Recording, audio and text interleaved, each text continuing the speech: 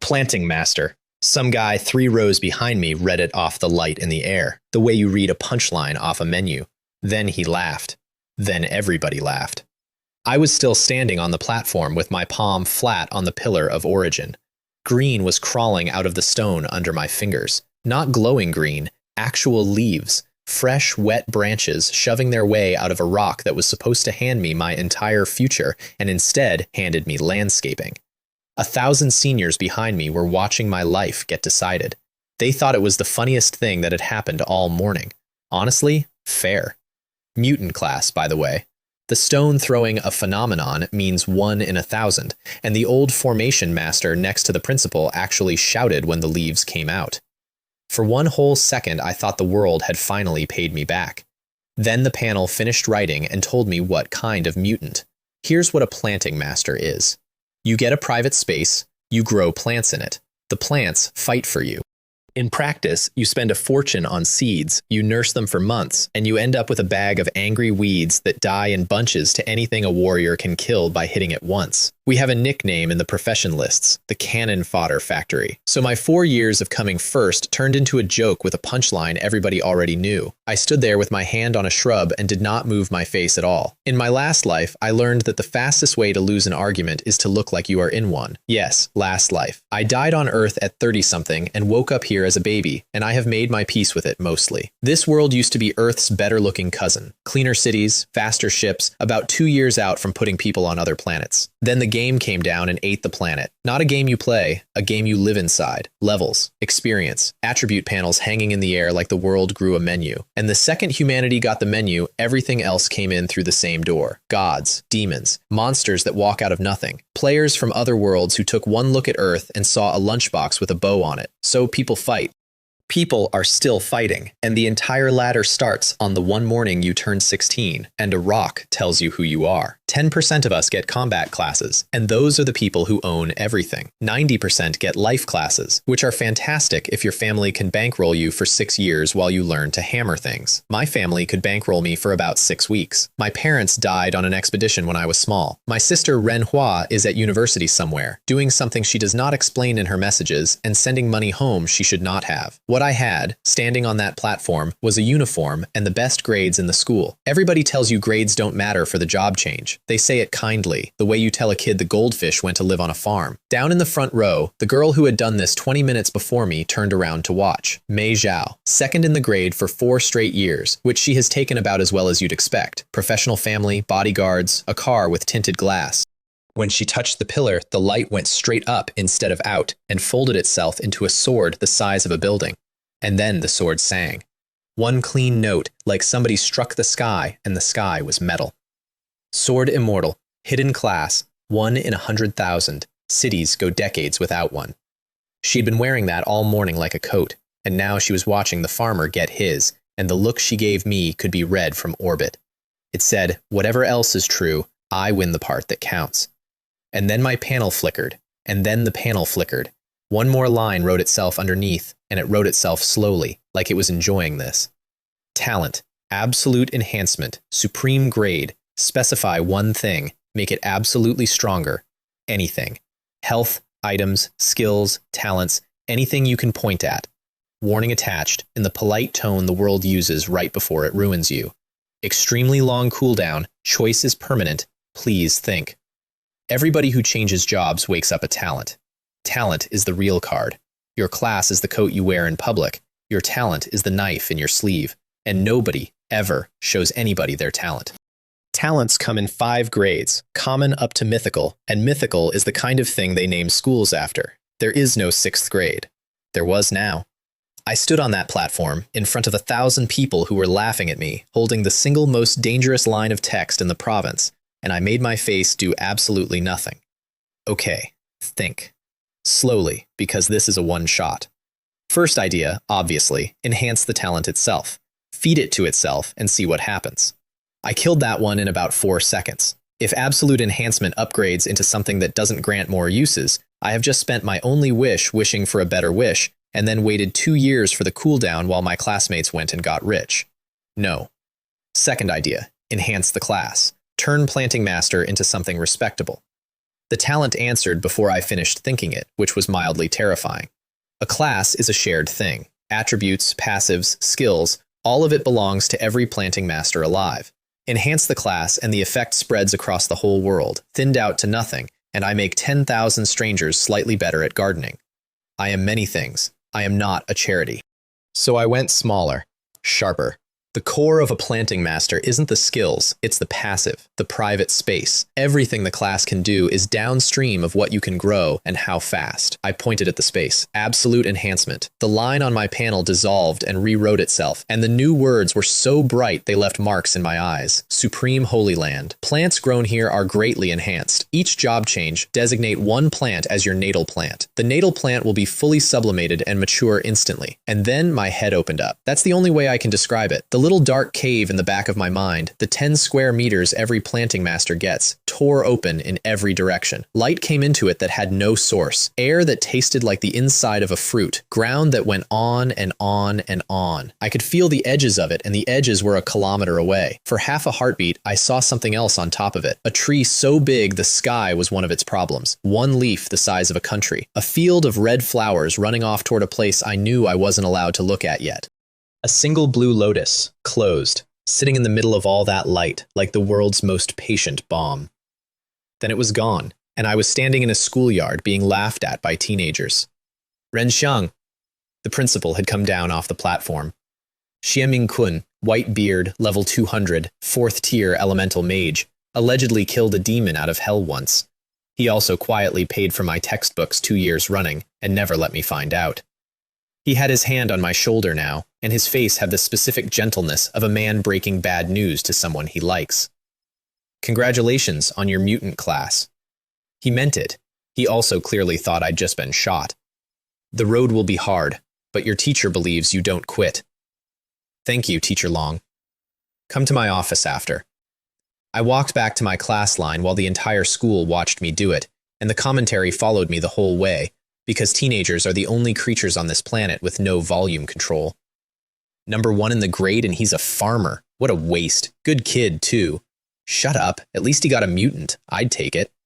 I heard all of it. I filed all of it. And then they called Xie Chang. Xie Chang is my one friend. Loud, cheerful, structurally incapable of reading a room.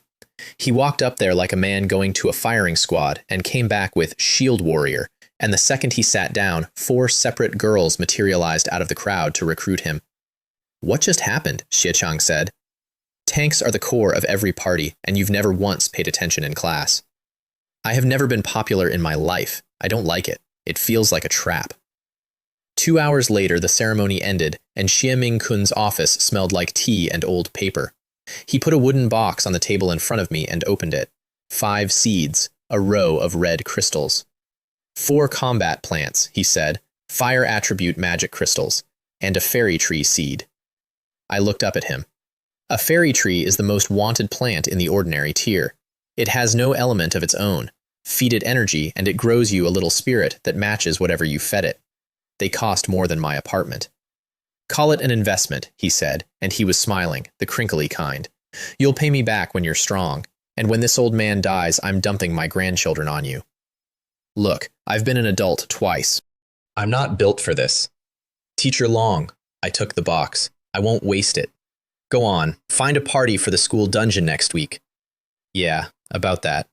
The moment I was somewhere with nobody in it, I stepped sideways into my own head and came out standing on grass.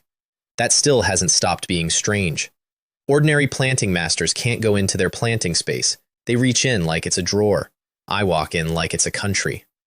I put the 5 seeds in the ground. They were up through the soil before I got back to my feet. Not sprouts, ropes. 4 combat vines climbing over each other to get taller, and the fairy tree pushing up like it had somewhere to be. Then I designated the fairy tree as my natal plant, and the world's calmest sentence appeared, and my holy land tried to kill me with beauty. The sapling went up. Not grew, went up, the way a building goes up in a demolition video played backwards. Trunk 10 meters across, height I stopped being able to measure. Branches spreading until the sky I'd been given was a ceiling of leaves and green light coming down through them in dusty columns, and every single thing in that space, including me, being told very gently that it was welcome here. World Tree. Supreme grade. Effect 1. It never stops growing. Ever. Feed it anything. Void turbulence. Chaos. A sandwich. It grows. Effect 2. It breathes out life. Everything nearby heals. The owner of the Holy Land heals first. Effect 3. It births original elves according to whatever energy it eats.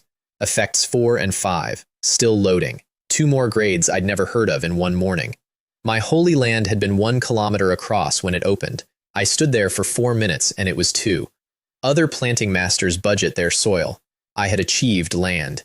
There was a fruit hanging on a low branch already, clear as glass, about the size of a grapefruit, ripe and waiting for a flavor. So I emptied the whole box of fire crystals onto the roots. The tree took them the way a drain takes water. Red threads went up the trunk, out the branch, into the fruit, and the fruit went from clear to sunset. Then it let go and dropped into my hands and split down the middle like it was opening a door. There was a girl standing in my palm, not a doll. A girl the size of my hand, with real weight and real breath, who waved once and turned the 2 halves of the shell into a red dress and put it on. Then she looked up at me with eyes like somebody had set jewels on fire. "Master, is that you?" I opened her panel, and then I had to sit down on the grass. Primal Fire Spirit, 1-colored myth, level 1, Strength 500, Agility 500, Constitution 500, Spirit 1000. I need you to understand what those numbers mean. A brand new professional gets 10 free attribute points per level and caps at 50 before the first advancement. Cap out completely, put everything in one place, and you have 500 points to your name. This thing was born there, in every category, at level 1, on her first day of existing. Then I read her skills and made a noise. 2 skills, both forbidden spells. Forbidden spells are the weapons of 8th tier monsters, people over level 400, the kind of individuals countries write letters about. The weakest forbidden spell can take a city off a map. The strongest professional in my entire city was a 5th tier mage. My hand had 2 of them in it, and she was upside down. "You," I said, "are Mini Spark." The panel changed her name. She screamed with joy, flew straight into my face, and kissed me about 9 times. I looked up at the tree. The tree, in the way that it talks, which is less like words and more like knowing things you didn't know a second ago, told me it could produce 1 original elf per month, faster if I fed it. It could eat anything, crystals, equipment, potions, junk. Everything is fertilizer eventually. Which meant the plan for the rest of my life was very simple and started immediately. I needed to go kill things and bring home the pieces. I stepped out of the Holy Land, ate an enormous lunch in the cafeteria because I hadn't eaten since dawn, and went to the school supply store to buy gear. And there was Shay Chong, holding court in the middle of 5 new teammates like a man who had discovered he was handsome. "Old Ren, we're heading out of town to level. Come with." Shay Chong, a boy with a greatsword, stepped in front of him, all polite, all teeth. "That's Ren Shang, right? Planting master?" "That's right. A new planting master has to raise his plants. You've got a good relationship, but you can't waste his precious time, can you?" That is a beautiful sentence. Look at it. Every word in it is kind. What it means is, get away from us. A girl in the group backed him up on cue. Xiechang's face did something complicated, because Xiechang is not smart, but he is not cruel, and he could hear it too, and he couldn't tell if they were right. "They've got a point," I said. "I really don't have the time." Which was true. I had a myth in my pocket with 2 forbidden spells, and I could not take these people anywhere near her. "Fine. Next week, school dungeon. You're coming." "We'll see." I went to pay. The girl from his party followed me to the counter and waited until nobody was close. What Xiechang said was politeness. I hope you understood it. "Sure. Our party is full. We meet requirements. If you have any shame at all, you won't try to squeeze in and steal experience when the dungeon opens." I looked at her for a second. Here's the thing. In my old life, I would have had something for that. Something with a hook in it. But there was a fire spirit asleep in my pocket who could turn this building into weather, and getting angry at this girl felt like getting angry at a chair. I said, and paid and left. "At least he knows his place," she told the others, and I heard it. "And I want you to remember her. because in about 11 days, she is going to have a very confusing week. The bus to the city gate takes half an hour. The guards took one look at my student ID, stamped me a pass, and handed me a map with the monster zones printed on it in helpful colors, along with a recommendation of where a beginner should stop. Recommendations. Cute. The first zone is rabbits. Long-toothed rabbits. Level 1, neutral. They won't touch you unless you touch them.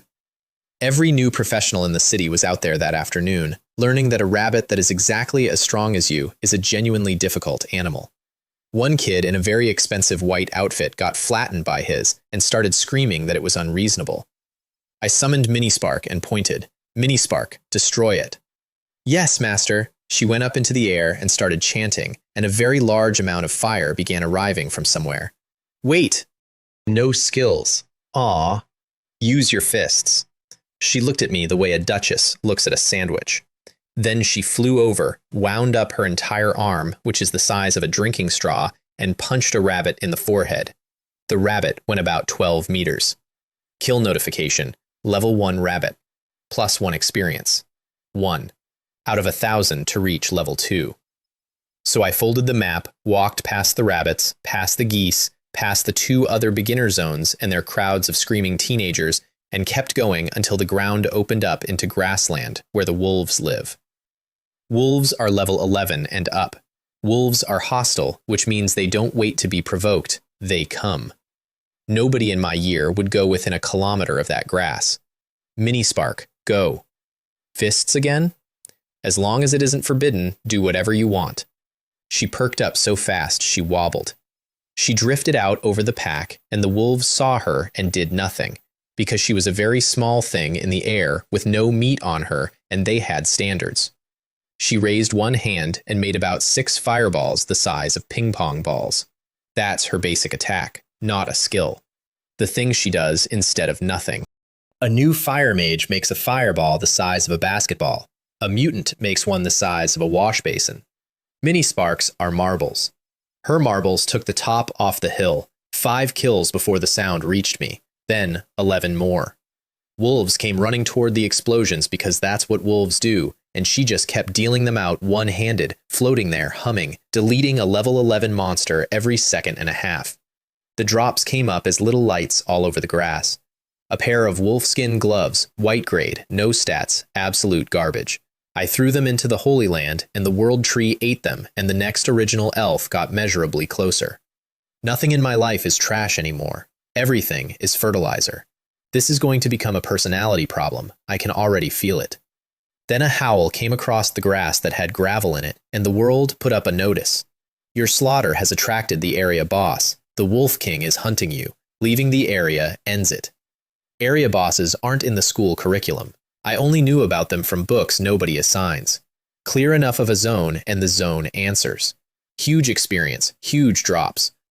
Every zone has a different trigger and nobody publishes them. Mini Spark, big one coming. Big? Can I fight it properly? Possibly. And then I walked backwards to the edge of the zone like a coward, because an area boss normally takes 100 coordinated players of the right level, and I had a level 2 fire fairy and a good attitude. The hill went quiet. Then the white wolf came over it, 4 or 5 meters long, the size of a small car, white with black on all 4 paws, and it looked at me with eyes that were doing arithmetic. Behind it came elites, 3 meters each, and behind them the entire grassland came running, and that was the problem, right there, not the boss, me. Mini Spark is a flying insect as far as a wolf is concerned. She could kill the whole pack and never once pull aggro. Everything on that field was going to come at the soft human standing in the grass, and the soft human standing in the grass had 12 strength and a backpack. Her forbidden spell would end this in 1 syllable. Her forbidden spell also needs minutes of chanting, and I had about 9 seconds. Then I remembered what was growing at home.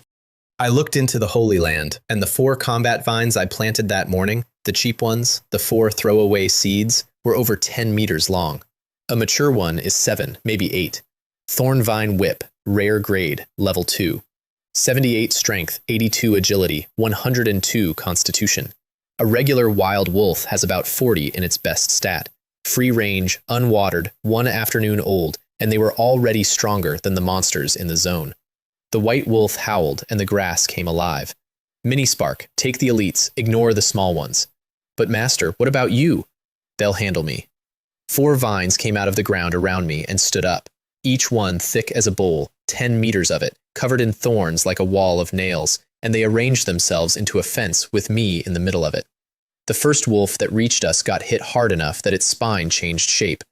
"Master, they're so weak," Minnie Spark said, firing into a wolf pack with one hand. "Can they even protect you?" "Go." She went. The elites came around the flank, and she deleted all 5 of them with one throw, and after that, it was just wolves, endlessly, being turned into weather by 4 plants that had been seeds at breakfast. The white wolf stayed on its hill. It was smart. It saw what she was doing to any group larger than 3, and it scattered its own pack to save them, which was genuinely a good call, and made absolutely no difference. Minnie Spark got bored of waiting and threw 1 marble at it. The blast took most of its fur off and one of its front paws with it.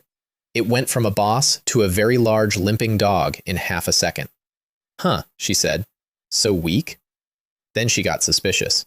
She decided, out loud, that a boss couldn't possibly be this pathetic, and that it was clearly faking to lure her in, and she made about 400 fireballs and dropped every single one of them on it at once.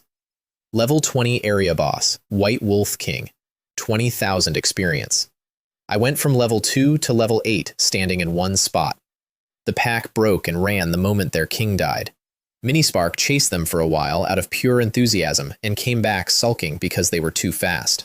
And on the ground where the boss died, there was a purple chest. Bosses drop chests. White, blue, purple, orange, multicolored, and the color is the floor, not the ceiling. Purple means at least 1 epic. "Master, open it, open it!" I'd heard once that touching a beautiful woman brings luck, and my options were limited, so I grabbed the nearest available beautiful woman by the middle and rubbed her like a lottery ticket. She came out of it dizzy and deeply confused. White Wolf King gauntlets. Epic. Level 20, warrior only. Wolfskin coat. Epic. Level 20, 30 gold. And a pair of glasses. Detective glasses. Rare. No requirements. Cast detection once a minute and read the target's information, less the further above you they are. That last one I put on immediately, and it was worth more to me than both epics combined. Everything I knew about monsters came out of textbooks. Out here, past the recommended line, the textbook runs out and you're guessing. I walked back at dusk with 43 white items, 2 blues, 2 purples, and 32 gold in my bag. 32 gold is 320,000 back home. It's more money than my parents left me.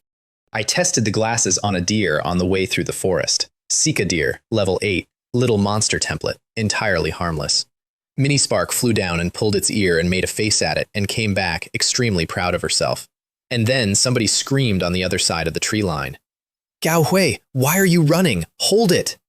"Cover me, I've got aggro." I came around the trees into the boar clearing, and there was a party of 6 spread out on the ground in various states of ruin, and standing in the middle of them with her sword out and her hair coming down and half her sleeve missing was the province's newest sword immortal.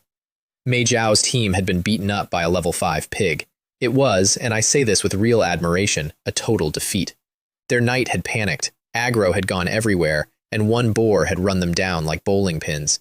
She was still on her feet because she is genuinely good, but there was a leaf in her hair and dirt on her chin, and she was breathing like a bellows.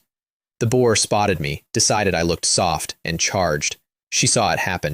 She saw a guy with no weapon and no armor walking into a boar, and she made a sound I've never heard her make and started to get up. "Watch out!" I kicked it. I want to be accurate here. I did not do anything clever. I had 8 levels of nothing and 12 strength. But Minnie Spark had been leveling with me all afternoon, and the vines were behind my eyes, and one of them came out of nowhere at about 100 kilometers an hour and folded that pig in half. From where she was lying, it looked like I kicked it. The boar was dead before it finished falling. Mei Zhao got up very slowly, straightened her clothes, arranged her face into something dignified, and turned around to thank her rescuer. "Mei Zhao, are you leveling here? What happened to you?"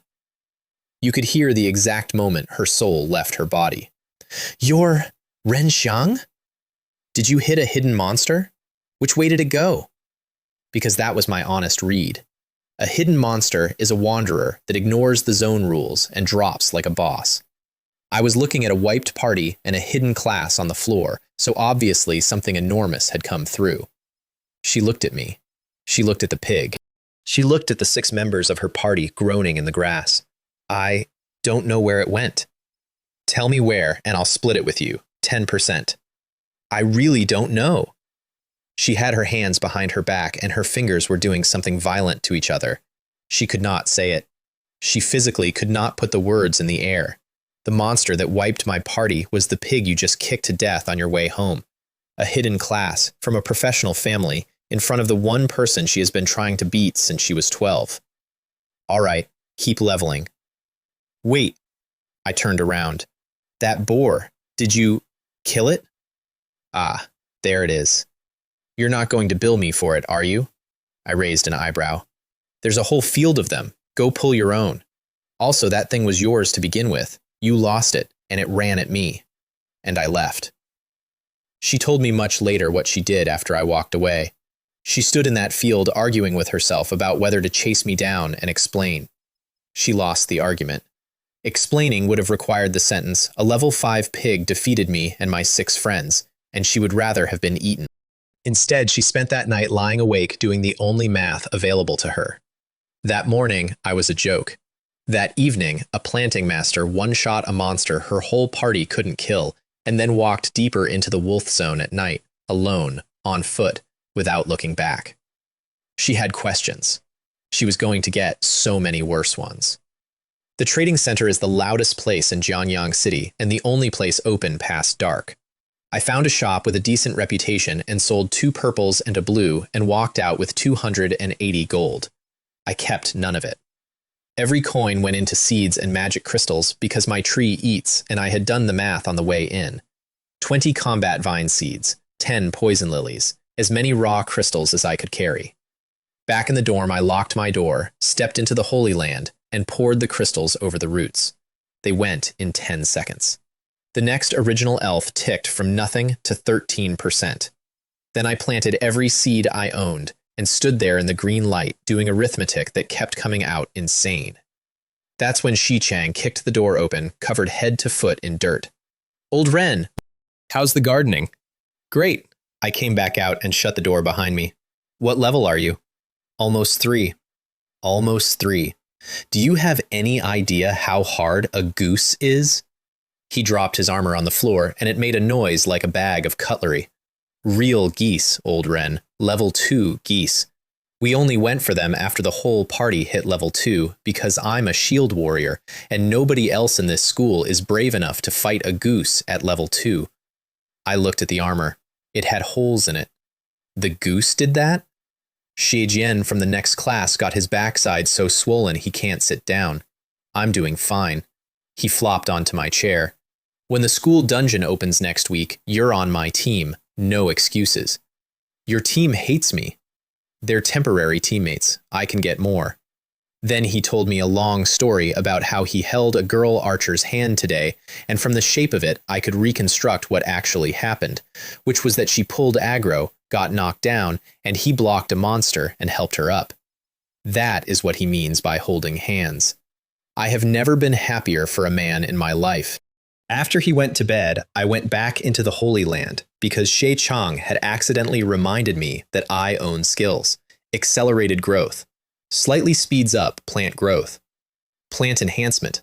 All plant stats up 10% for 100 seconds. I had used neither of them a single time. My proficiency was 0, which for a skill is like having a gun you have never taken out of the box. Minispark was asleep on a root, spread out in a shape I can only describe as a starfish having a bad day. I cast plant enhancement on her, purely as a test. She came off the ground like a firework. "Master, where? Where are they?" "There's no enemy." "Then why did you buff me?"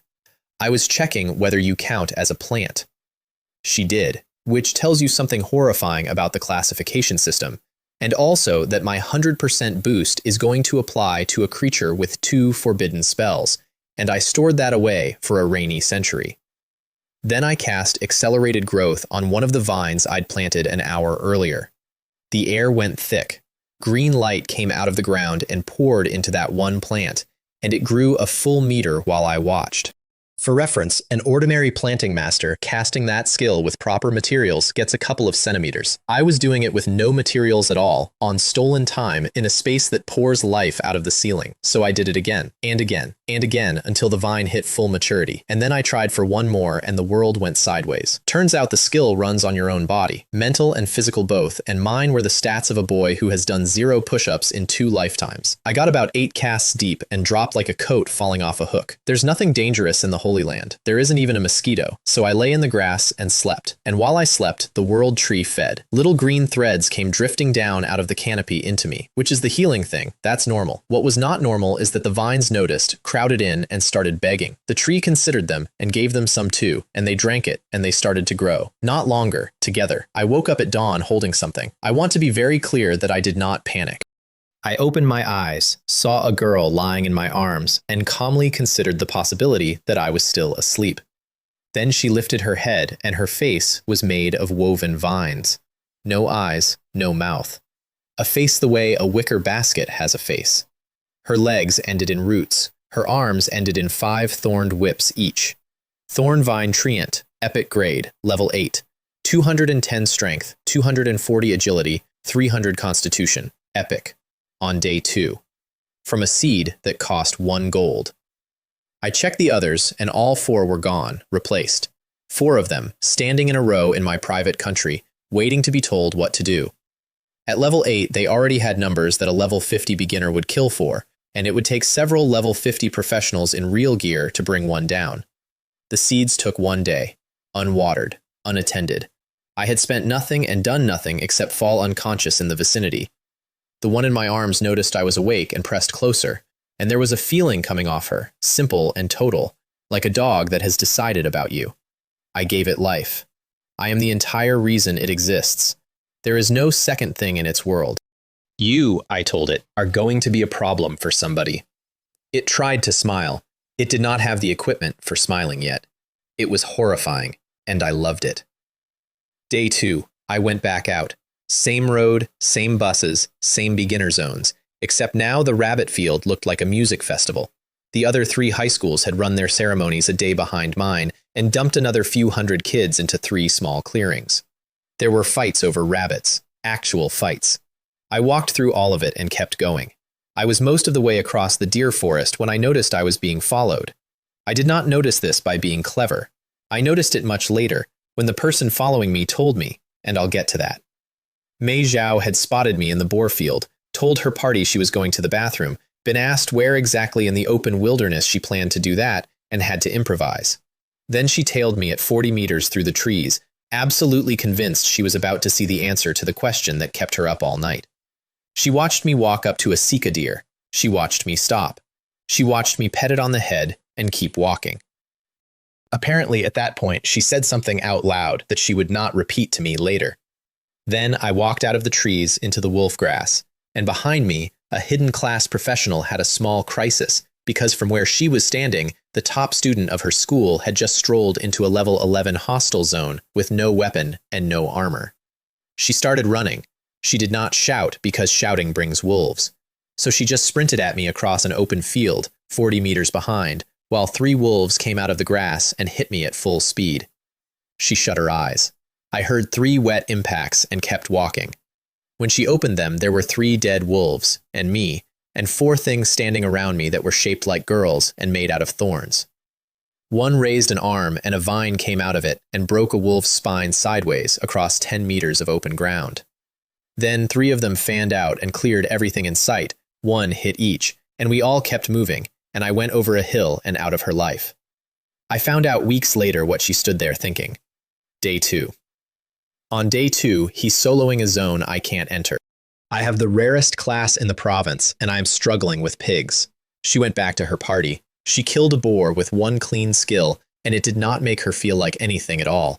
Meanwhile, I was busy running out of ambition. The wolf zone was a joke by then. The bear zone past it was slower, not harder, just more walking between fewer monsters, and walking was eating my whole day. So I had 2 of my tree ants weave their arms into a chair, sat in it, and had them carry me, and they run about 20 times faster than I do. You have not lived until you have been carried across a monster field in a sedan chair made of plants by 4 polite murder shrubs. An hour of that put me at the edge of the null zone, level 51 and up. Every 50 levels is a wall. The gap between 50 and 51 is not one step, it is a cliff, and my treants were going to start struggling, which was fine, because I hadn't brought them for this.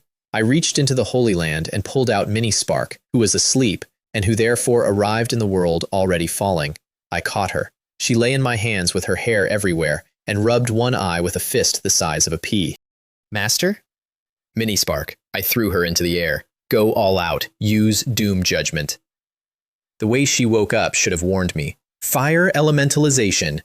Fire came out of her feet and swallowed her, and where there had been a small girl, there was a burning ball the size of a volleyball, immune to physical damage, immune to fire, and hitting 500% harder than usual.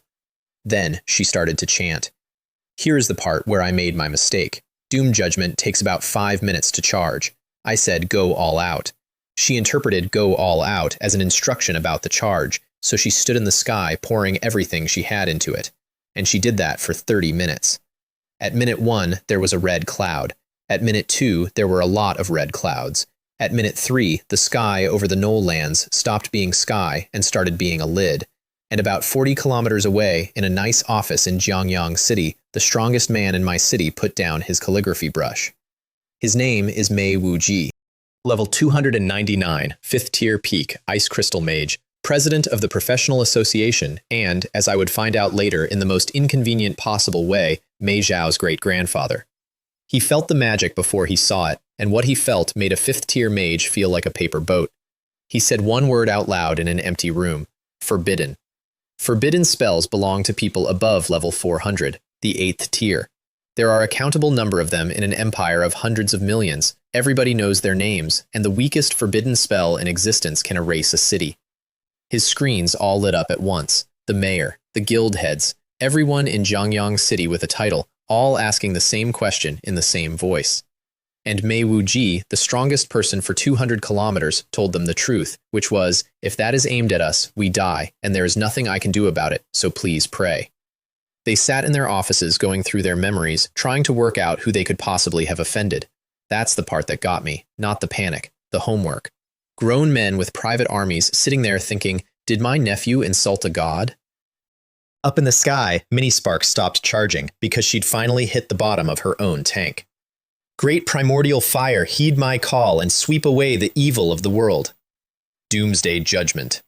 The clouds came down, not as fire falling, as fire arriving, everywhere, all at once, gathering into a ceiling of flame that pressed onto the ground and then started walking. The air went so hot it turned into wind, the wind turned into rotating columns a kilometer high, and those columns went out across the Knoll lands in every direction and simply removed everything. Trees went to charcoal, streams went to steam, lakes boiled. The ground itself cooked into a hard gray shell like the inside of a kiln.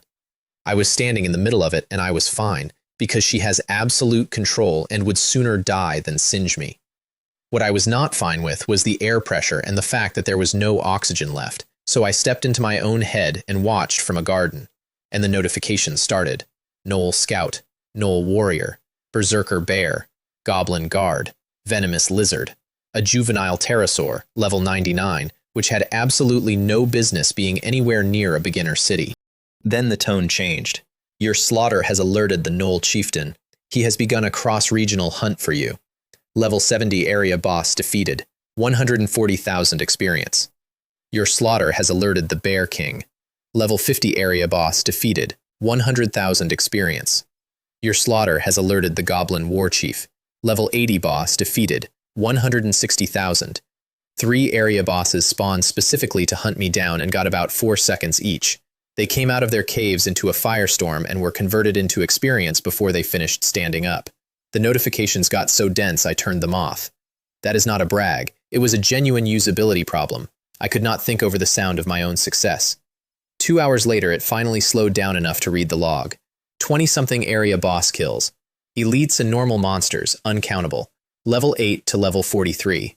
Mini Spark's numbers had gone from 500 across the board to 4,700, with Spirit at 9,400, and she had picked up 2 more forbidden spells on the way, because apparently that's a thing that just happens. My treants had crossed 1,000 in every stat. I stepped back out into the world, and the air hit me like an oven door.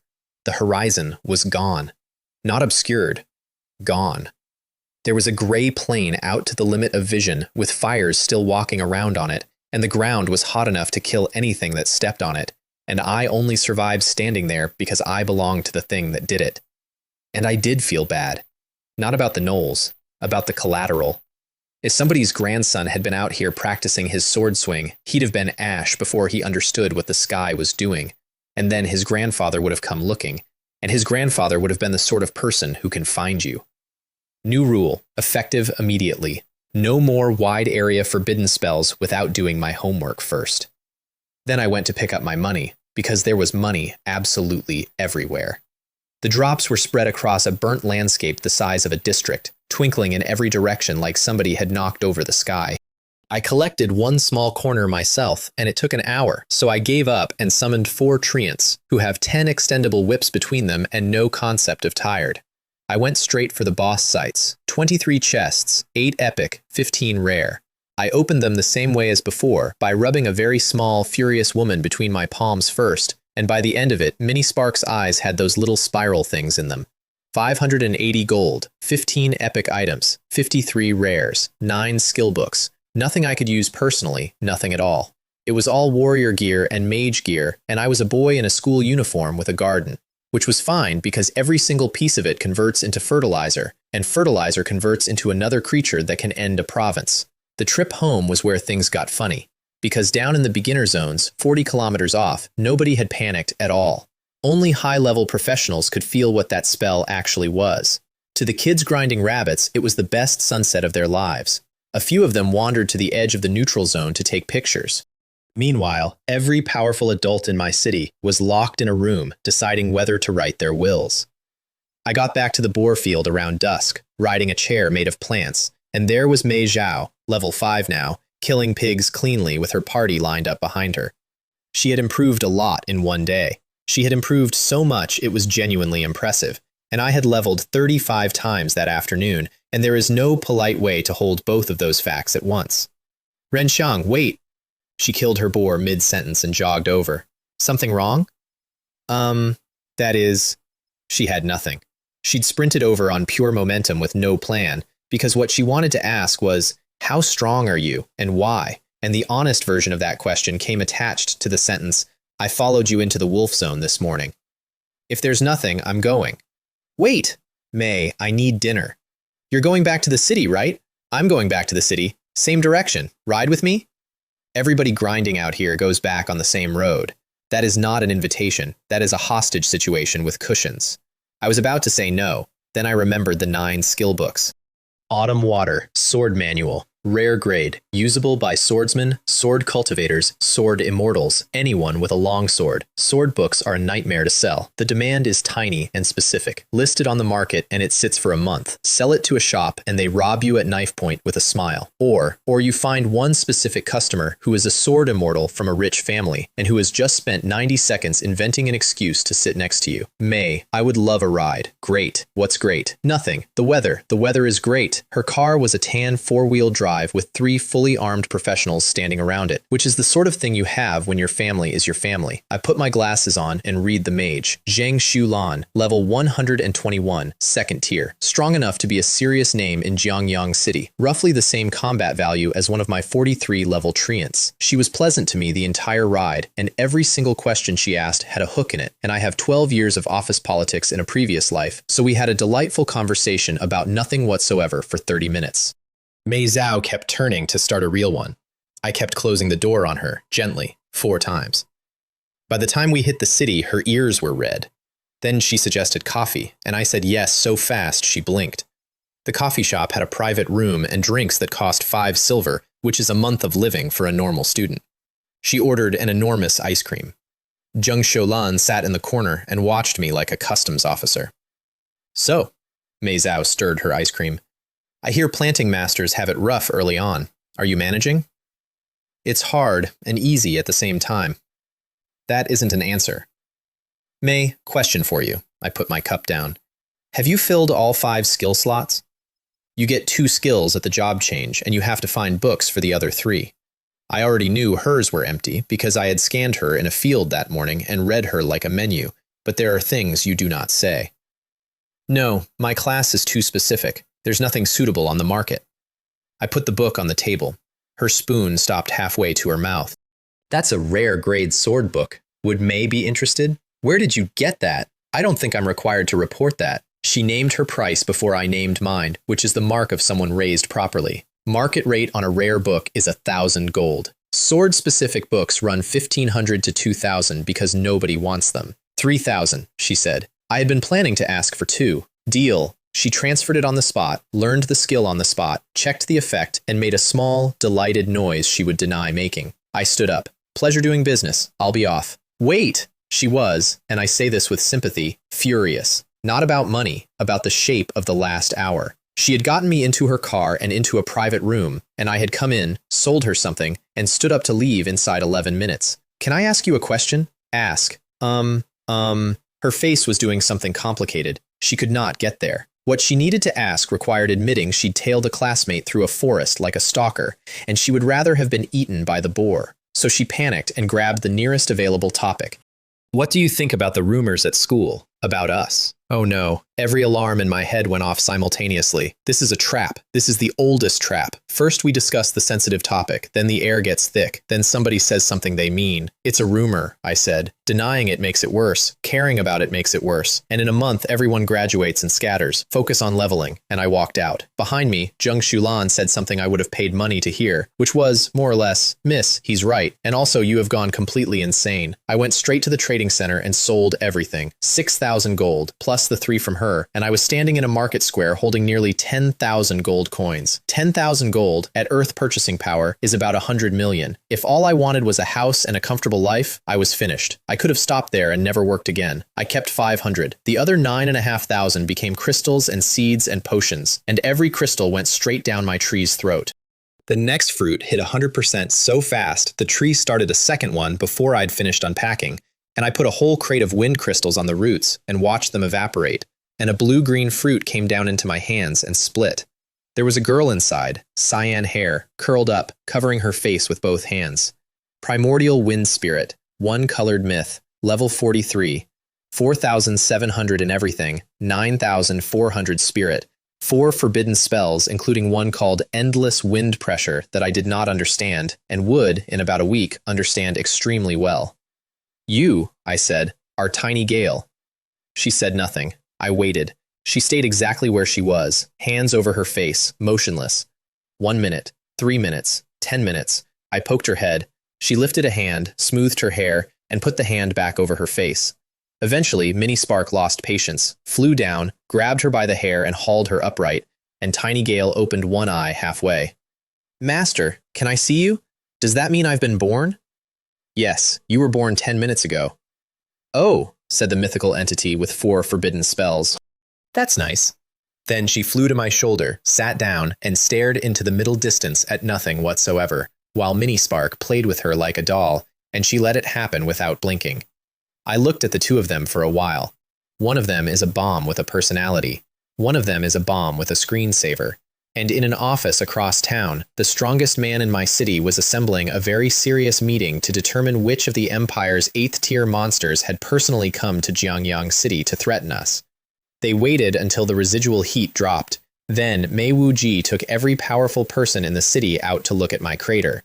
I have the account of that walk from 3 separate people, and all 3 tell it the same way, which is that nobody said anything for a long time. The ground was still cooking. Sparks kept lifting off it. While they stood there, a brown bear spawned in, the way monsters do, took 2 steps, caught fire from the air itself, and died. This fluctuation, Mei Wuji said, this scene. He needed a while. He is a mage. Mages read fire the way you read handwriting. There's no mistake. That was doom judgment. Somebody actually said "my God" out loud, because Doom Judgment has a resume. In the last National War instance, an 8th tier monster from our own empire used Doom Judgment to remove the capital city of the White Eagle Empire. Not damage, remove. They lost a generation of high-level professionals, and they have not gotten it back. There is exactly one person alive who is famous for casting that spell. Flame Throne, somebody said, and every single person on that burnt plane agreed, because who else could it be? Then they had to work out why, which is where it got beautiful. Because the college entrance examination was 3 weeks out. Every province gets a fixed number of special admission slots to Tenglong University. The competition in the capital was brutal that year, so a direct descendant of the Flame Throne family had transferred out to a weaker province to farm an easier slot. Guess which province? And our province already had a junior of its own in the running, from the family of the Frost Lord, who does not like Flame Throne even slightly. So they built the theory right there on the ash, and the theory was gorgeous, and every part of it was wrong. Flame Throne had come to Weichuan province to make a point. You do not drop a forbidden spell on a rival's doorstep. That starts a war. You pick a small city nobody cares about, you flatten some empty countryside, and you let the message arrive on its own. Why us? The mayor said. What did Zhengyang City ever do? It is precisely because we are nothing, Mei Wuji told him. That is the entire point of us. Somebody in the back said something patriotic about capital brats stealing our university slots and was immediately told to shut up before he got everyone killed. They closed the city gates that night. Nobody in or out. 500,000 people staying home from work because a 16-year-old told his fire fairy to try her best. I would like to state that I did not know any of this yet. I was asleep in a garden with a tree. Morning. I woke up holding something again, which is apparently just the arrangement now, and this time it had skin. Not real skin, skin woven from white vines as fine as hair, laid over the whole body, softer than it had any right to be, and tougher than my armor. Overnight, my treants had grown a face, eyes in the correct locations, a mouth. From a distance, she looked like a girl. Up close, she looked like a girl made by someone working from a description. You, I said, patting the top of her head, are almost a genius. She tried to smile at me. It was the worst thing I have ever seen, and I encouraged it enormously, because a plant developing intelligence means the next evolution is close. Over by the roots, Minispark had gotten to work on our newest family member. She had removed all of Tiny Gale's clothes, torn some leaves into a grass skirt, and dressed her in it, and was now circling her, cackling. Tiny Gale sat through the entire process with the expression of a woman in a waiting room. Minispark, stop bullying your sister. Okay, master. Beat. I promise I definitely won't bully her after you leave. I have never been lied to with more confidence in my life. I put Tiny Gale in my shirt pocket, where she settled in and went perfectly still, and my phone rang the instant I stepped out into the world. Message from the principal. Come to my office. Xie Mingkun was doing paperwork when I came in, and he was so pleased with himself he could barely hold it. Renshang, sit. How are the plants? At least one vine should be mature by now. Ah. They're coming along.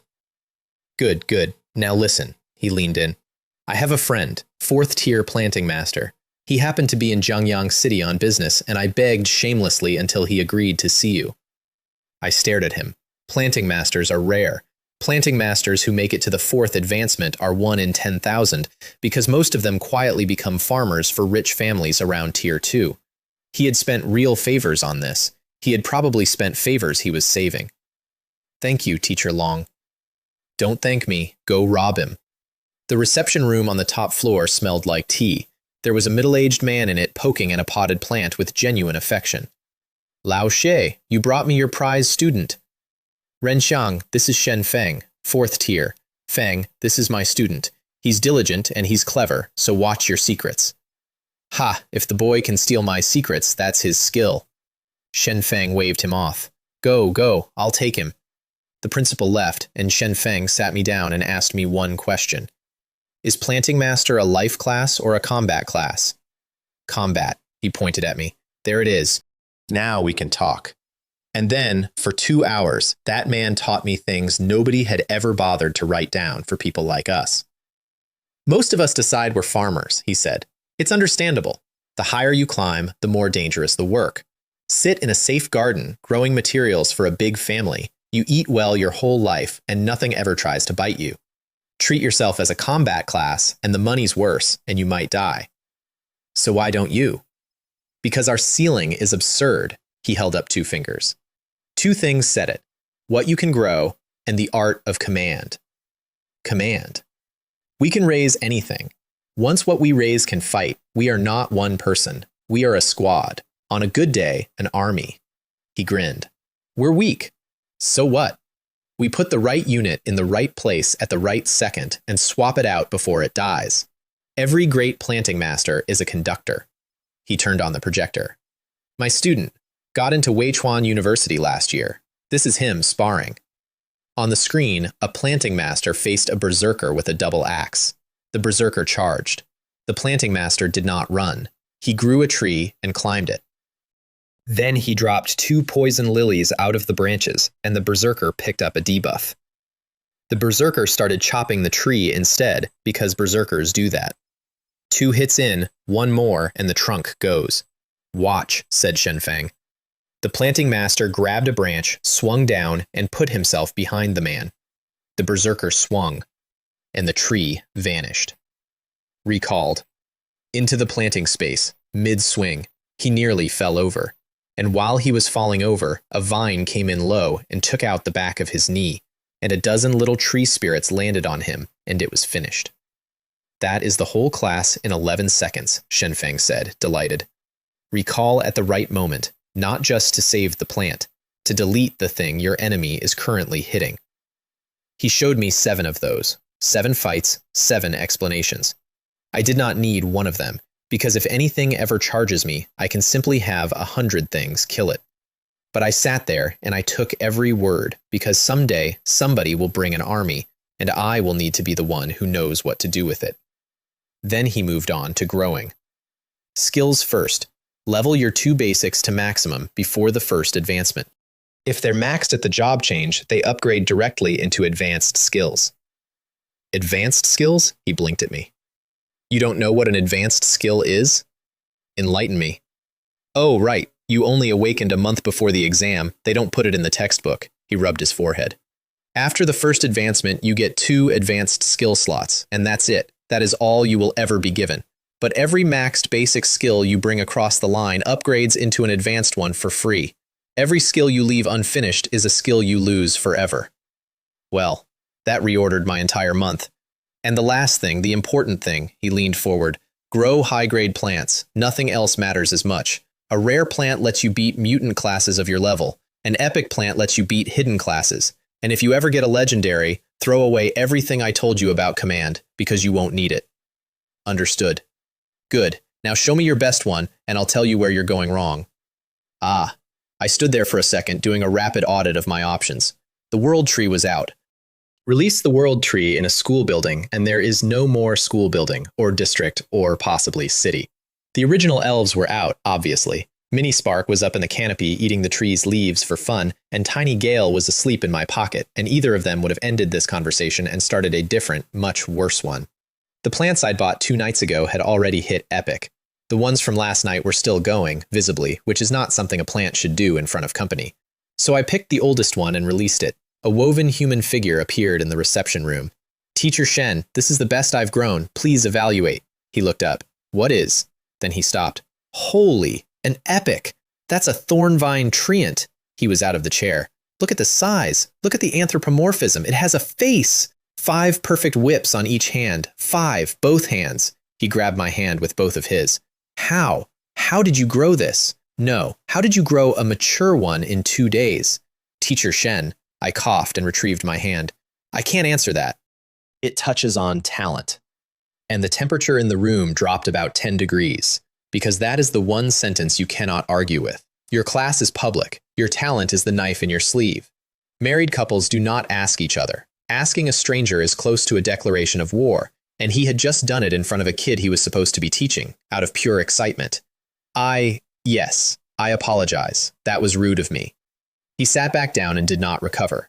10 minutes later, he made an excuse about an appointment and fled the building. I did not fully understand why until later, when I got the rest of it from the principal, who got it from him at volume. Shenfeng owns 2 epic plants. He is a 4th-tier professional with a career and a reputation, and he spent years and a small fortune raising them, and both of them look like something dragged out of a swamp. barely humanoid, a meter tall, tangled. He had come to teach a beginner how to cultivate, and the beginner had produced a specimen better than anything he had, on day 2, from a seed the beginner's teacher bought him. The conversation upstairs, as reported, went like this. "Where did you find that monster? You made me lose face completely. What did my student do to you? You asked me to teach him cultivation. Were you doing it on purpose? Is he slow? He shouldn't be slow. He's first in the grade." First in the grade? I'd bet on him for provincial champion. Shunfeng's face was apparently doing something interesting. He just showed me a fully mature epic plant. Perfect condition. I was too embarrassed to show him mine. Lao Xie, tell me you knew.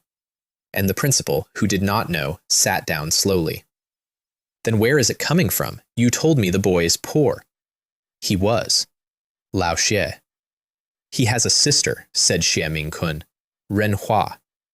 Ren Hua, last year's provincial champion? That Ren Hua? That's the one. She got into Tenglong University.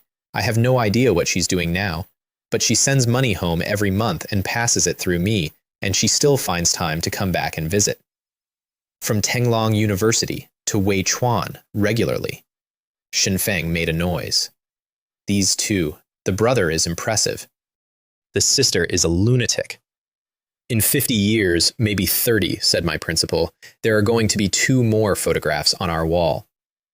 They had built the wrong explanation out of the right pieces, which is a thing that was going to keep happening to everybody around me all month. Everything I did got assigned to somebody important. The forbidden spell went to Flamethrone. My plants went to my sister. Nobody ever guessed the boy.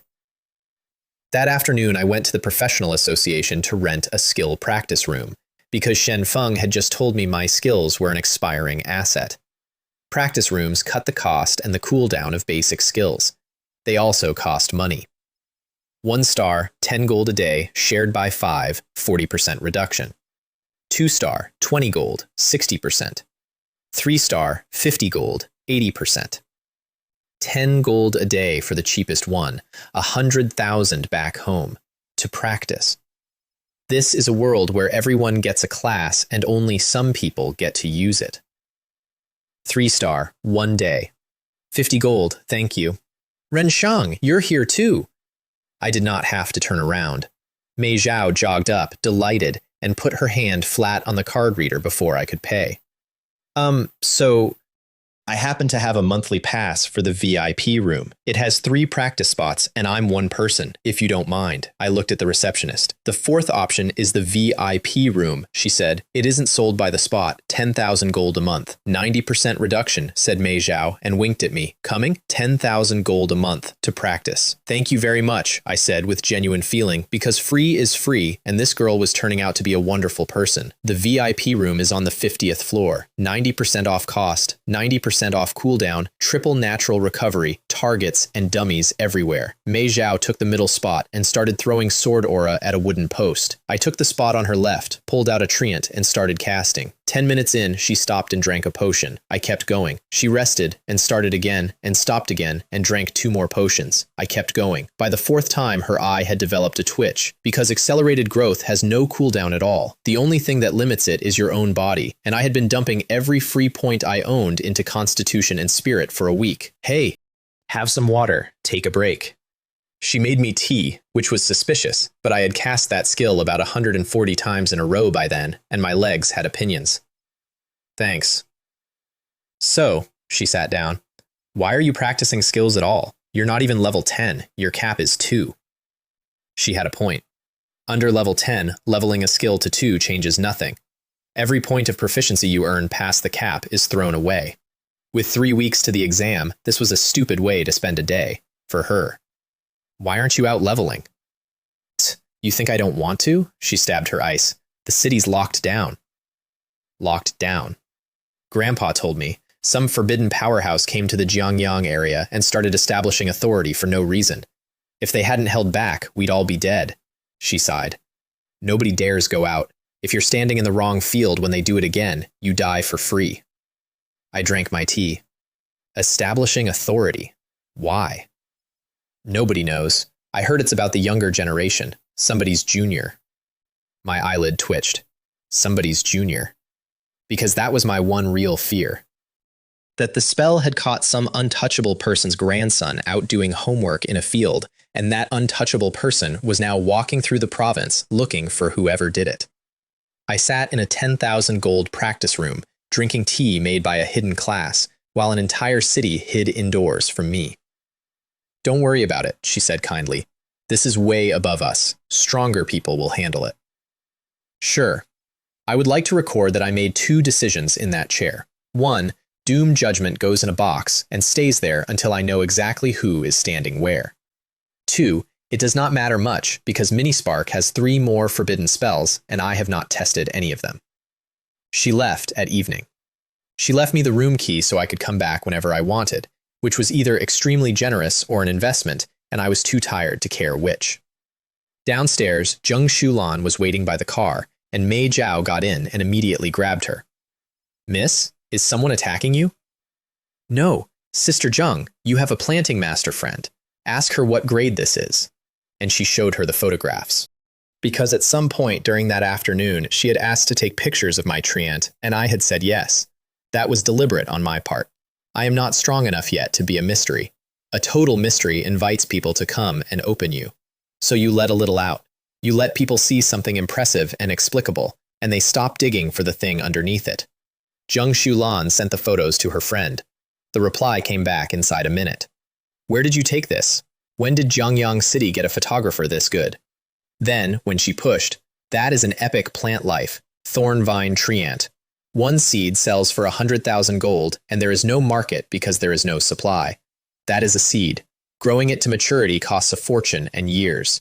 Then, also, thorn vine treants normally look like this, and she sent a picture of a lumpy scarecrow. Then the sentence that did the damage. The more humanoid it is, the higher it will evolve. Yours is going legendary. And Zheng Shulan, 2nd tier, one of the strongest people in the city, had to ask what that meant. A legendary plant crushes hidden classes of the same level. A legendary plant guarantees its owner reaches the 6th advancement. Trained well, the 7th. The strongest man in Zhangyang City is 5th. Mei Zhao read that message over her shoulder and made a sound like a kettle. I spent 4 days in that practice room. I slept there. By the end of it, accelerated growth was maxed, plant enhancement was at 7, held back by its cooldown. And back home, the garden had quietly gone somewhere the textbooks do not describe. More than 30 of my plants had hit legendary. Thorn Spirit, 2,400 strength, 2,500 agility, 3,000 constitution. Lily Fairy Spirit, Poison, Aura, 2 things called Deadly Kiss and Death Embrace, and I decided not to look too closely at either. Gluttonous Sprite, 4,000 constitution and a skill list that is just eating with extra steps. Any one of them beats Zheng Shulan, not a close fight.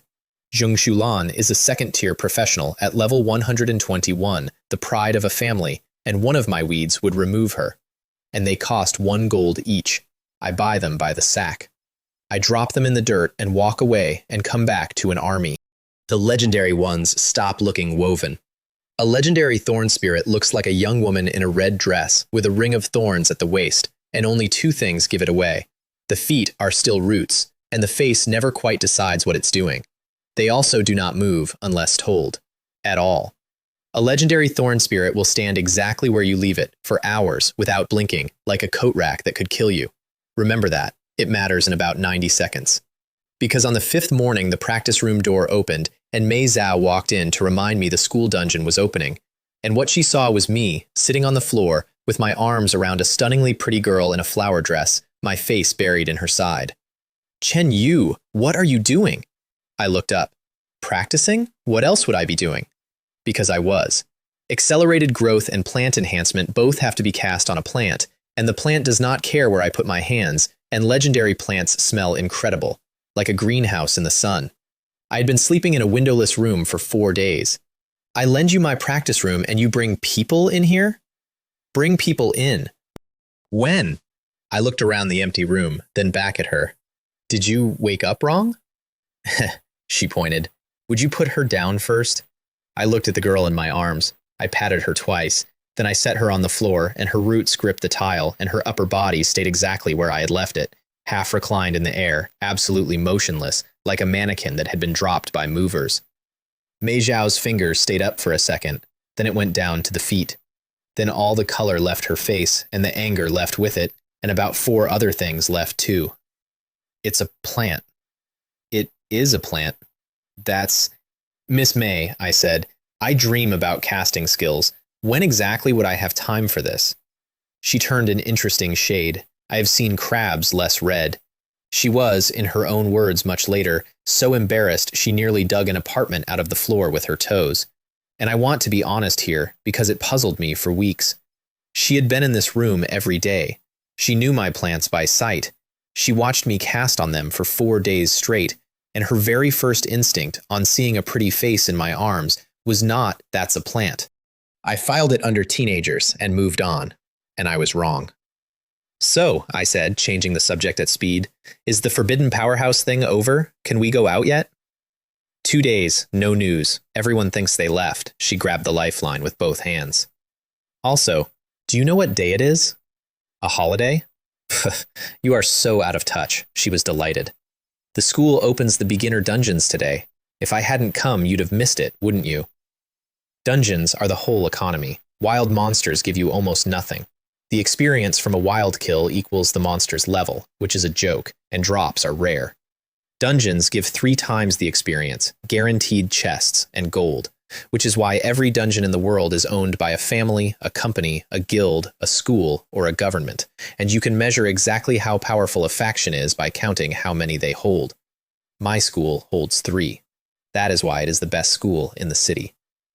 "So which one are you doing?" "The survival one, probably." I already knew which one I was doing, because Xiechang had told me about it in the classroom that morning, bouncing on his heels. "Village defense," he'd said. 10 waves of goblins, and listen, there's a rumor it goes to 30. Hold all 30 on hard or above, and there's a chance at skill points and free attribute points. Skill points. Skill points raise a skill level directly. No proficiency, no practice rooms, no 4 days without sunlight. "Which one are you picking?" Xiechang said. "That one." "No, don't. Nobody clears past 10, and if you die or fail past wave 10, your rewards get halved." Old Ren, are you listening? The dungeon plaza is an indoor hall the size of a stadium with 3 white light gates standing in the middle of it, 3 meters tall, humming. A teacher sat at a desk in front of each one, taking registrations. Xiechang was talking to me about party composition when he turned around and I was already gone. I was at the village defense desk. "Teacher, register me. Captain's name and class, then your members. Ren Shang, planting master, no members." The teacher looked up. "You want a solo?" And she said it loudly, not cruelly, just the way you say something when your brain skips a step, at exactly the volume that carries across a stadium. Every head in that hall turned. "Somebody's soloing? Who's that strong? Mei Zhao? She's a hidden class. If anyone in our year can, it's her." "Are you blind? That's a man." And then a voice cut through it, nice and clear, from somebody who had been waiting his whole life for a moment like this. "I can tell you for a fact that Mei Zhao is not soloing anything." He had a longbow glowing blue, blue leather armor, blue quiver, 3 rare pieces on a boy on day 8, which meant family money. "I'm Peng Chun. I run with Mei Zhao, ranged damage." That got him a small crowd because in high school proximity is currency. And you might not recognize the man at the gate. He dropped his voice to the volume people use when they want to be overheard. "That's our number 1 student, the mutant class." "Oh, him. The planting master," Peng Chun smiled. "The one-man army. Needs a party?" Laughter. "Shame about the grades. Plants are strong in bulk, but he changed classes a week ago. His first batch isn't even mature. He's got nothing." "Why not just find a group? Which group takes a passenger and splits the experience 5 ways?" "Heh," Peng Chun folded his arms. "He won't actually go in. He's making noise so somebody feels sorry for him and adopts him." Then he said the thing, loud, so it would carry. "If he walks through that gate, I'll change my name." The registration teacher coughed and leaned toward me. "Student, maybe reconsider. Register me." "Yes." I walked through the gate. The noise behind me, from what I'm told, was extraordinary. And Peng Chun, who had been enjoying the best 90 seconds of his life, went gray and said the words that would be quoted at him for the rest of the school year. He was cornered. He made a scene and nobody helped, so of course he had to go in alone. Sure, Peng Chun, sure. He'll come crawling out in 5 minutes. He won't kill a single monster. Inside, the world asked me a question. Village defense, level 50 and under, 8 players or fewer, 7-day cooldown, select difficulty, easy, normal, hard, nightmare, realistic. Realistic. Warning, said the world in the same friendly font. Dungeon protection is disabled at realistic difficulty. Death in this dungeon is real death. Failure ejects you and voids all rewards, and you may never re-enter realistic difficulty again for the rest of your life. They teach you that in culture class. It's in red in the textbook. 7-day cooldown.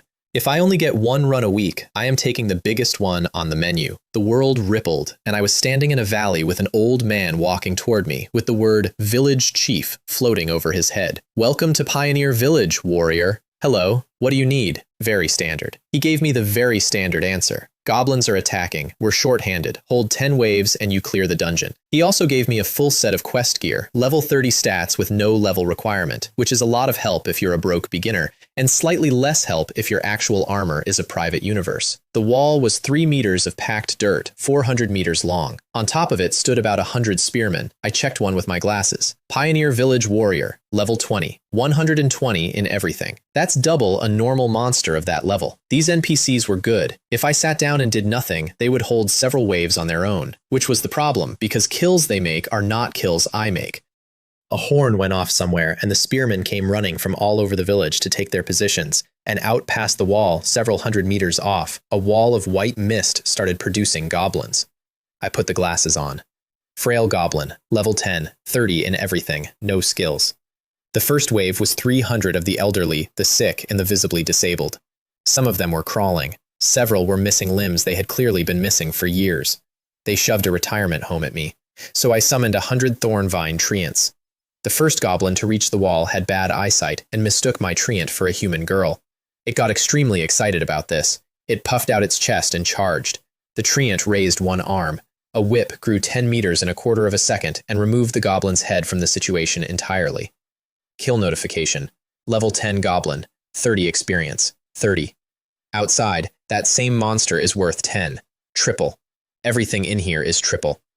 Then the rest of them arrived, and 100 treants put out 5 whips each, and 500 barbed vines came down across the field at once. It looked like the ground had grown weather. In under a minute, the wave was mulch. There were stragglers, 4 or 5 lame goblins still limping up the slope, who had watched their entire army die in the time it takes to eat a sandwich, and were now standing there having a debate about whether to keep going. I did not want them to suffer, so I made the decision for them. On the wall, 100 spearmen who had never gotten to throw anything started cheering. I sent the treants forward to the mist to see if I could get into the spawn. They hit an invisible wall. Fine, the mist is the edge of the map, and the monsters come out of it, and if I can't get in, I can absolutely stand on the doorstep. Then the world paid me. You repelled the first attack. Contribution plus 10. Outstanding performance in the first wave. Contribution plus 100. Contribution can be exchanged for Pioneer Village resources, equipment, medicine, buildings, special items. I opened the list, and it was a tower defense shop. Wooden arrow towers, 10 points. Stone arrow towers, 100. Upgraded walls, ballistae, cannons, rare quality gear. So that was the intended experience. Kill goblins, bank points, build fortifications, survive longer, bank more points. A nice loop, a well-designed loop. I bought stamina potions, all of them. Every single point went into stamina and spirit potions because I do not need a wall, I need to be able to keep casting. Then I pulled out Mini Spark and Tiny Gale and sat down to practice while I waited. Half an hour later, the second wave came. Over 1,000 this time, still the elderly and infirm. The treants went out to meet them, and this time they didn't even reach the field. They got whipped into paste as they emerged. Afterward, my treants did not come back. They stayed out there and stood shoulder to shoulder across the mouth of the spawn, which is 100 meters wide, and blocked it completely. So many of them wanted in that some had to retract their whips for lack of room. Wave 3 arrived to find a wall of thorns standing on its front porch. A goblin came out of the mist, and 4 whips hit it simultaneously, and there was no goblin. Then the next one. Then the next. I never saw a single monster from Wave 3 onward. I heard them, sort of. Wave 4, Wave 5, Wave 6. Up on the wall, the defenders of Pioneer Village stood in perfect formation, staring at an empty field for 4 straight hours. Their rules would not let them advance and would not let them leave. Eventually, a few of them sat down on the stones and started a card game. I went over to watch. It was a card game I have never seen in 2 lifetimes. I stood there for a while trying to work out whether they had been programmed with it or had invented it out of boredom, and I decided it was the first thing, because the second thing would keep me up at night. Wave 10 ended. You have completed the first phase. Do you wish to exit and settle? At realistic difficulty, your progress is retained. You may re-enter after the cooldown. No settlement. Outside, meanwhile, my classmates were having a much more eventful morning than I was. Xie Chang had gotten into a fight with his own party. He'd wanted to bring me. They had physically held him back. Xie Chang, don't be difficult. We know he's your friend. Consider our feelings. There are 6 of us. The cap is 8. Why can't we add one? Because 6 clears it. Adding a 7th adds nothing and dilutes the experience. Bring somebody strong and we'll talk. Bring a passenger, and why should we? You're the core of this party. That doesn't give you the right to hurt our interests for your personal feelings. And Xie Chang stood there and said nothing. And later he told me what he was thinking, and it was this. They talk sweetly to me every day. They put me in front of everything that bites, and they call it my job. The one time I ask for something, all 6 of them turn into the same person. Temporary teammates. What made me think I could take a hit for these people? Meanwhile, Peng Chun was standing near the gate with his sleeves rolled up, checking his watch. It's 9:32. He'll be out dead by 9:40, or I'll change my name to Peng Chun. That's your name. He'll be dead soon. Who's dying? And the crowd parted because Mei Zhao had arrived in blue and purple gear. Ling Ling. What I meant was Ren Xiang, Peng Chun said, and he could not stop himself because jealousy was driving. A planting master going in alone. What is that if not suicide? He thinks being number 1 in the grade makes him somebody. And those rumors about you and him are absurd, honestly. Some people can't feel tall unless they're standing on someone. Then maybe check a puddle first and see what you look like, said Gao Hui, who is Mei Zhao's knight and my favorite of that entire party. What difficulty did he take? Mei Zhao asked. Easy, obviously. She was not surprised he'd gone in alone. That morning, she'd had Zheng Xulan describe my flower girl to the planting master friend and gotten one word back. Legendary. With one legendary plant, soloing this is a walk. Normal, hard, whatever he likes. So you agree, right? Peng Chun turned to her with a smile I would have paid to see. That he's arrogant and doesn't know his limits. I think you're the one who doesn't know his place, she said. Also, use my full name. His face went the color of liver. What's so great about Ren Xiang that you defend him? He's a planting master. He'll never be anything. Heh, she tilted her head. Want to bet? On what?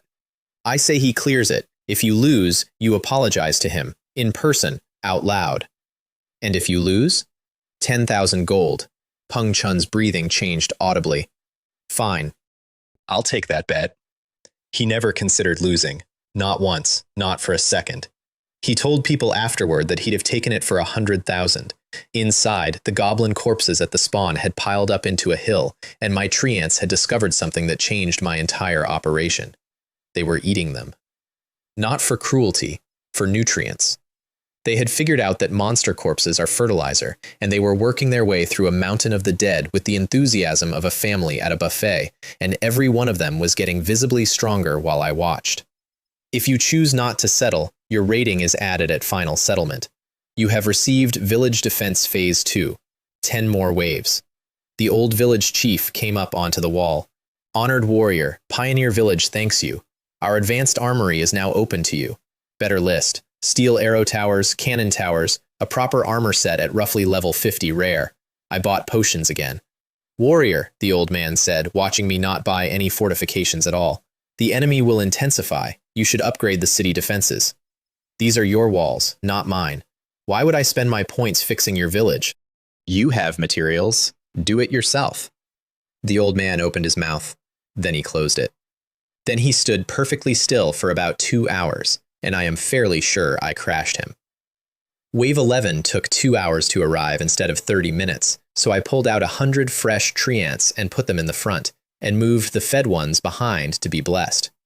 They are all my daughters. You cannot show favoritism. The new batch came out at higher quality than the last, and more than a dozen of them were legendary thorn spirits now.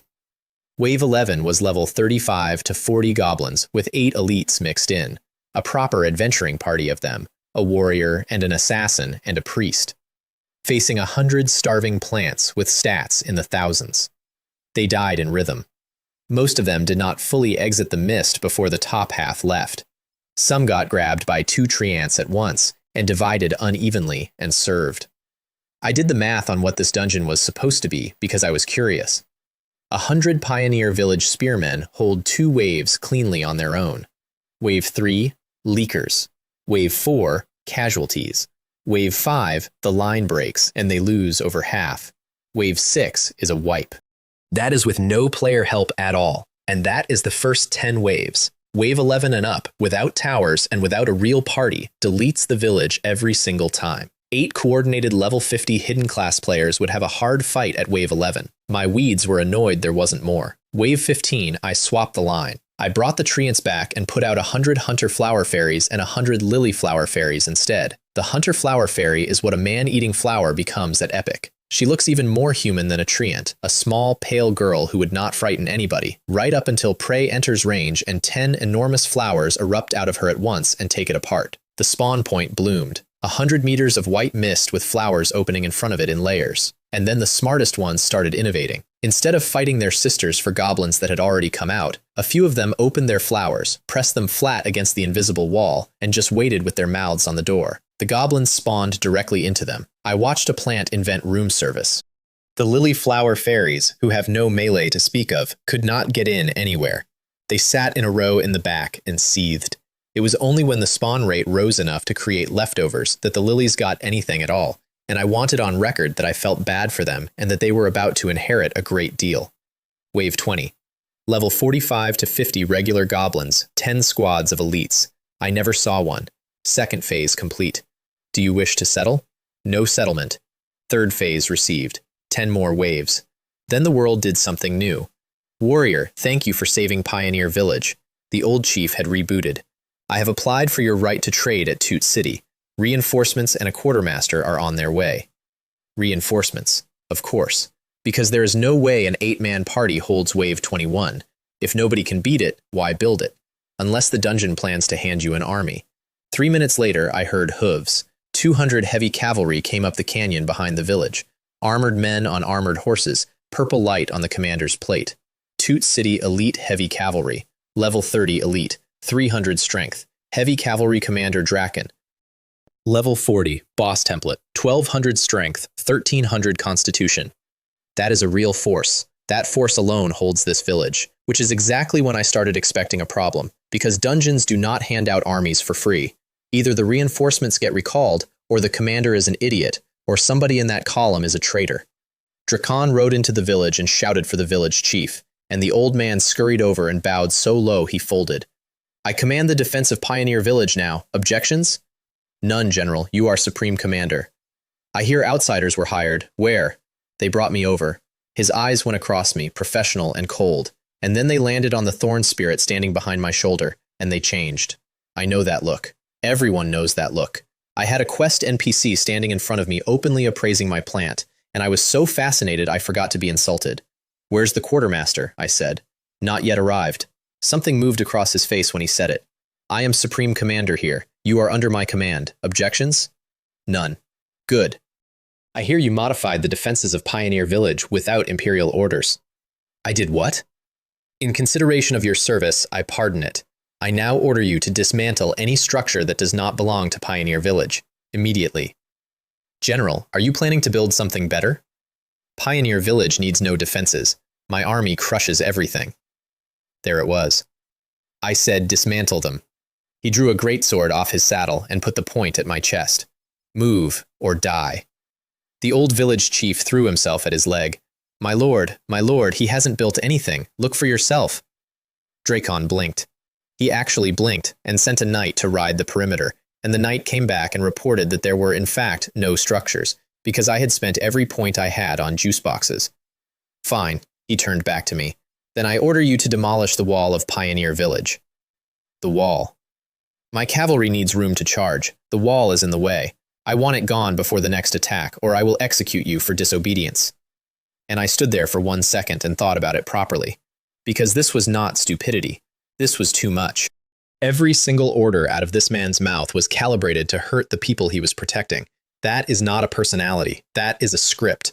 So I stepped back 4 paces and released a group of plants. Take care of him. A thorn spirit's fingers turned into vines before I finished the sentence, and the whip crossed the courtyard as an afterimage and hit a level 40 boss in the chest. He did not die. 1300 constitution, purple set. He hit the ground coughing blood and screamed the most useful sentence of his life. Rebellion! Kill them! And 200 heavy cavalry charged me. Kill anything that charges. The first knight got maybe 4 strides before a man eating flour came down out of the sky, bit his head, and carried him off. His horse got cut in half at the saddle by a vine going the other direction. A thorn spirit swept low across the ground and a dozen horses went over, and the riders were in pieces before they landed. 200 elite heavy cavalry, under 5 minutes. Nobody knows which gluttonous sprite got Draken. He went in somewhere around the middle and did not come out. Then I read the kill log and my stomach dropped. Level 30 elite Toot heavy cavalrymen. No experience granted as you belong to the Toot City faction. Level 30 elite rebel Toot heavy cavalrymen. Plus 300 experience. No experience. No experience. No experience. Level 40 boss. Rebel heavy cavalry commander Drakon. 80,000 experience. Most of them were loyal. The correct way to run this section, the way it was written to be run, is you notice Drakon is suspicious, you play along, you investigate, you steal the evidence, you turn the honest half of the cavalry against him, and then 200 elites help you kill a boss and stay to fight the last 10 waves with you. I killed the reinforcements, all of them, in one go. Because I was slightly annoyed, the plants rolled the drops over to me in a heap. A full level 30 epic set for knights, 5 pieces, plus 3 complete blue sets. And a letter with gold light on it, which means quest item, Baron Thorn's letter. The defense adjutant of Toot City had sold the Empire to the Abyss, and Pioneer Village was the down payment. Drakon was his courier.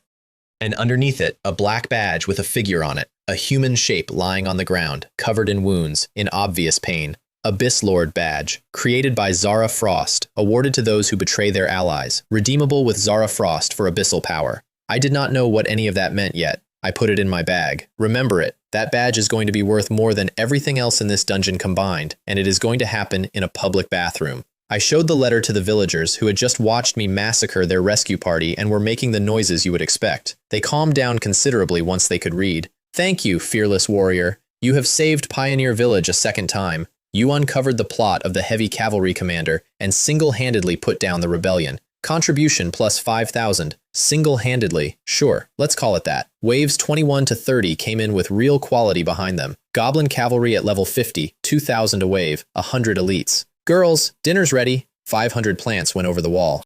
And in my pocket, a very small voice said, dinner?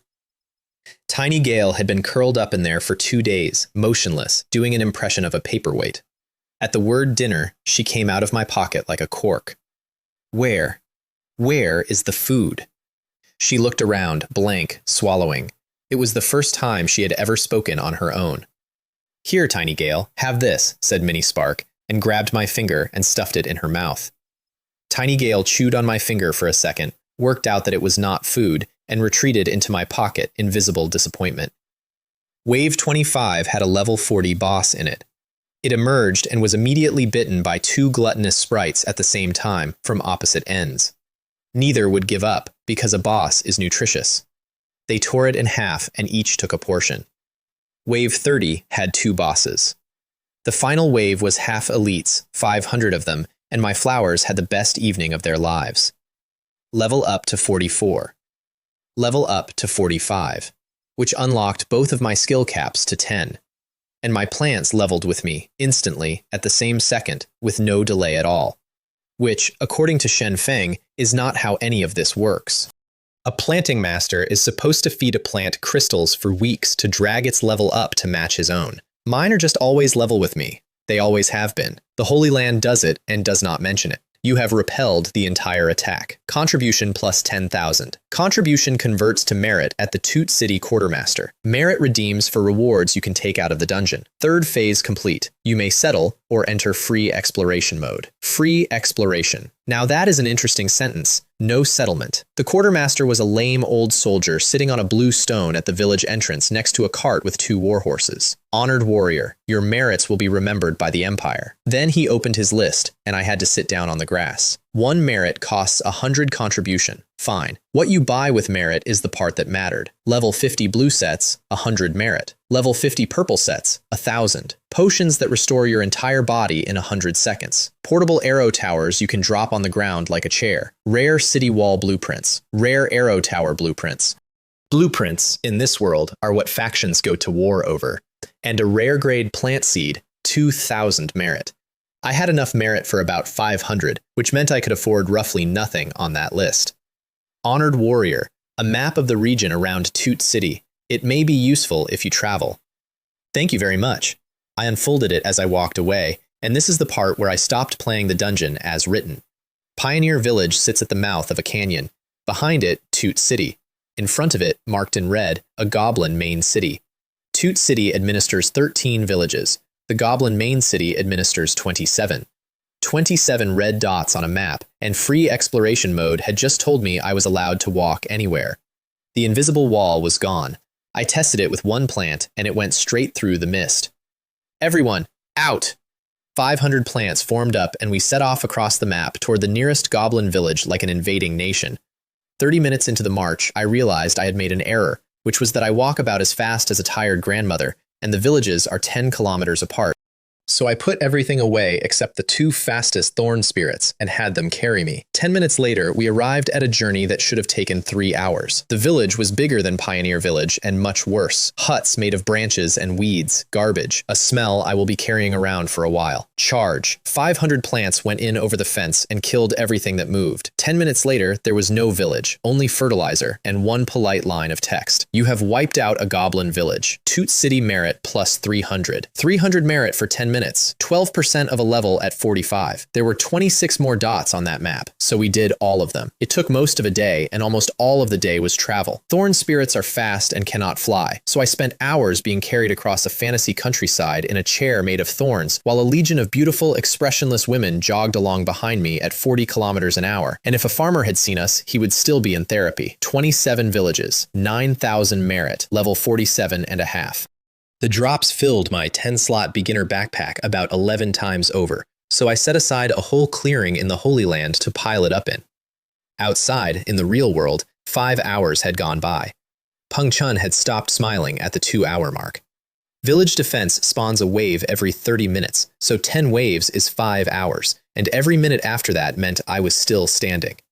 At 3 hours, his face went ugly. At 4 hours, by all accounts, he looked like a corpse. At 5, Mei Jiao walked over. 10 waves respawn in 4.5 hours. He hasn't come out. That means he cleared the phase and kept going. Anything to say? He's hiding somewhere. Clearing it is impossible.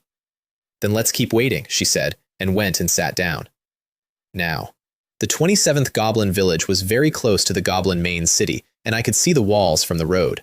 4 or 5 meters of packed earth, crooked, leaning, held up mostly by optimism. No gates, just gaps. A patrol wandering around outside with the discipline of a school assembly. The city itself covered 10 square kilometers. Sending 500 plants into 10 square kilometers of alleys would take all evening, and if something nasty was living in the middle of it, I might lose a few, and I do not like losing a few. So I took Tiny Gale out of my pocket and poked her head. She tilted, looking at me with an expression of total vacancy. Your turn to shine, I pointed. That city, kill everything in it. Then I added the important part. Try to leave the bodies. The plants need to eat, and I was not throwing away a whole city. Oh, she wobbled up out of my hand, closed her eyes, put both palms out in front of her, and started saying syllables I could feel in my teeth. A little cyan light gathered between her hands. The wind came up across the whole plain and pulled at my clothes.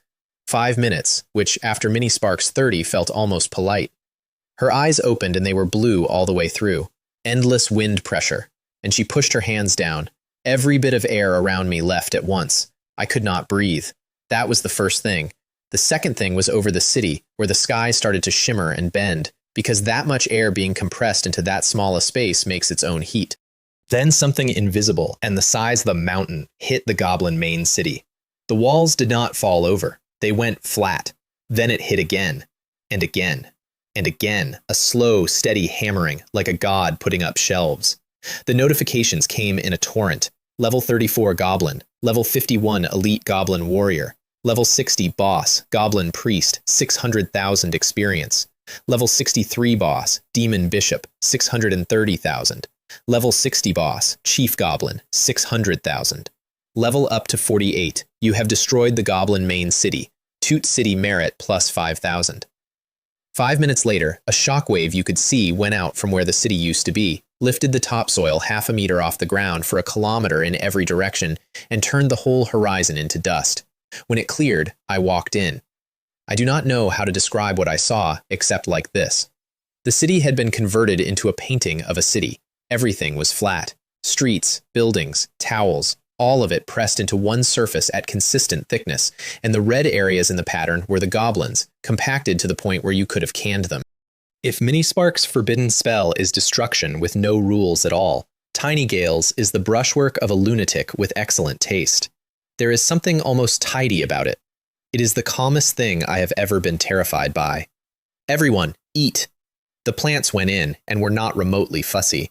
Where they could not pry the meat out of the ground, they simply put roots down through it and drank. I strolled through my two-dimensional artwork, enjoying my daughter's work, and then I noticed that in the middle of a perfectly flat painting, there was one small bump. A scarlet dome, maybe 10 centimeters proud of the surface, right at the center of where the city had been. Easy to miss. Dig that out. 2 thorn spirits went at it and cleared it in a few minutes, and inside the shield was a woman. I say woman because of the hair. At that point, she was a person-shaped tile. Then the shield popped and the tile inflated. Inflated, that is the word. It started with the head, which came back to round, and the features rose out of the flat like bread. Then the shoulders, then the rest, over about 3 minutes, with sounds.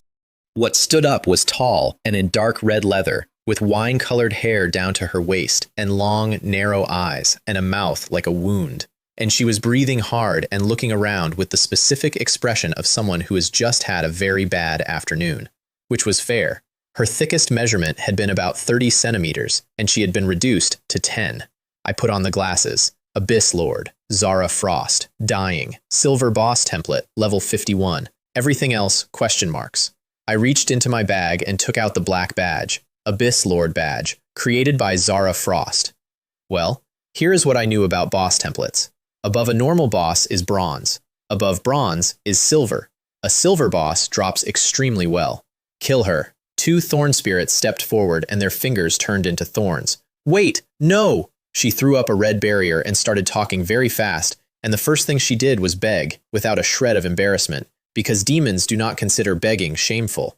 Their entire philosophy is that you kneel to what you cannot beat, and you make a note. Honored, powerful one, spare me, I have something to say.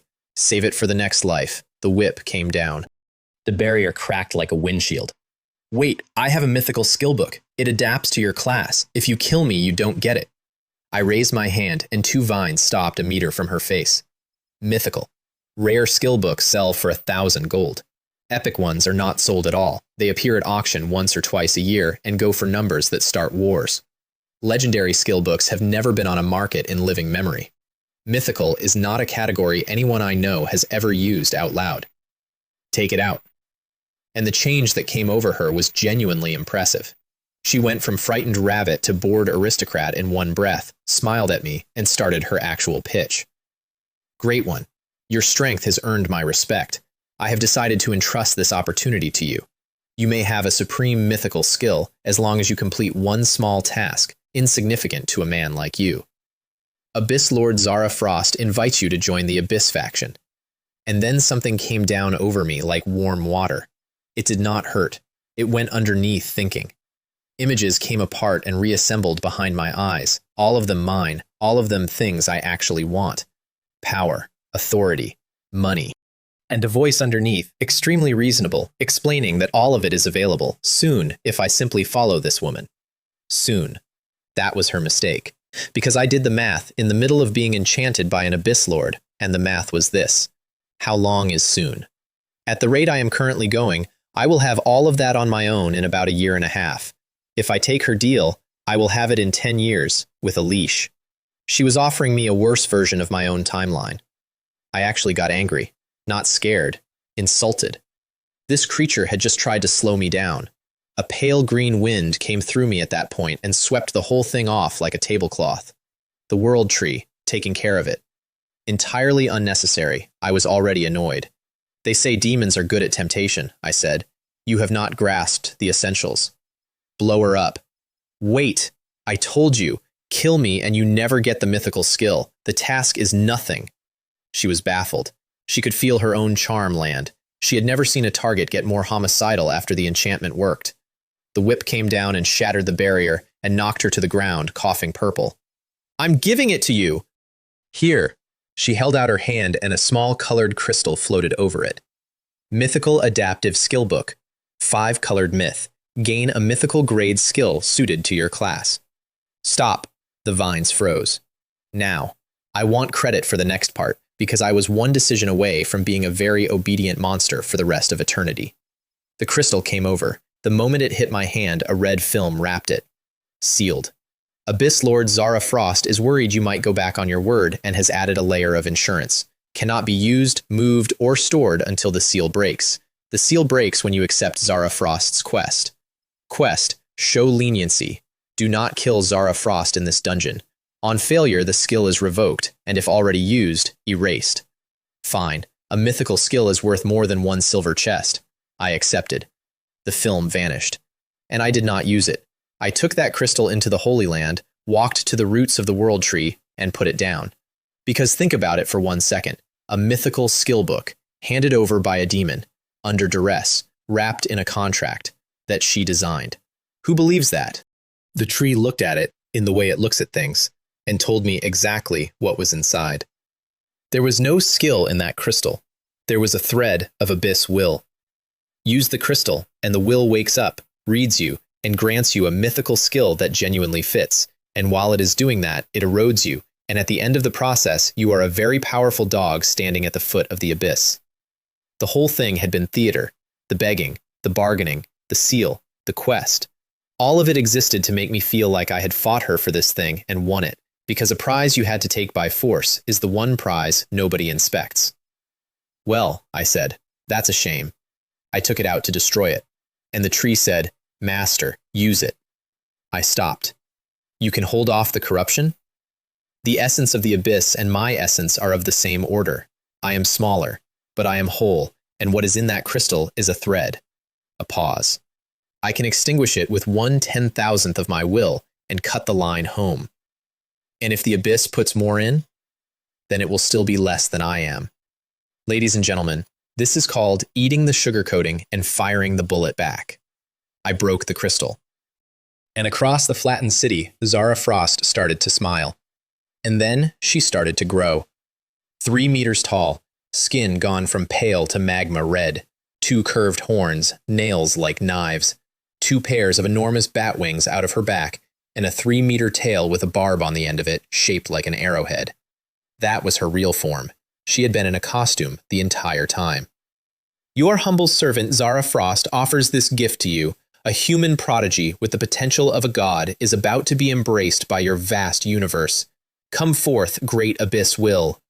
Red light came down on me, and the world went out. Not dark, gone. Color left first, then sound, then the ground, until there was nothing in any direction. No up, no time, just black that went forever. I could have been in there for 4 seconds. I could have been in there for the birth and death of a world. There is no way to tell, and I have stopped trying. And at the far end of all that nothing, a figure of white light appeared. Then, without crossing the distance, it was standing in front of me. It had no eyes. I could feel it looking at me anyway. And I could feel what it felt, all of it, coming off it in waves, which is not something I have words for. Surprise, disbelief, joy, grief, loneliness so old it had gone quiet. And then all of that settled into one thing, and the one thing was longing. It reached up and took my face in both hands and pulled my head down and touched its forehead to mine, and I felt 2 warm lips on my mouth. Power went into me, a lot of it, all at once, and gentle. And the figure started to disappear, from the feet up, coming apart into little blocks of light. And it did not fight it. It just kept holding my face and looking at me like it was spending its last seconds on the only thing worth spending them on. Then a second figure of white light appeared next to me, taller. I turned my head. I could feel this one too, cold, rational, measuring. And underneath the measuring, exactly the same thing as the first one, the same attachment, the same need. And I trusted it instantly, completely, the way I trust the world tree, which is the way you trust your own hand. The first one bowed slightly to the second. Gratitude, courtesy between things that recognized each other. Then it looked at me one last time, and for a moment I could see eyes in that light. Old ones. Eyes that had been through more than a person gets, still holding something in them that had refused to go out. And I knew them. I have gone through every memory I own, from both lives, one cell at a time. I have taken that moment apart 100 times since. I still do not know whose eyes those are. It kissed me again, and this time there was nothing dignified in it. It was desperate. It was somebody with 1,000 things to say and a wall in the way, pressing on the wall. Then it came apart entirely, and even the falling lights went dark. The blackness cracked like glass. And I was standing in a flat city with dust in my hair. Congratulations, esteemed professional. You have acquired the supreme grade skill, Affection of the Abyss. No matter when or where you are, you may summon the Abyss' great will to descend and expend his entire being to save you from crisis. 1 additional use per job advancement. Current uses, 1. Note, you have not yet met him, but he has always loved you deeply. He waits at the end of time and at the end of reincarnation, only to remember you again. Read that again. I did, about 11 times, standing in the ruins with my ears ringing. Supreme grade. The second supreme grade thing in my possession. A get-out-of-death-free card, guaranteed, from something that could not possibly know me. And I felt nothing good about it at all. Because love does not come from nowhere. Love has a source, and a source means 2 people met. And I have never in either of my lives touched the abyss. Somebody out there is carrying a torch for me that could burn a world, and I do not know why, and it is heavy, and it made it hard to breathe. Ha ha ha ha! Zara Frost, 3 meters tall, laughing like a drain. What is funny? I am celebrating. She threw her arms wide. Congratulations to the future demon god on embracing the abyss. Look, the great abyss will is guiding you personally. What a magnificent honor. She pointed up, and there was an enormous eye opening in the air over the city. Now here is the thing that took me a minute. The white light figure was Abyss Will. The eye was also Abyss Will. They were not the same. The eye was the poison Zara Frost had hidden in the crystal, the thing that was supposed to read me and eat me. The white figure had come down separately, using the door the poison opened, purely to look at me and give me something, and then it had left. The eye did not know it had been robbed. Neither did she. A red beam came out of the pupil and covered me, and something arrived in my body that was not gentle at all. Obtain the mythical skill, Embrace the Abyss. Choose a plant life and transform it into an abyss life. All attributes plus 100%, and the skill Demonic Transformation. Obtain the special attribute Abyss Magic Power, and underneath the gift, the bill. An enormous weight came down on my will and started grinding. There were voices, thousands of them, close to my ear, comforting me and instructing me and begging me all at once. There were images, mountains of corpses, oceans of blood, money, thrones, everything, the entire catalog. If Zara Frost's charm was a toy gun, this was a fusion bomb. This was not temptation. This was a factory retooling. I could have held out against her. I had exactly no chance against this. And a girl in a pale green dress appeared next to me, put her hand on my shoulder, and a clear film closed over me and the red light stopped. Then she was standing in the air in front of the eye. She made a fist, and she punched the great and terrible Abyss Will in the pupil. There was no sound. The eye simply came apart and was not there anymore. Ha ha ha ha! Huh? Zara Frost's laugh stopped like a dropped record. This? How is this possible? No, that is absolutely impossible.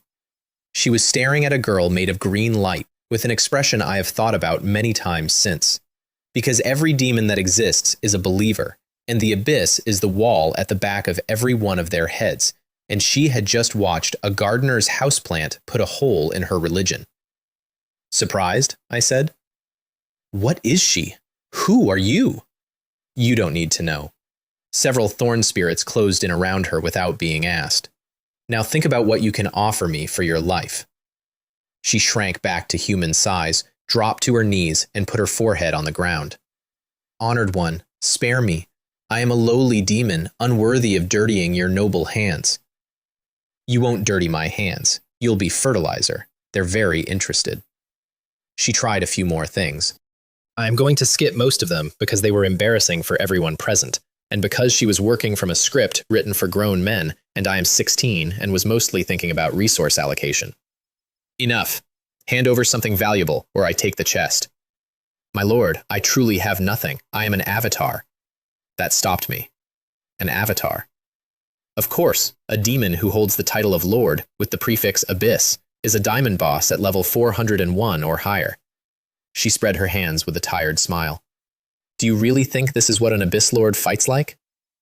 No, that checks out. It genuinely did. She had been folded flat by one spell from a 2-week-old fairy. However, she said, there is a way you can profit from me. Go on. Join the Abyss faction and earn merit. I will set your prices to the lowest and your merit gains to the highest. My authority permits it. And I earn merit by? Destroying the villages and main cities of the human empire. And she watched my face very carefully when she said it.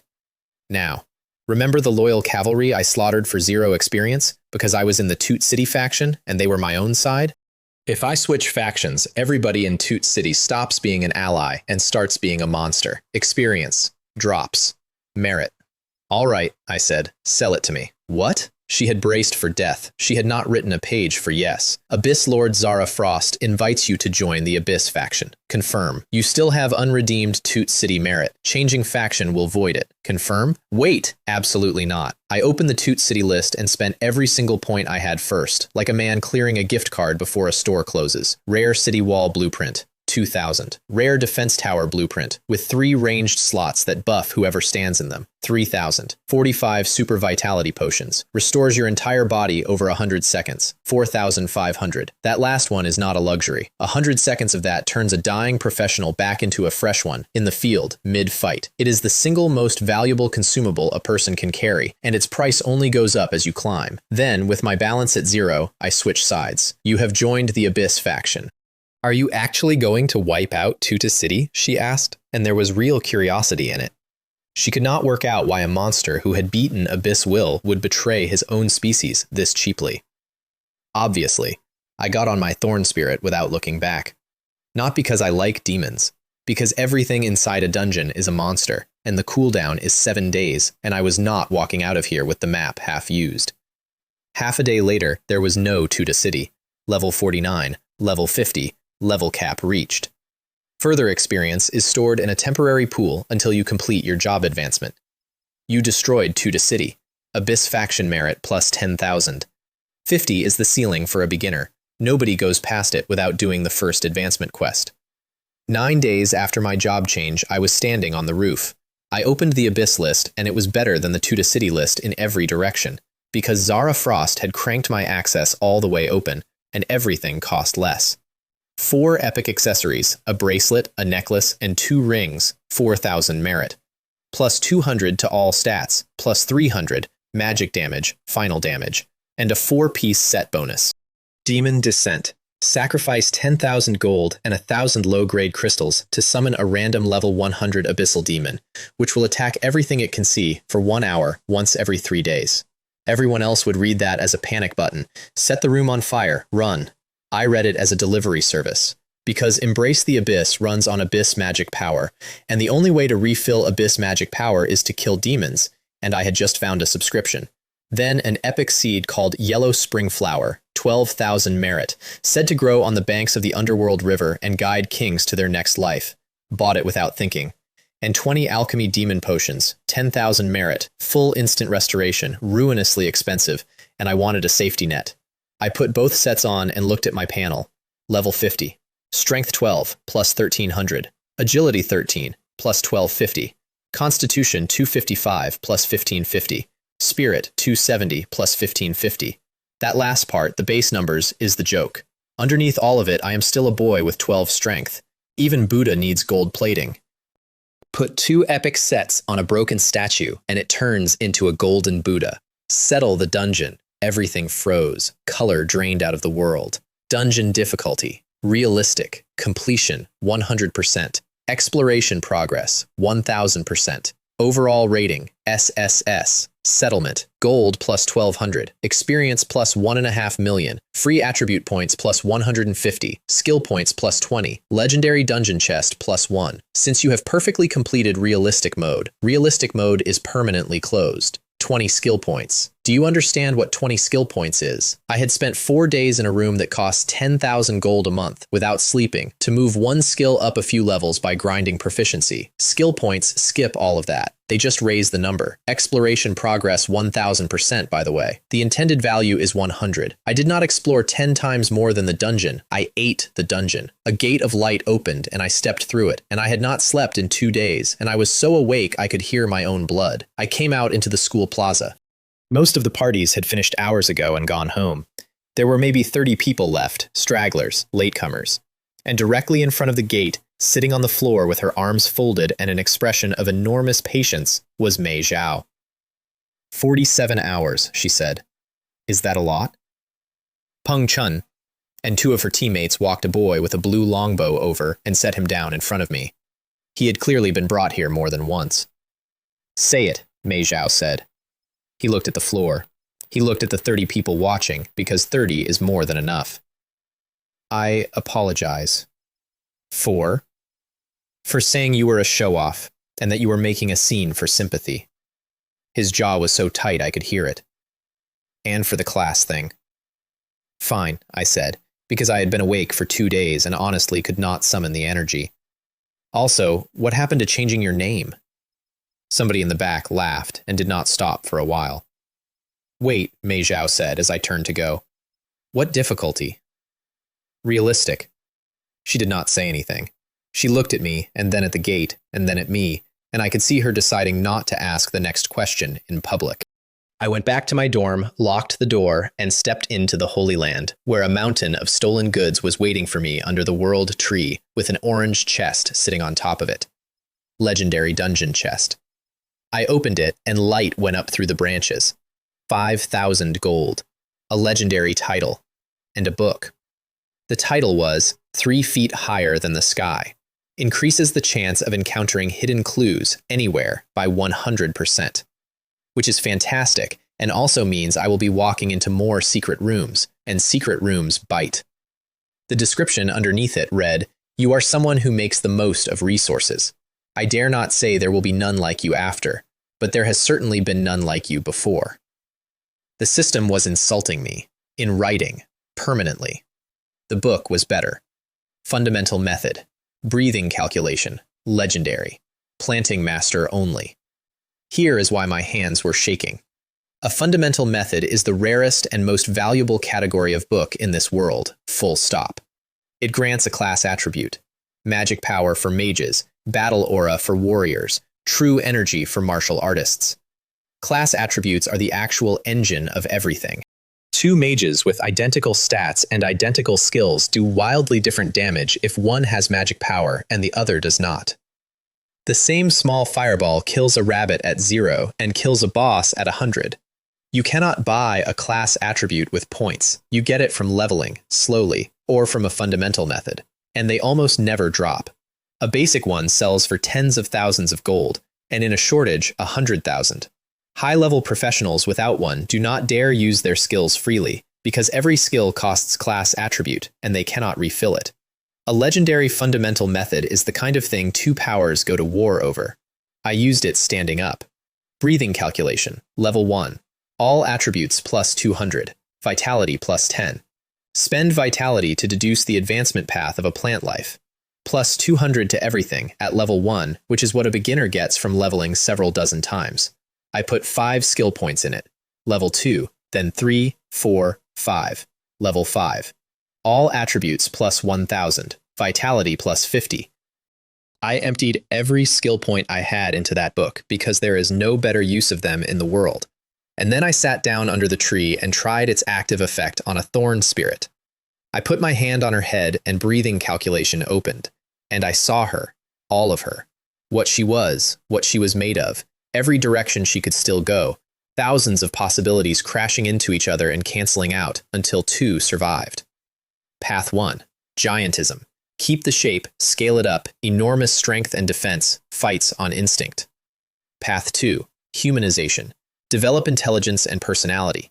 Flesh and plant at once. Adaptability, dexterity, thought. Both end at mythical. Neither is better. I did not have to think about it. The giant one fights on instinct, and my plants have been outsmarting each other over food for a week.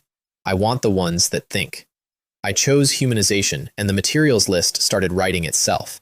Absorb the corpse of at least one gold boss of the same level. Higher is better. At least 10 units of the legendary treasure Life Water. At least one leaf of the mythical treasure Life Tree. And then it stopped, because my vitality hit 0 and the deduction died halfway. Breathing calculation is one continuous process. You cannot pause it and come back. My class attribute ceiling was simply too low to finish reading a legendary plant. So I lay down where I was, put my head on the thorn spirit, and slept in the smell of flowers. And I want to say, because it matters later, that when I woke up she had grown herself into a mattress overnight so I would be comfortable, and then spent a while awkwardly trying to fold back into a person because they are new at that. Thank you. She wanted to say something and could not, so she pushed it at me instead, which is how they talk. It was very simple. She is happy she could do something. She would like to do more. She would give up anything at all. For a plant, the owner is the only thing there is. I have thought about that a lot since. I did not earn it. I bought a seed for 1 gold and dropped it in the dirt, and it will die for me tomorrow if I point. That morning I woke up and the Holy Land had 500 of them standing in it. I got up. I looked out across the field at 500 beautiful, motionless, absolutely loyal creatures who had been seeds a week ago. I decided not to have any thoughts about that at all and went to sell my loot. Jubao Pavilion is the biggest professional store in Zhangyang City and part of a national chain. Equipment, skill books, medicine, maps, dungeon guides, they also buy, which is the part I care about, and big stores cheat less. My time is worth more than the extra 8% I could squeeze out of a market stall by arguing for an hour. The receptionist is a round-faced girl named Wei Qing, who has never once been caught doing work. Mr. Rend, another big haul already? Small change, not like this place, printing money all day. Printing money has nothing to do with me. She gave me a wounded look. I gave you my number and you have never once called. Get your manager. She went and came back with a child. I need to describe this properly. The general manager of Jubao Pavilion in Zhangyang City is about this tall, wears a pink dress and white socks, has her hair in 2 tails, and has the deadest eyes I have ever seen on a living creature. Total flat affect. She looks at you like a fish looks at weather. Her name is Wei Yu Shi. She had personally handled my last 2 sales, which made no sense at all because my last 2 sales were pocket change and she runs the store. Take it out. Sure. I dumped everything on the floor. It came out in a slide and made a pile taller than she was. Most of it blue, a lot of it purple. Her mouth opened into a small circle and stayed there. What did you do? Did you rob a store? Lucky drops. Price it.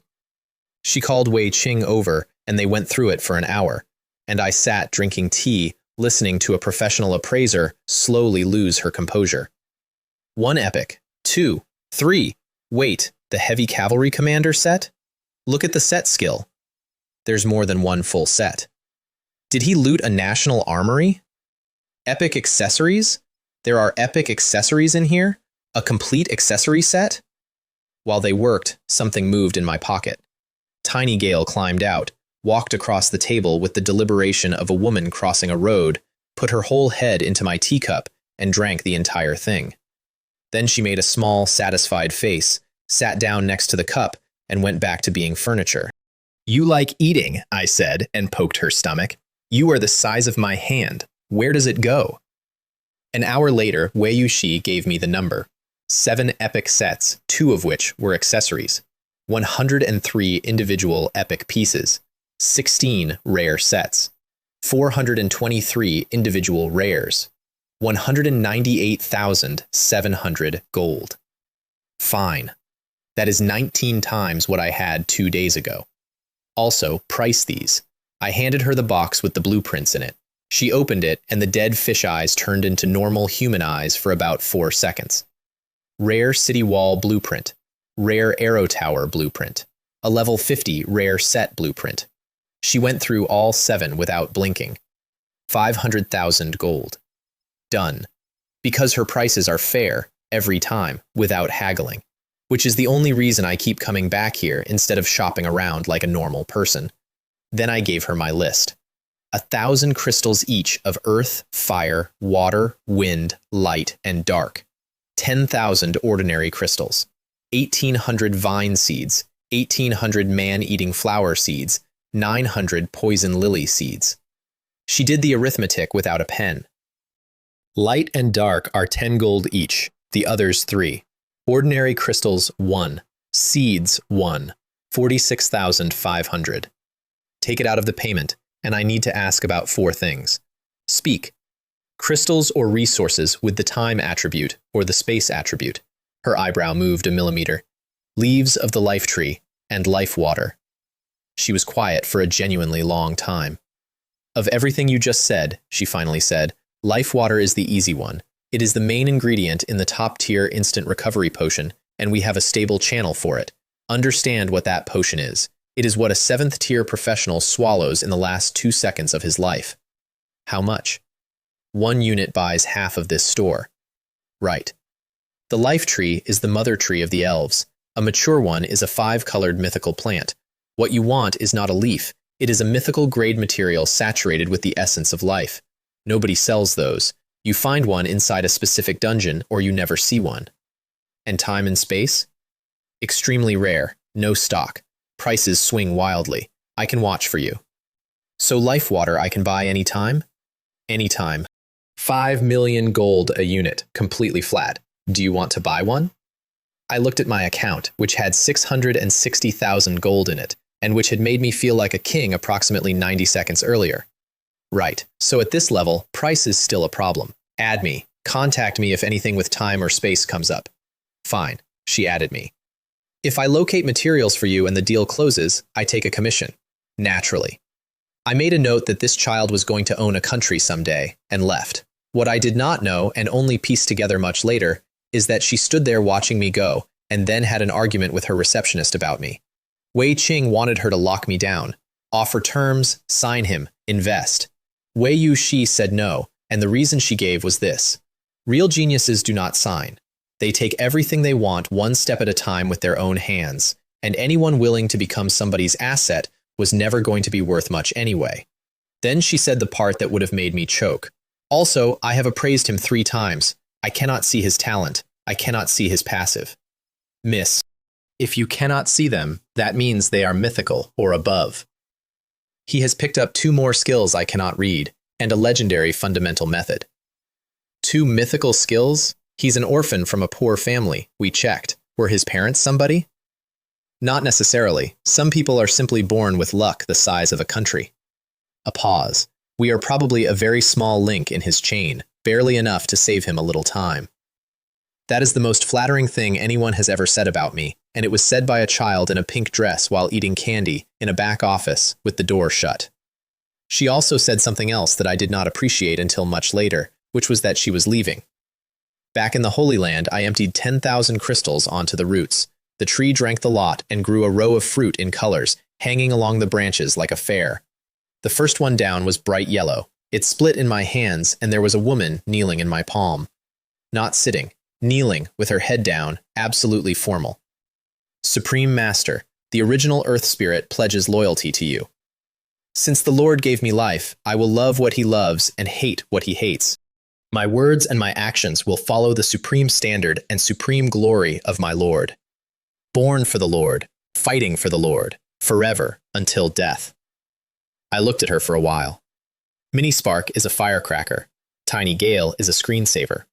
This one had arrived with a liturgy. As your master, I said, I am proud of your loyalty. Now put some clothes on. She turned scarlet, waved a hand, and the 2 halves of the shell became a set of open-work armor, and she went back down on one knee. I was rude. Punish me, master. You were extremely polite, and I liked it very much. Do that in front of literally anyone else, and we will both have problems. Yes, master. Please stand up. I named her Manhwa, after the goddess who governs the earth and reincarnation, because I started to say Little Earth and heard myself. Original Earth Spirit, Manhwa, one-colored myth.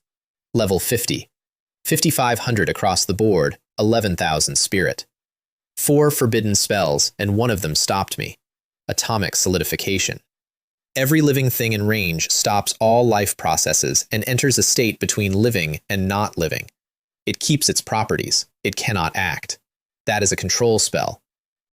It does no damage at all. It does not change the ground or the weather or the sky. It does not turn a province into a griddle. Do you understand what that is worth to me? My 2 existing forbidden spells are gorgeous and completely unusable in public. Every time I let one out, I have to think about whose grandson might be standing in a field. Manhwa's does nothing visible and hurts nobody, and if I aim it wrong, I can simply apologize. I asked the tree for more fruit and got told no. Energy and attributes are only the nutrients. The actual core of an original elf is spirit, and the tree has to gestate that, and it takes about 3 days each. 3 days is nothing. It's like dumplings. Then I put Tiny Gale in one pocket and Manhwa in the other and went out. And Minnie Spark stood on a root screaming that I was leaving her behind again. You stinky master! She was not wrong either. The reason I went out was that I had 8 dungeons to run in Dongfeng Town and a first advancement quest to collect. And instead, I ended up in a public bathroom becoming an archbishop. Let me explain. I stepped out of the Holy Land inside a locked toilet stall because that is the most reliable private room in any building. Standard practice. Go in, step sideways, come back, walk out. And as I put my hand on the latch, I stopped, because I could feel abyss magic power outside the door. 2 sources, both weaker than mine. Probably just professionals with demonic classes. That is a whole legitimate branch of the profession tree. Demon warlocks, demon hunters, half the useful anti-demon toolkit is made out of demon. Then one of them spoke, very quietly. The demon god is supreme, and the other one answered him. I climbed up and looked over the top of the stall. 2 men standing face to face, each holding out one palm, and in each palm was a black badge with a human figure on it, lying on the ground, covered in wounds, in obvious pain. I knew that badge. I had one in my bag, taken off a traitor in a school dungeon. They exchanged an item and turned to leave, and I thought about tailing them, and then I thought about it for one more second and realized tailing them was idiotic. 2 men leaving a meeting go home. I would spend a week following a hobbyist around the city and learn nothing, and I do not have a week. I had something much better than surveillance. I had their badge, so I opened the door and walked out. Gentlemen, what are we discussing? They spun. First shock, then something much colder, and they drifted apart to put me between them, which was well trained of them. I took the Abyss Lord badge out of my bag and held it up. Big reaction. Is it necessary? Their faces did a thing I will remember for the rest of my life. The Archbishop's medal? That's impossible. The Archbishop's medal. So it was the same system, and mine sat above theirs, considerably above theirs. May I ask where your Archbishop's medal came from? Zara Frost, I said. Have you heard the name? They inhaled so hard I thought one of them might faint, because I had just said the name of their god out loud, in a bathroom, holding the highest badge in their organization. Sir, are you saying that medal was given to you, personally, by that person? Now that was information. Personally, by that person, which told me she was not just a figure to them, she was the figure. Of course, I said. That person was worried you people would cause trouble, so she sent me to watch you. Then I hit them with it. And your vigilance is a disgrace. I have been standing here the entire time, and you never noticed. If it had been somebody else, do you understand what that would have cost? This is a technique. It is very cheap, and it works on almost everybody. They had checked the bathroom before their meeting, obviously. But I had been inside my own head at the time, which meant I was standing in a room they had cleared, which is a fact, and the fact does all the work. Once a man is busy defending himself, he stops auditing you. My lord, forgive us. They folded instantly, sweating, apologizing, and not one of them asked again where my badge came from. Be more careful next time. Now, how is business? My lord, not here, somewhere with a door. Yes, sir. I led them out of the bathroom, which I would like to note is a sentence I never expected to narrate. Also, why the toilet? There are tea houses, there are coffee shops. We don't want to attract attention, one of them said, cheerfully. If one of us is caught, they will dig up everything he touched. With no overlap, nobody implicates anybody. Sound principle, terrible execution. Excessive caution is its own signal. Your words are correct, my lord. Do you see the problem here? I was being agreed with, enthusiastically. I was making up management advice on the spot, and men were writing it down with their faces. We took a private room at a coffee shop, and they started handing me documents. My lord, this is my list of candidates for recruitment. Recruitment? Recruiting for what? Sir, I handle number 1 high school and number 2 high school. Here's mine. Number 1 high school. I took that one. It was a roster, names, classes, personal circumstances, notes on how to approach each one. All talented kids who for one reason or another had been dealt a bad hand. And halfway down the list of my own school, there I was. Ren Xiang, male, planting master. Note, top student at number 1 middle school, poor family, dissatisfied with his class. Could be recruited with appropriate resources. Poor family, dissatisfied with his class. Excuse me? I sat there in a coffee shop being profiled by a cult. And honestly, the poverty I could accept. But dissatisfied with my class? I am delighted with my class. I am the most satisfied planting master in the history of the profession. If I am on the discontented list, what does the rest of the profession do all day? Weep?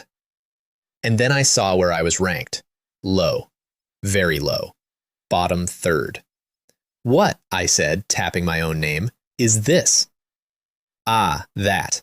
Sir, as you know, planting masters are weak early. Investing in one costs a great deal of time and resources. Not a priority. Useless. I stood up. Both of them went white. You drew up a list without laying eyes on the people on it? These names, I stabbed the page. If they stood in front of you, would you know them? I have seen photographs, sir. I believe I would recognize them. You recognize me? Silence. I pointed at my own name. Do you recognize me? He looked at the paper. He looked at my face. He looked at the paper. Then all the color left him at once, and he went down on his knees on the floor of a coffee shop. You are actually... Is it strange? Am I unworthy? Do you think a planting master doesn't belong above you? I let it drop into something quieter.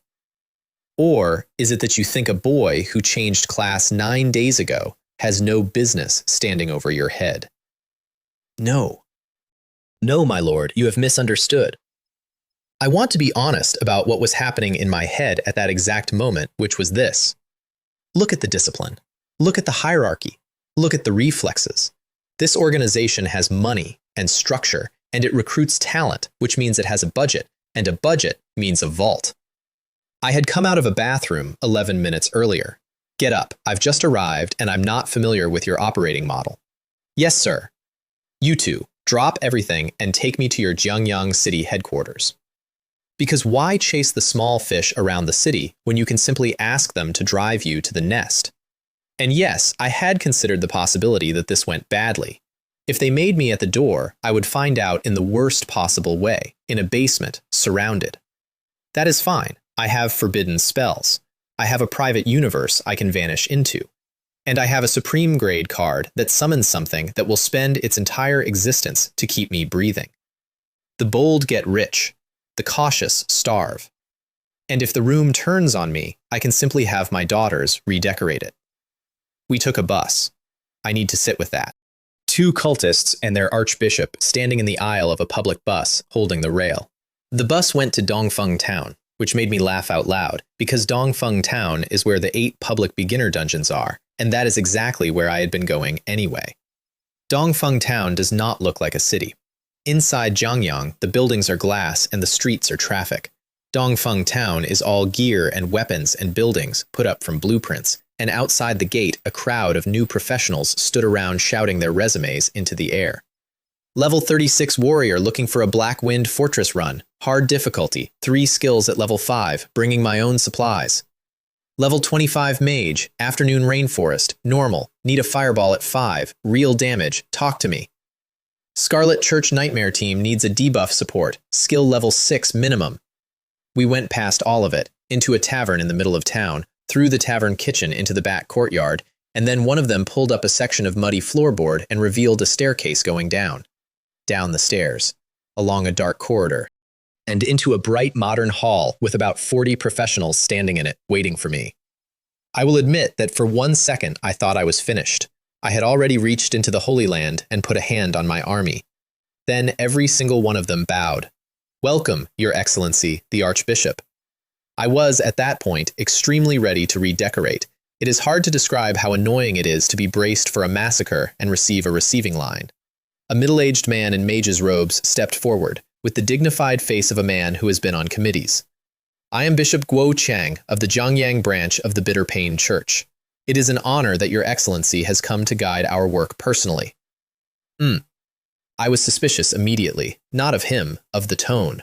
A secret cult is supposed to be black robes and short sentences and unsettling silences. This man was welcoming me like a regional director on an inspection tour. I half expected a slideshow. "No pleasantries. Where do we stand?" "I will brief you shortly, sir, but first, please verify your identity." A small, careful look. "Father Wei and Father Shea have confirmed by message, but we must see for ourselves." "I hope you understand."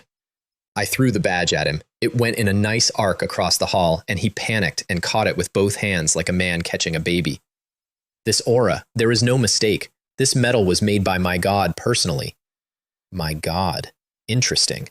Because I know exactly who made that badge, and she is currently hiding in a corner of a dungeon at level 51, having been folded flat by a 2-week-old wind spirit. "Did you see it clearly?" "I did, however." He handed it back with both hands and got very careful. "Please demonstrate the power my god has bestowed upon you, my lord." "Am I a monkey?" I let my face go cold. "Is the power granted to me a stage trick for your entertainment?" He hit the floor. "I would not dare." Wouldn't dare, so the thought was there. I let that sit for a second. "Very well, today I will perform for you. Watch closely." And I summoned a thorn spirit into the middle of a cult. Confusion everywhere. Bishop Guo Chang staring at a pretty girl in a red dress with no idea what was about to happen to him. Then somebody at the back gasped. "That's a legendary plant life." "A what?" "Legendary. A legendary plant guarantees its planting master reaches the 7th advancement." He changed class last week and he's already grown one? No wonder my god crowned him. "Quiet," Guo Chang barked, and the hall went silent. I put my hand on her head. "The power the demon god gave me? I do not have that. I have never met their demon god. What I have is a mythical skill I stole out of the eyeball of the abyss itself, using a tree while a demon was busy laughing. Which, if you think about it, is technically an even better provenance. Embrace the abyss." Red light came out of my palm and went over her, all of her, in 1 second, and the room changed. Not physically. Everyone in that hall told the same story afterward. The floor stopped being polished wood and became purple-red earth that looked soaked. The lights stopped being lights and became the color that comes out of the losing side of a battle. And there was howling from underneath, a long way underneath. "The abyss," a mage whispered. "This is the abyss. This is real. This is not our god arriving. This is the abyss." 40 people went down on their faces. I was not paying attention to any of it because I was having a small crisis of my own. I had 5 points of abyss magic power. 3 of them were gone in the first 4 seconds, and the burn was not slowing. If breathing calculation runs out mid-deduction, you lose the reading. Annoying. If Embrace the Abyss runs out mid-transformation, I have absolutely no idea what happens, and my best guess is a half-finished creature with its potential broken, and my worst guess is that she dies. I got the alchemy demon potion out and held it ready and hated every second of it because that potion is a life-saving item and worth more than a house. 5 points. It took exactly 5 points, all of them, and finished on the last one. Abyssal Thorn's Fairy Spirit. 6,000 strength, 6,000 agility, 6,500 constitution, and a new skill called Demonic Transformation that spends abyss magic power to make all of it worse. 3 of her stats were now higher than a mythical original elf's. Not in combat power, obviously. Minispark ends arguments with weather. But in the raw numbers, my weed had passed my goddess. She had also changed shape. Horns, wings, a tail. Standing there in the red light, she did not look like a plant at all. Master. She said it out loud. Slowly, with effort, but out loud. And that is the first one of them ever to speak without being spoken to. Very good. Fighting? and her tail split into 30 scarlet vines that went up the walls and across the ceiling of the hall in one motion, every one of them covered in poisoned barbs, hanging over 40 kneeling people like a net. Not yet. She pulled them back in. Everyone up, I said. Now. Does anybody still have a question? They got up without looking at me. Guo Chang could not meet my eyes at all, and when he accidentally caught the gaze of the thing standing behind me, his knees went. I got the full briefing in a reception room over tea, and the story turned out to be much stranger than I expected. The Bitter Pain Church is a cult, yes, but it does not do destruction. It barely does violence. Its members are, by and large, law-abiding citizens with jobs. They worship the abyssal demon god, and they want to be noticed by her. And she has given them exactly one instruction. Recruit. That is it. Bring in people. The more and the better, the more resources you receive. Bring in a real genius, and the demon god may reach down and hand you power personally, which, having met her, tracked completely. In the dungeon, Zara Frost never once wanted to eat anybody. She wanted to drag people down with her. She did it to Toot City, she tried it on me, and even her goblins had built a functioning capital with streets.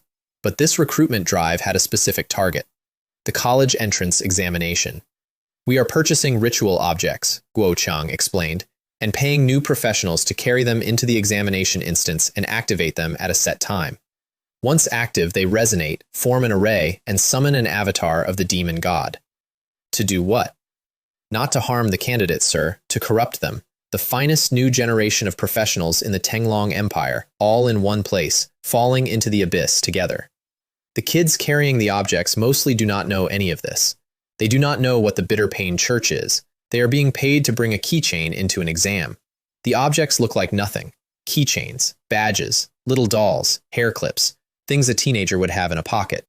Undetectable while inactive and spread across thousands of candidates so no single examiner sees a pattern. How many?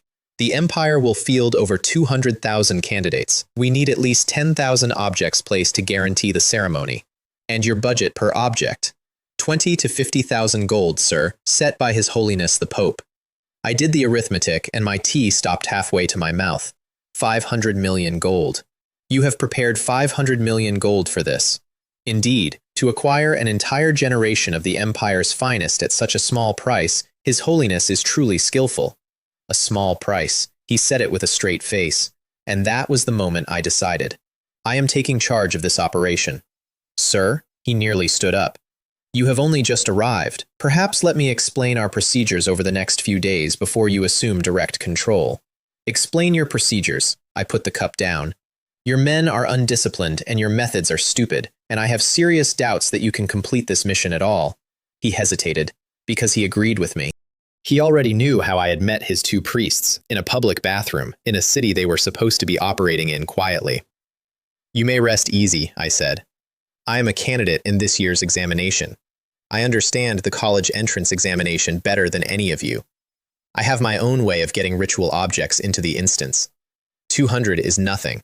2,000 is nothing. 20,000 would not be a problem. I will not use a single one of the methods the Bitter Pain Church has used before. Then I leaned back. Why do you imagine the demon god chose to crown an archbishop at this exact moment? And I watched a light come on behind a grown man's eyes. Of course, he breathed. Of course. Please wait, my lord. I will fetch the ritual objects immediately. He came back with a crate. I opened it, and it was full of junk. Keychains, badges, little cloth dolls, pink hair clips, several items that girls need for a few days each month, which is genuinely clever, and which I did not expect a demon cult to think of. I waved my hand and put the entire crate into the Holy Land, and sent one stern instruction ahead of it, telling Minispark not to break anything. Guo Chang's pupils contracted, because ritual objects have an owner and belong to the demon god, and an ordinary professional physically cannot take ownership and bag them. I could, because my bag is a country and does not ask permission. Anything else? I tapped the table. No, my lord, that is everything. I am talking about money. I let some irritation into it.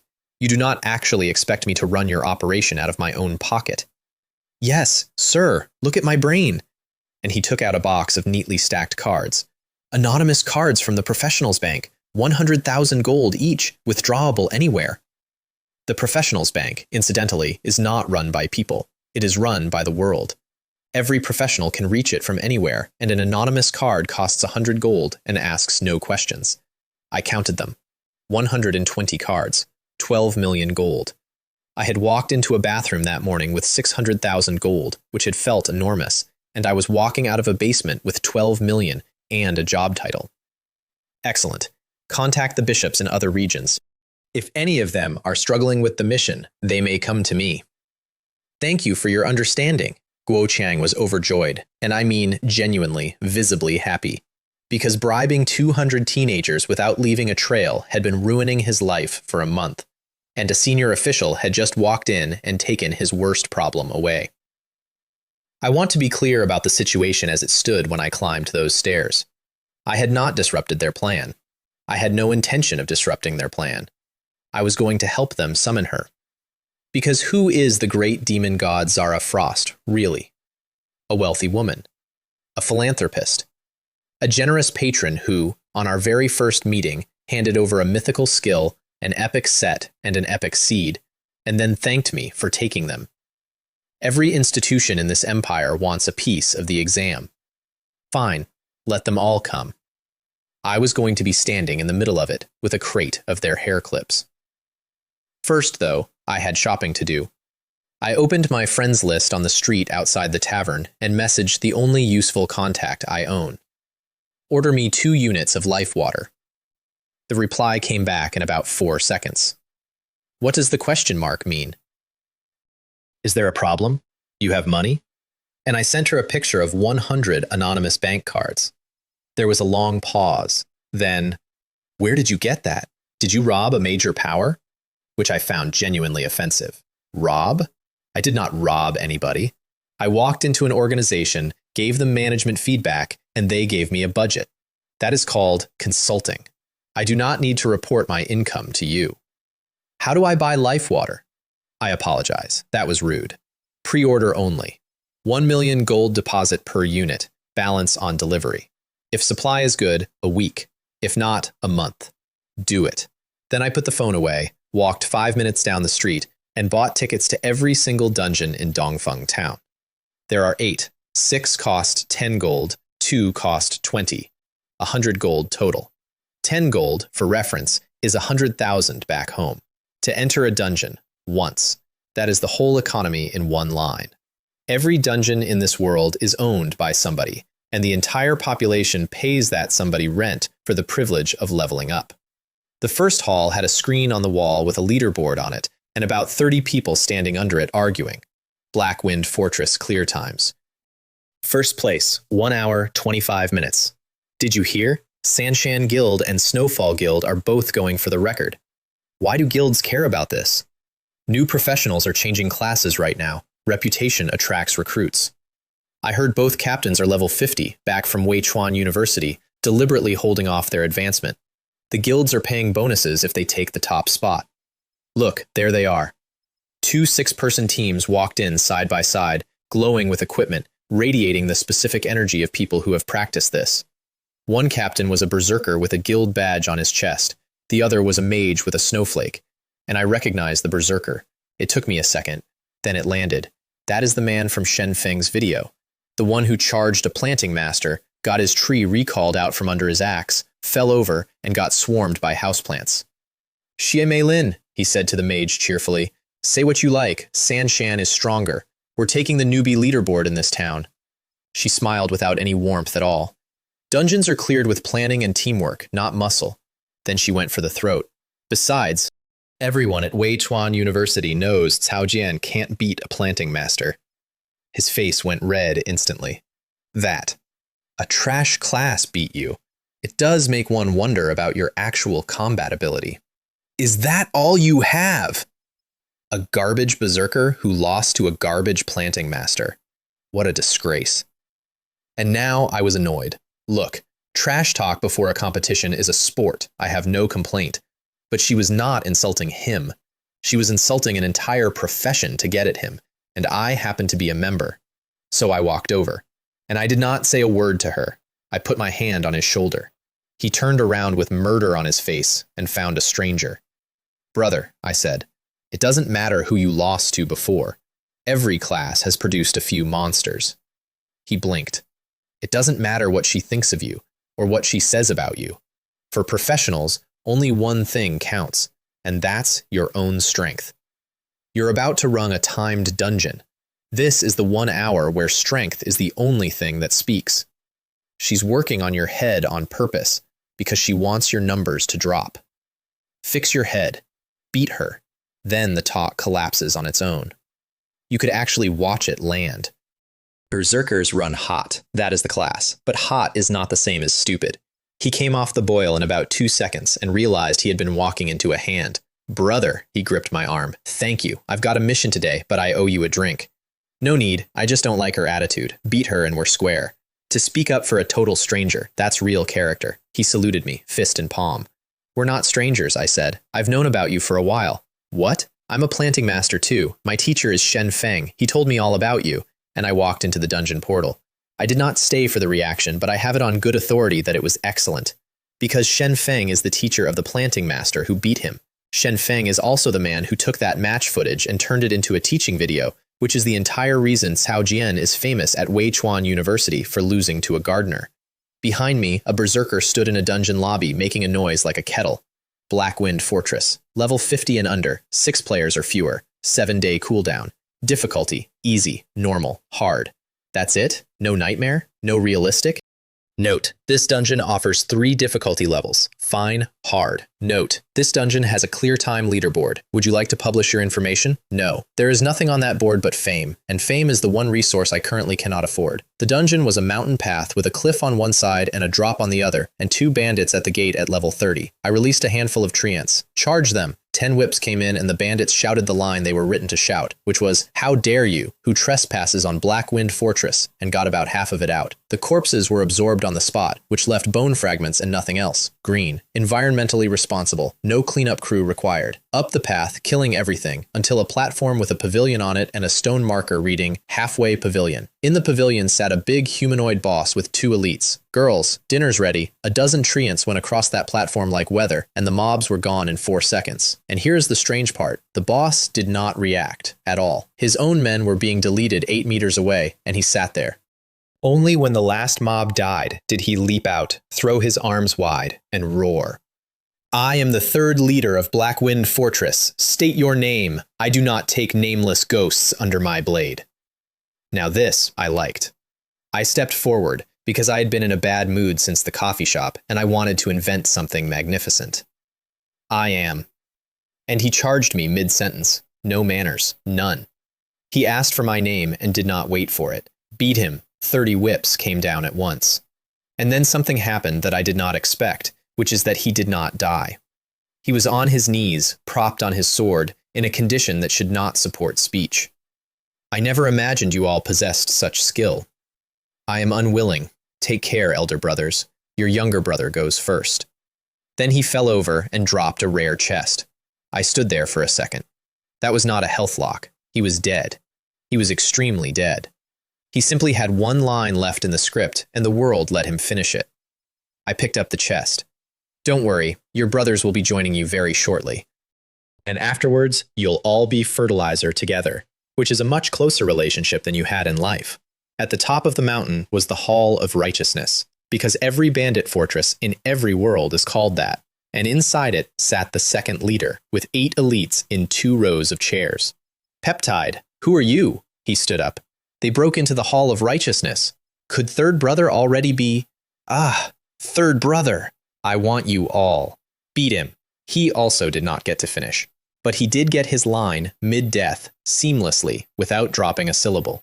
I am not reconciled. Elder brother. It is a family trait. They all have it. There is something in the water at Blackwind Fortress that lets you complete a sentence after your spine leaves. Then, from outside, a howl. No, 2nd brother! And in came a much larger, much angrier bandit with 12 elites behind him. You killed my 2nd brother. You will pay with your lives. He lasted under a second, and he still managed it. I am not reconciled. Dungeon settlement. Difficulty, hard. Completion, 100%. Exploration, 200%. Clear time, 12 minutes and 34 seconds. Overall rating, SSS. Gold plus 100. Experience plus 50,000. Free attribute points plus 5. Skill points plus 1. Epic chest plus 1. 1 skill point. 1. I had gotten 20 for the realistic run in my school. This dungeon does not go above hard, so the ceiling is the ceiling, and I made a note that hard difficulty is charity work. Still, 12 minutes and it saves me time, and time is the resource I am actually short of. I walked out and a very young warrior bounced over to me at the exit. Hey brother, out already? 12 minutes? Did you at least clear the 2 guards at the gate? Cleared the whole thing. Pfft. He turned and pointed at the portal, in the manner of a man about to be helpful. Brother, big talk. You didn't even get the gate guards, did you? Look, no offense, dungeons need an efficient team with real coordination, and you just wasted 10 gold. He turned back around. I was gone. I was already at the next hall handing over my ticket. I do not have time for the version of this conversation where I prove myself to a stranger. It is a boring game, and it takes 11 minutes, and the reward is that a boy I will never meet again thinks well of me. Zombie crisis. Gray sky, burnt-out cars, collapsed towers, a proper apocalypse. Bigger map than Blackwind Fortress, with monsters spread through the shops on both sides of the street. Family, charge! 500 plants went out into a ruined city and dispersed silently in every direction, and I sat down against a wall and held a lily fairy spirit and breathed her in, because I had not sat down in 9 hours, and she smells like a garden after rain. 5 minutes later, the boss died somewhere out of sight, and the dungeon settled. SSS. 1 skill point, 5 attribute points. Next? That was the pattern for the rest of the day. 6 of the 8 only went to hard, 2 went to nightmare. Not one of them lasted longer than it took my plants to walk across the map, which was the actual limiting factor, their legs. And behind me, in the lobbies, a small disaster was unfolding. The Blackwind Fortress board updated while both guild teams were still inside. Everything moved down a slot, and the top line read, 12 minutes and 34 seconds, strategist not disclosed. The lobby went insane. Nobody believed it. It takes 10 minutes just to walk from the entrance to the Hall of Righteousness. Do they think killing takes no time? Then Cao Jian came out, sweaty and glowing, having run the best race of his life, and the entire crowd swarmed him with congratulations. Congratulations to Sanshan Guild. Congratulations, Captain Cao. Such an incredible time. Such a shame you were careless before the run. He was, by all accounts, extremely gracious for about 11 seconds. Cao Ge, how did you do it in 12 minutes and 34? And he and his entire team stopped, because their time was 54 minutes and 12 seconds. They knew that. They had just been told it. Captain, did they say 12? Either we misheard, or everyone did. Then his shield warrior pointed at the screen. I would have liked to see his face. My understanding is that he stood there like a man who had been hit with something heavy and blunt. Everyone, you've misunderstood. That record isn't ours. Don't be modest, Cao Ge. I am not being modest. Our time was 54 minutes. We published. It will show up in a moment, and you can all read it. And a few minutes later it did, in second place, with Snowfall in third at 1 hour and 2 minutes, and the 2 teams walked out of that lobby together in total silence. They had come in as rivals, they left as colleagues in grief. And then they walked into the next hall, Afternoon Rainforest, first place, 4 minutes and 3 seconds. I am told Xie Meilin asked in a very small voice whether they should still compete. We have to, Cao Jian said. Guild mission. Pause. Although, we could still fight for second. Yes, she lit up. It's not my fault a monster showed up. Second is still second. Ha ha ha, now that's more fun. And they went in as a joint venture, which is genuinely the nicest thing that happened to anybody in Dongfeng Town that day. The last dungeon was After the Catastrophe, Nightmare available. Gray dead plain, skeletons and rotting things wandering in all directions, bones as far as you could see. Undead, not the science fiction kind, the gothic kind. And the map was enormous. I patted my left pocket. Nuwa shot out of it like a woman escaping a lift. Master! Please let me fight for you. I'm so sorry, I forgot you were in there. I genuinely had. Tiny Gale can live in a pocket for a week and consider it a spa. Nuwa had been folded in a pocket for a day and a half with a personality like a parade ground. Master, you must not. She was horrified. Your will is supreme. Your decisions are always correct. You cannot apologize to a subordinate. Go up and tell me how big this place is. Yes. She was back in 90 seconds with a survey. Radius roughly 2 kilometers. We were near the edge. The boss was on the far side. 2-kilometer radius, monsters spread thin. Even with 500 plants, that is an afternoon of walking. And the air in there was foul. After a week of living inside a place that breathes life at you, a dead map is genuinely unpleasant. It smells like the inside of a jar. Then it's yours. Fight for me, Nuwa. Clear it. Yes, master. It was the first order she had ever been given, and I have never seen anything so happy.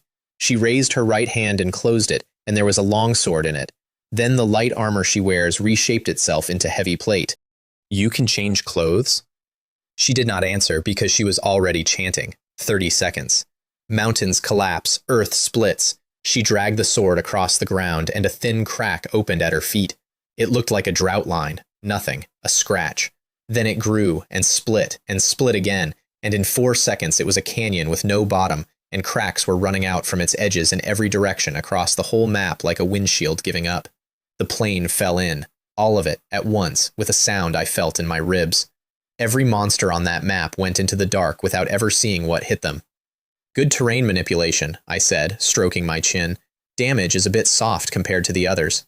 I want that on the record, so that you understand exactly what kind of idiot I am. Because 4 seconds later, the ground said boom, and then a column of magma came up out of the nearest crack, and then out of every crack, all across the map, hundreds of them, kilometers high, until the whole gray world was lit orange from below. The eruption lasted 10 seconds. When it stopped, the dungeon was a lake of lava. The kill notifications came in a solid block that I could not read. Master, I have not failed you. She was radiant. Good. Excellent. Very strong. Settlement. Nightmare. Completion 100%. Exploration 300%. Clear time 1 minute 14 seconds. SSS. 2 skill points, 10 attribute points, legendary chest. Then, immediately after, warning, due to severe damage to the instance, your rest period is cancelled and you are being forcibly teleported. Hey wait, I haven't picked up my... All dropped items are being force added to your inventory. Overflow goes into a temporary bag which expires in 10 minutes. So I got thrown out of a dungeon for breaking it, which I did not know was possible, and spent the next 4 minutes frantically emptying skeleton ribs and rotting cleavers into my tree. The tree, incidentally, ate the necromantic material without the slightest hesitation. I had wondered. It did not care at all. Death is just a flavor. 8 dungeons, 10 skill points, and 50 free attribute points in one afternoon. And that is only because I got SSS in every single one. Ratings fall as party size rises, as clear time rises, and as monsters are left alive. The reward threshold for skill points is S, and elite teams like Cao Jian's, who had just set a genuine record after weeks of practice, cap out around A. They get nothing.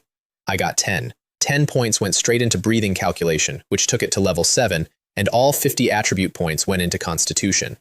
Then I took a taxi to the professional association and collected my first advancement quest. 19 more skill points would max everything I own, and Dongfeng Town resets weekly, so 2 more weeks would do it. But you can hold the quest while you prepare, and I wanted to read it early. The advancement counter was quiet. The clerk was playing a game on her phone with total commitment, and jumped about a foot when I knocked. I want to accept the advancement quest. She put on the professional smile at the speed of a light switch. Of course, sir. Fill in the form. The fee is 1 gold, thank you. The form asks for your details, and honestly, nobody checks. But if you write nonsense and somebody needs to verify your record in 10 years, that becomes your problem. Then she took me into a hall 10 meters high with a pillar of origin in the middle of it and got very serious. Sir, since this is your first advancement, a special reminder. The quest comes in 5 difficulties: easy, normal, hard, nightmare, hell. Higher difficulty, greater rewards. But if you fail 3 times, you lose the opportunity to change class, permanently. Please choose according to your actual situation. Understood. Is difficulty a problem? The only way I fail an advancement quest is if the plot kills me. It would have to be the kind of thing a screenwriter with no imagination invents. And even then, I have a supreme grade card that spends a god to keep me breathing. I put my palm on the pillar. The pillar of origin has detected level 50. Accept the advancement quest? Yes. Select difficulty. Hell. Note, hard and below may be attempted 3 times, nightmare twice, hell may be attempted once. Failure ends your advancement permanently. Confirm? Interesting. The clerk had not mentioned that part. Confirm. Generating. First tier advancement quest. Difficulty, hell. Objective, become the champion of this year's college entrance examination of the Tanglong Empire. Note, this quest does not exclude interference, including behind-the-scenes manipulation, being targeted, or being temporarily unable to participate in the examination. If you do not finish first, or if you tie for first with anyone, the quest is failed. I read it twice. Then I laughed out loud in an empty hall alone, which is not a good look. Hell difficulty. Well earned. 200,000 candidates across an empire, and my quest is not be strong, or survive, or kill a thing. My quest is beat all of them, including the ones with families that own provinces. And if somebody cheats me out of first place, that is also my problem. It does not even guarantee I get to sit the exam. And also, the exam was 3 weeks away, which meant my advancement quest was a thing I was going to do anyway. I walked out onto the street and bought 4 extremely thick grilled sausages from a stall because I had promised a certain very small shopkeeper a hot dog, and I do not go back on my word. Jubao Pavilion was strange that day. Wei Qing was not at her counter. I wandered the display cases for half an hour before asking a staff member to fetch the manager. Do you have an appointment, sir? No.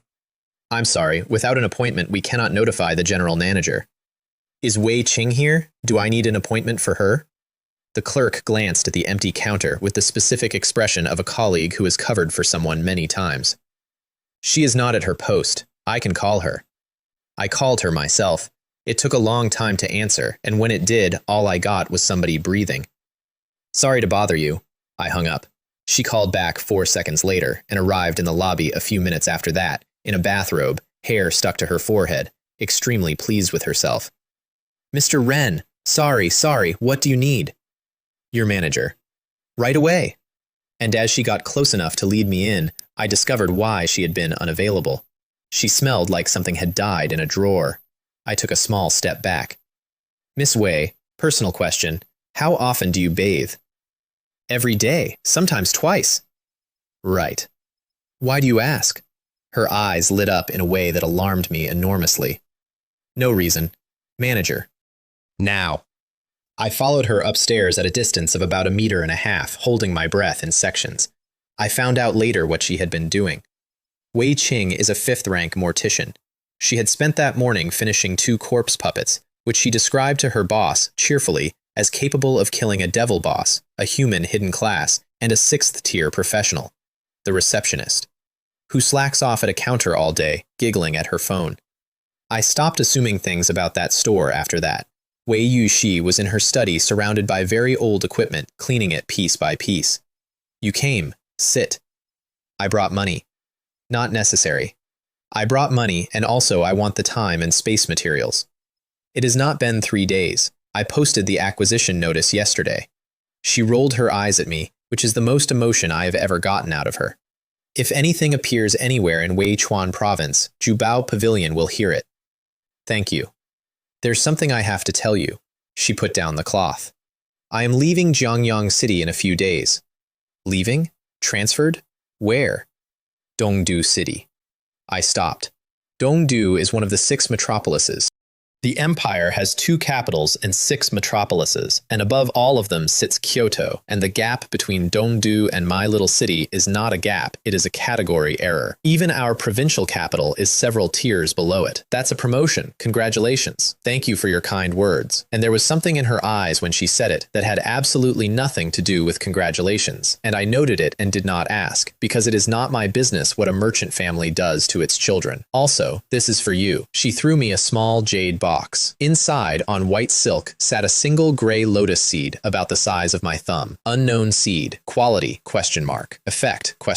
Note, its origin cannot be verified, but you may attempt to grow it, although nobody ever has. What is this? It came out of a very high-level realistic dungeon as a side reward. Our best appraisers cannot identify it. Our cultivators have tried everything and cannot make it sprout, so you're giving me a rock. Take it or leave it. Since you insist so warmly, I accept. Free is free.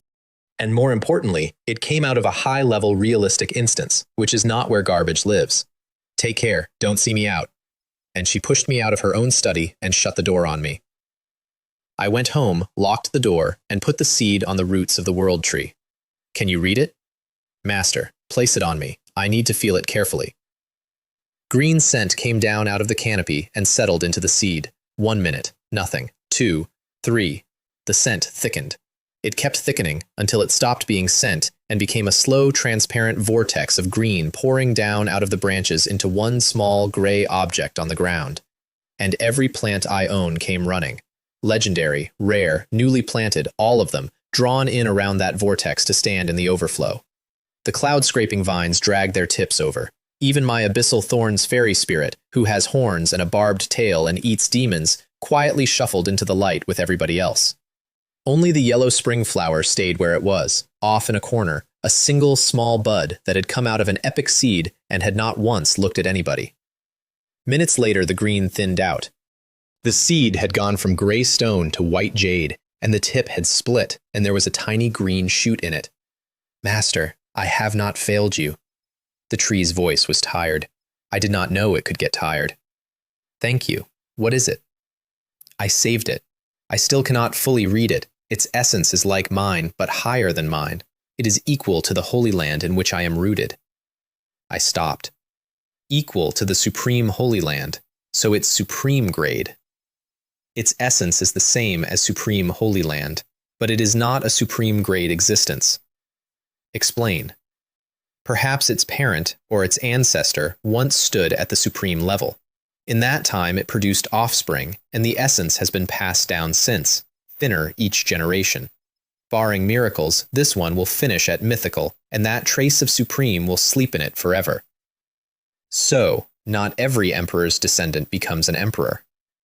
Yes, Master. Can the trace be woken? Perhaps the power of the Holy Land could. The power that raised me from an ordinary seed to supreme grade and bound my fate to my masters. Then it's my next natal plant. Master, choose carefully. Why? Because my guess may be wrong. One sublimation may not be enough to fully wake it. Ah, so it might be a bottomless hole, and I get exactly 1 natal plant per advancement, which means I could dump the single most valuable slot in my entire class into it, repeatedly, forever, and never find the bottom. My enthusiasm cooled considerably. Then what should I choose? Not the thorn spirit, or the lily, or the gluttonous. Choose the one with the higher essence. A pause. The other shore flower. What you call yellow spring. Its essence is close to supreme, and its power is very particular and very useful. I walked over to the corner and crouched down in front of a 20-centimeter sprout that had been ignoring the entire family since it arrived. You, I said, you've got a background. It swayed once. I would like to state that it was pleased, and that I did not know at the time how much trouble that little flower was going to be worth. Then I put the lotus in the ground next to the tree, put on my new demon jewelry, and called everybody to the edge of the Holy Land. Girls, we're having a guest. Give him the warmest possible welcome and make sure he never leaves. 500 plants and 3 original elves formed a ring. I put 10,000 gold and 1,000 crystals in the middle of it. Demon descent. The money vanished and a scarlet portal opened, and out of it came a long, red, fleshy thing that took me a second to identify as a nose. It sniffed. Then it sniffed harder, the way a starving man smells bread, and an enormous demon hauled itself out into my garden with its eyes shut and an expression of total ecstasy on a face that had been assembled by a committee. Ah, what is this? What a wonderful breath of life. So much vitality, every hope and every beauty in the world gathered in one place. No sulfur in the air, flowers sweeter than a succubus. Great abyss will, I love this world. Then it got worse. I love it so much, I want to tear it apart. That beautiful moment when the blood goes everywhere, I can't wait. It threw its arms wide and its head back. Run, my prey, let me enjoy the chase. I will count to 3 and then choose my first. 1, 3. Its eyes snapped open. Haha, you didn't expect. And it stopped. Because it was looking at a wall of several hundred beautiful, expressionless, absolutely silent women standing shoulder to shoulder in a circle around it. At the front of them was something that looked like a succubus and carried the abyss magic power of an abyss lord. Above them, 3 doll-sized figures floated in the air with auras it described later as deep as an abyss and as heavy as a mountain. And behind all of it, filling the sky, was a tree that had grown in a direction it did not recognize, which shifted slightly and put out a pressure that felt like Abyss Will personally attending and made its legs stop working. The tear demon swallowed. Thank you all for watching my performance. No charge. If you enjoyed it, I can do another one. I want you to understand that I bought this creature. It cost me 10,000 gold and 1,000 crystals, and it arrived with material. Tear demon, level 100, normal boss. It spotted me, correctly identified me as the person responsible, and correctly concluded that a human who summons a demon needs something from it. Then it went down on its knees and slid toward me, which is a thing I did not know demons did, and got about a meter before 30 vines caught it and hoisted it into the air. My lord, you summoned me. You cannot abandon me. Name it. Fire and water. It is my honor to serve. I liked you better defiant. My lord, I do need something. Speak. Give me some magic power. It stopped mid-grovel. Replenish. Magic power. I could see it working.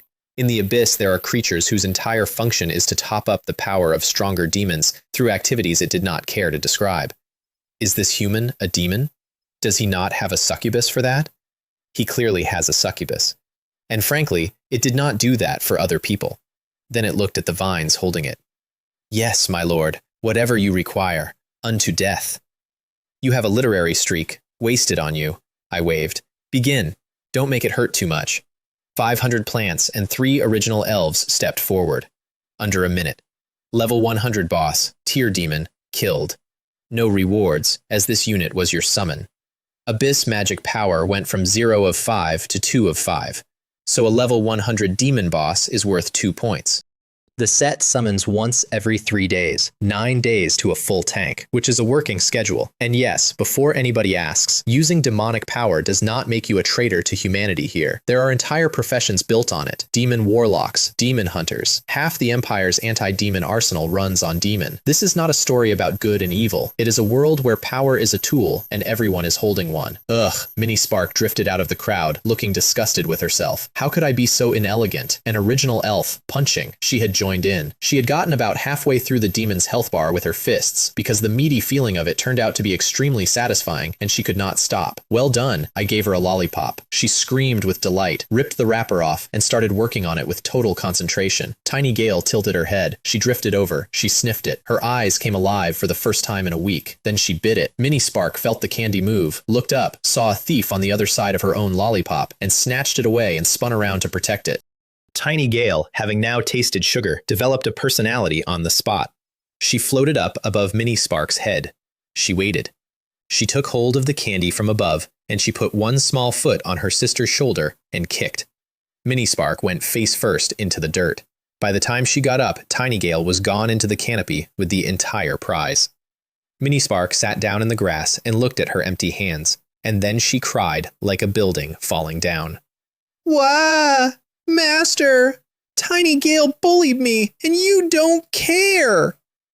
I was, at that point, on the ground, unable to speak, because a girl who spends every waking hour treating her sister as a toy had just been robbed in broad daylight by that same toy, and there is no justice in this world more perfect than that.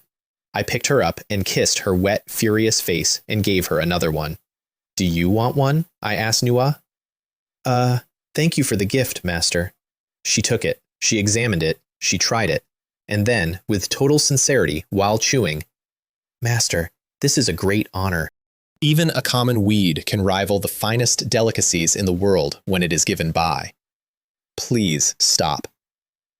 3 days later, the tree dropped a fruit that was completely transparent and weighed nothing at all. It did not sit in my hand, it floated above it. It split open, and nothing came out. No elf. And the shell was gone too. I stood there staring at my empty hands. Primordial darkness, said the world tree in the tone of a mother in a supermarket. Do not mock your master. Come out. A laugh from nowhere. An outline appeared in the air, transparent, and then somebody colored it in from the edges, and there was a small girl in a black gauze dress grinning at me. Master. You are Shadow Sprite. Primordial Dark Elf. 5,500 everything, 11,000 spirit, 4 forbidden spells including Silent Dark Domain and Eternal Exile. And her power is not darkness the way I understood darkness. She is not the opposite of light. She is the side of the world that exists and cannot be seen. She can go somewhere that is not anywhere and come back. 3 days after that, the water spirit arrived. Ice blue hair to the waist, a gentle smile, the warm and reliable presence of an older sister. Her 4 forbidden spells are Frozen Domain, Cataclysmic Torrent, Scorched Earth, and Dissolve All Things. In my head, water is healing and support and control. This one came out of the tree loaded exclusively for murder. I named her Aqua Nymph, and she thanked me sweetly, and I have watched her since, and I stand by my assessment. That was my family, 9 days after I changed class. Fire, wind, earth, dark, water. 5 of them, all mythical. 19 forbidden spells between them, and on the same schedule, every 3 days, I summoned another demon and fed it to the garden, and turned another thorn spirit into an abyssal one. Which was the state of things when Jie Qiang kicked my door in. I had been inside my own head for 7 days straight, eating in there, sleeping in there. My phone had died on day 2 and nobody could reach me, which for a professional is normal, since you cannot be contacted from inside a dungeon either. Holy, you're alive! He hit my shoulder hard enough to bruise. Where have you been? You're not in the dorm. Your phone is dead. I thought you'd... He did not finish the sentence. Out killing things. Phone died. What level are you? Leveled up yesterday. 8. I stopped. 8? It's been 2 weeks. Anybody with a fixed party is past 10. What happened to your team? And something went across his face and put itself away. Temporary teammates. They disbanded. I've been leveling alone. You, a shield warrior, alone. Understand what that means. A tank has no damage. That is the design. A shield warrior alone in a monster field spends 4 minutes not dying to a wolf and then hits it until one of them gets bored. It's not that I can't find a party. I don't want one. He flipped his hair, which he cannot do, and struck a pose. I've realized something. Cattle and sheep move in herds. Wild beasts walk alone. Xie Chang. After 2 weeks of solo practice, my skills are, if not unmatched, extremely proficient. Xie Chang. The dungeon's just reset. Come with me. I'll show you what I can do. He was grinning at me. We said we'd team up. Those idiots ruined it. From now on, it's 2 wild beasts and nobody else, all right? And I did not say anything for a second. Because I know exactly what he did. He left a functioning party. He gave up 2 weeks of the single most important month of his life, the month that decides which university takes you, and therefore what your entire adult existence looks like, and he spent it grinding alone at a terrible rate. He did that so that he would have solo skills, so that when the dungeons opened, he could take me, and I would not have to sit at a table with 5 people negotiating whether I was allowed to exist. He is not clever. He is not subtle. He fell 4 levels behind everyone he knows on purpose, for a friend who never asked. I spent 12 years in an office in my last life. I met a great many people. I had genuinely come to believe that the guy who ruins his own prospects for his friend was a character type invented by novelists to move plots along. All right, I said, 2 wild beasts. Let's go run some dungeons. At the school plaza, the teacher checked our names and our faces. You've used your free entries. 1 gold each per dungeon now. Which one? Apocalyptic Survival, said Xie Qiang. 1 of each, I said, and handed over 6 gold. 6? 3 dungeons? For the 2 of us? You said you were a wild beast. I said a lot of things. Village Defense. I selected difficulty before he could get near the panel. Realistic was gone. I closed it forever when I perfect cleared it, which is a genuinely funny thing to have done to my own school. Nightmare. Wait. Jie Chang's voice went up 2 octaves. What did you just say? Nightmare? What's the point of low difficulty? Nightmare is not for people like us. A level 50 professional would struggle. He was nearly in tears. He also could not leave, because leaving and dying are the same outcome. So he put on the quest gear and followed me up onto the wall of Pioneer Village with the face of a condemned man. The horn went. The mist started producing the elderly and infirm. Old Ren, look how weak they are. Should we rush out and grab loot? Even if we fail later, at least we'd get something. Fail? I released 300 epic plants. I had planted 4,500 seeds a week earlier. All of them had matured. All of them were epic. Xie Chang made a sound. Girls. Dinner's ready. They went off the wall in a wave, crossed 400 meters in a couple of seconds, and the entire first wave stopped existing. Then, instead of coming back, they walked to the mist and plugged it. What is... The experience notification started and did not stop, and Xie Chang stood on a dirt wall with his shield in his hand and no idea what to do with any of it. Old Ren, those girls, are those your plants? Yes.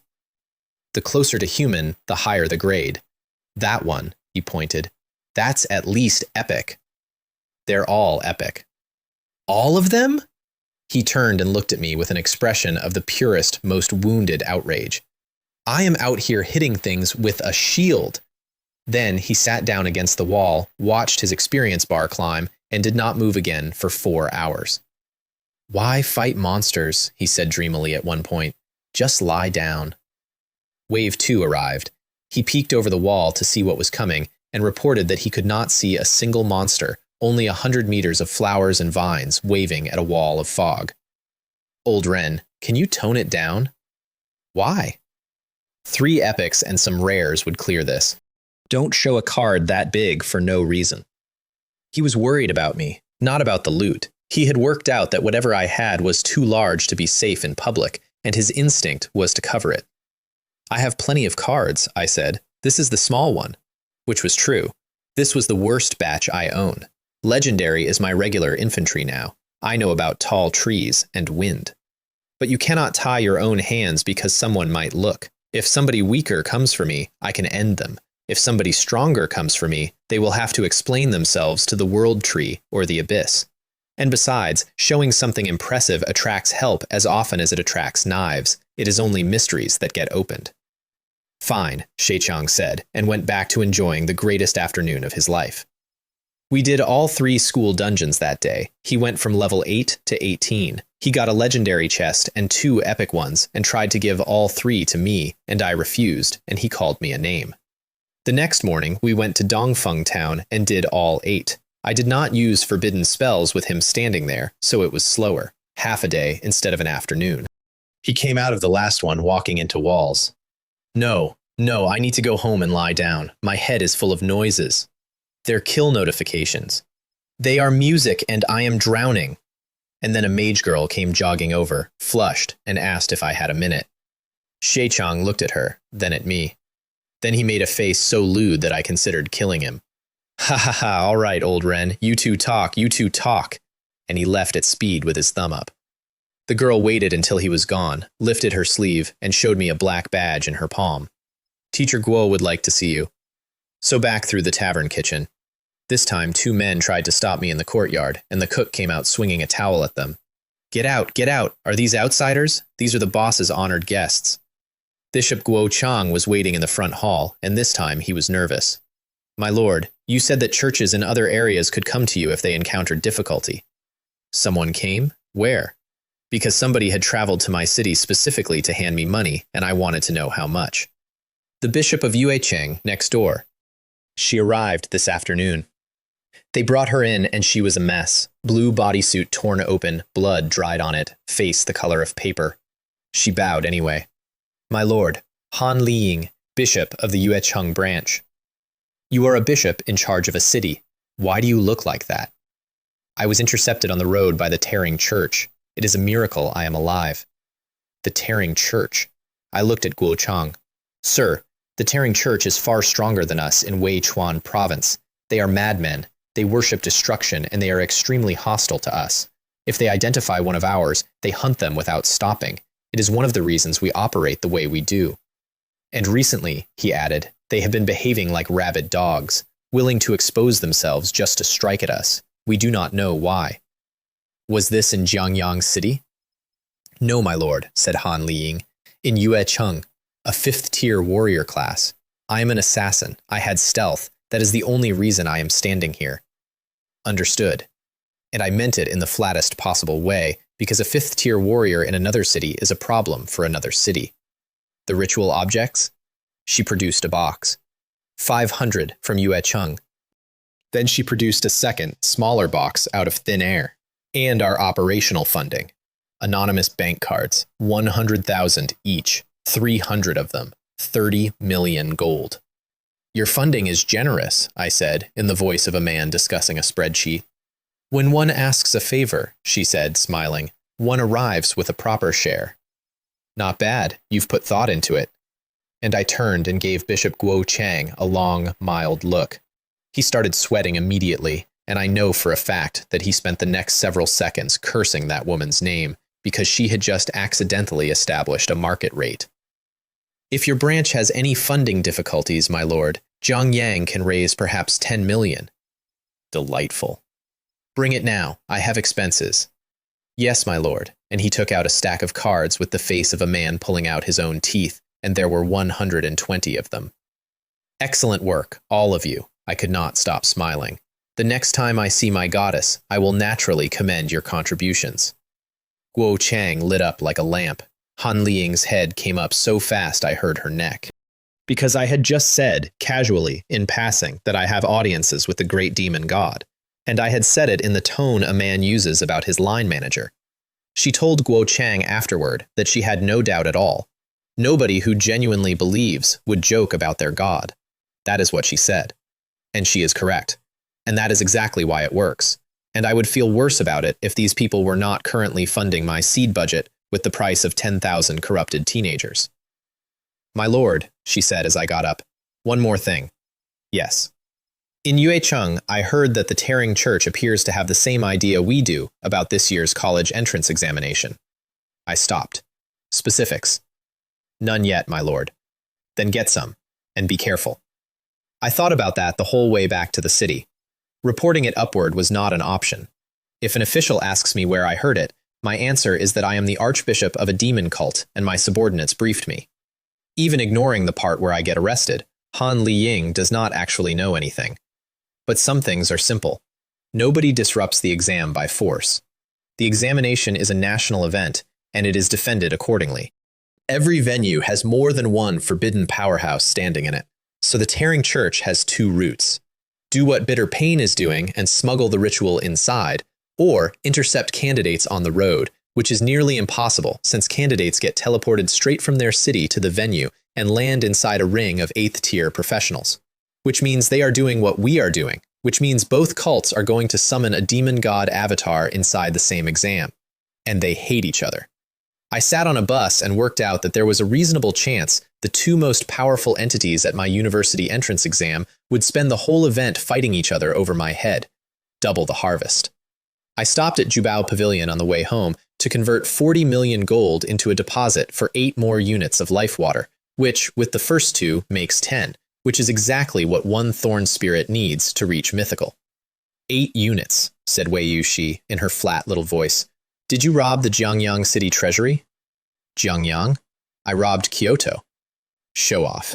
If you're that capable, why do you buy things from me? If I were that capable, I would have bought this store and made you work for free. I also left her a fish tank with an extremely large koi in it, which is a story I will not be explaining, and she threw me out of her study. That night, back home, I nearly lost a daughter. I had taken Shadow Sprite and Aqua Nymph outside for the first time. Neither had ever seen the world, and it seemed unkind. Shadow Sprite stepped out into a city street and lit up. Wow, what a huge world! Then she looked at something I could not see, and the other side of it, all that endless darkness. Master, may I go and look at the other side of this world? Sure, don't get lost, because I do not say no to them as a rule, and because I had no idea what she was talking about. Master, you're so good to me. She kissed my cheek and vanished. 1 second later, there was a small sound like a snapped twig, and she was lying on the pavement covered in wounds with almost nothing left in her. I got her into the Holy Land in less time than it takes to describe. The tree was already reaching for her. It took several minutes of green light to bring her back.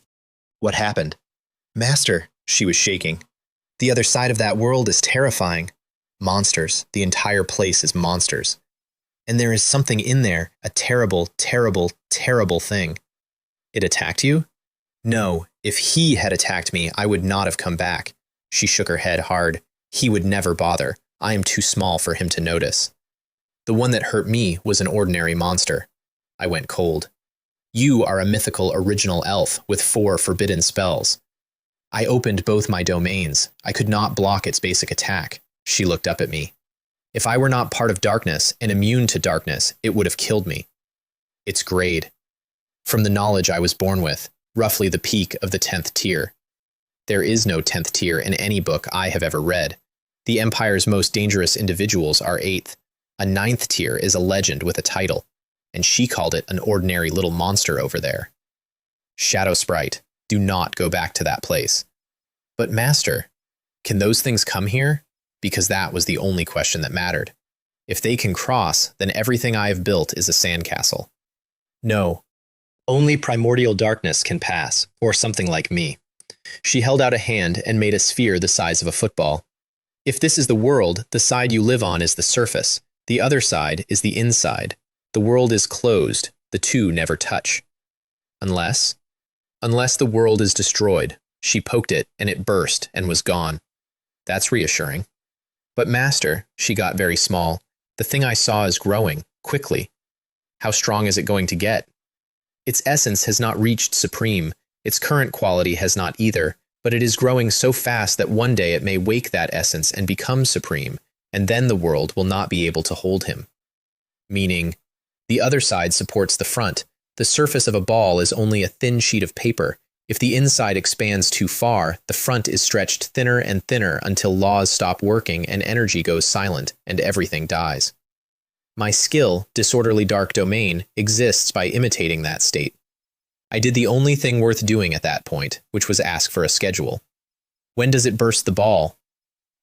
She counted on her fingers. Many years? How many is many? 10? 100? 1,000? Oh no, nothing that fast. She looked relieved to be able to reassure me. At the current rate, barring accidents, over 1 billion. 1 billion. Please continue, I told the universe. Develop your business. Take your time. I put her on the tree and went to bed.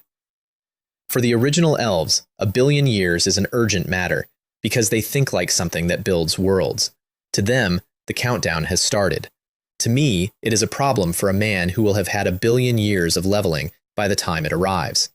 The next morning, Mei Zhao started sending me messages. Are you there? Where are you? Why don't you answer your phone? What is it? Then, instantly, because she had clearly been sitting on the list watching, want to run dungeons? No need, I did them all. Everything is on cooldown. Already? School and Dongfeng Town? Yes. There was a pause. My family has 2 private dungeons. Interested? I looked at that for a second. Can I even enter your family's dungeon? Conditions? You have to bring me. You can't solo it. Where? I'll come now. Because that is the thing about people with backing. It is not that they are stronger. It is that the world has more doors in it if your family owns the doors. The Mei family holds 2 private dungeons and can trade entry slots with other factions for more, which means their juniors do 4 times the volume of a normal candidate in the same month. And some kids in this city cannot afford a 10 gold ticket and grind rabbits in a field for the rest of the month, and that is simply how it is. Her car came to the school gate and drove into a walled estate that has to cover 2 square kilometers inside a modern city, which tells you everything about what the Mei family is. The dungeon portal sat in its own hall, separate from every other building. We were walking in when 6 people walked out and stopped in front of us. Wait, the one in front had a bow. What? Said Mei Zhao in a voice like a closing door. This person, he pointed at me. He isn't Mei family. Mei Zhao, how dare you? Who gave you the authority to bring outsiders in to burn our resources? I frowned. I do not enjoy being pointed at. I did not get to say anything because she had already moved. Who gave me the authority? Her hand went to the hilt.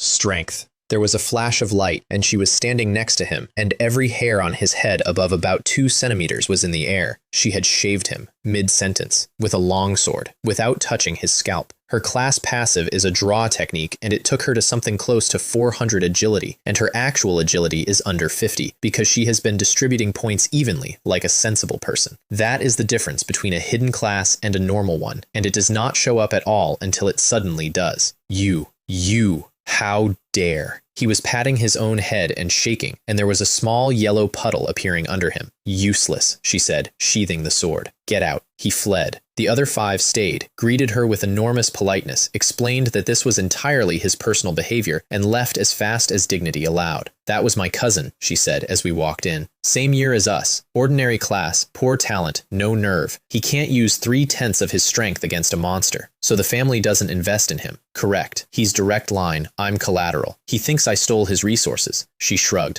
He picks fights and folds instantly. And they call you Miss. Because I have a hidden class, and I will be the highest achiever this family produces in 3 generations. Impressive, much better than me. Which is true, her family will be riding her name for a century. My family, going back 18 generations, does not contain a single person who could protect me from a bad landlord. You, she said, rolling her eyes, are doing fine. Underground mine, level 50 and under, 6 or fewer, 7-day cooldown. I told you the monster data in the car, she said. What difficulty can we manage? I can solo normal if you give me time. With you along, hard should be fine. Nightmare. I selected it before she finished her sentence. Am I seeing things? Relax. Do you understand the scaling? She was actually alarmed. If normal is 1, hard is 3, and nightmare is 10. Confirmed. I'm a professional. The dungeon was a mine shaft with torches, one long tunnel going down, squeaking in the dark. So how do you want to fight this? Just hit whatever. I released a few dozen plants, thorn spirits in front, and they went down the tunnel and out of sight. The notification started about 4 seconds later. Mei Zhao did not move for a while. Then she followed the corridor of drops, picking things up, and got quieter and quieter. Wait, where are the corpses? Fertilizer. What? There's some left over. I pointed at a dark corner where a few crushed bone fragments were sitting. Your plants ate them? Ate is a very harsh word. It's called becoming spring mud to nourish the flowers. That is not. They'd have despawned anyway when we leave. Waste not. She laughed in spite of herself, which she did not want to do, and then she got quiet again because we had caught up with the front line, and she got to watch a thorn vine treant take a monster apart and absorb it completely in about 9 seconds. She spent the rest of that tunnel walking slightly behind me. At the bottom of the mine was a cavern several acres across with a boss in it. Caveman Chieftain, level 45. Careful, this is an agility boss. And it gets a terrain bonus in caves, and at half health it goes berserk, and its stats jump. So have your plants use the vines to slow it first, and then... 30 whips came down. What did you say? Nothing, she said. Nothing at all. Then the wall at the back of the cavern exploded. A black spider 6 meters long came through the crack, then 4 more at 2 meters, then a tide of half-meter spiders, 500 of them at least, filling the entire cavern floor. Crypt Spider Queen, level 50 boss, guards at level 50 elite. Is this your dungeon or isn't it? I don't know what that is, she was genuinely shocked. Maybe a hidden mechanism triggered. Dungeons have them, like the open world does. Clear speed, boss kill time, that kind of thing. My family has run this instance for years and never once seen it. Ah, which explains something. Because in Blackwind Fortress, the enormous bandit who came screaming in after his brothers, 12 elites behind him, and died in under a second, everyone else has to kill the second leader in under a minute to make him spawn, which nobody below level 50 can do. I have been meeting hidden bosses for 2 weeks and cheerfully filing them as ordinary content. Should we fall back into the tunnel and fight them at the choke point? No need. Watch. I pulled her back a few steps and gave the order. A whip came down on the small spider, and it burst like a water balloon.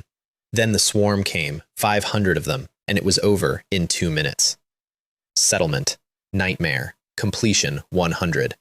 Exploration 300. Time 16 minutes and 5 seconds.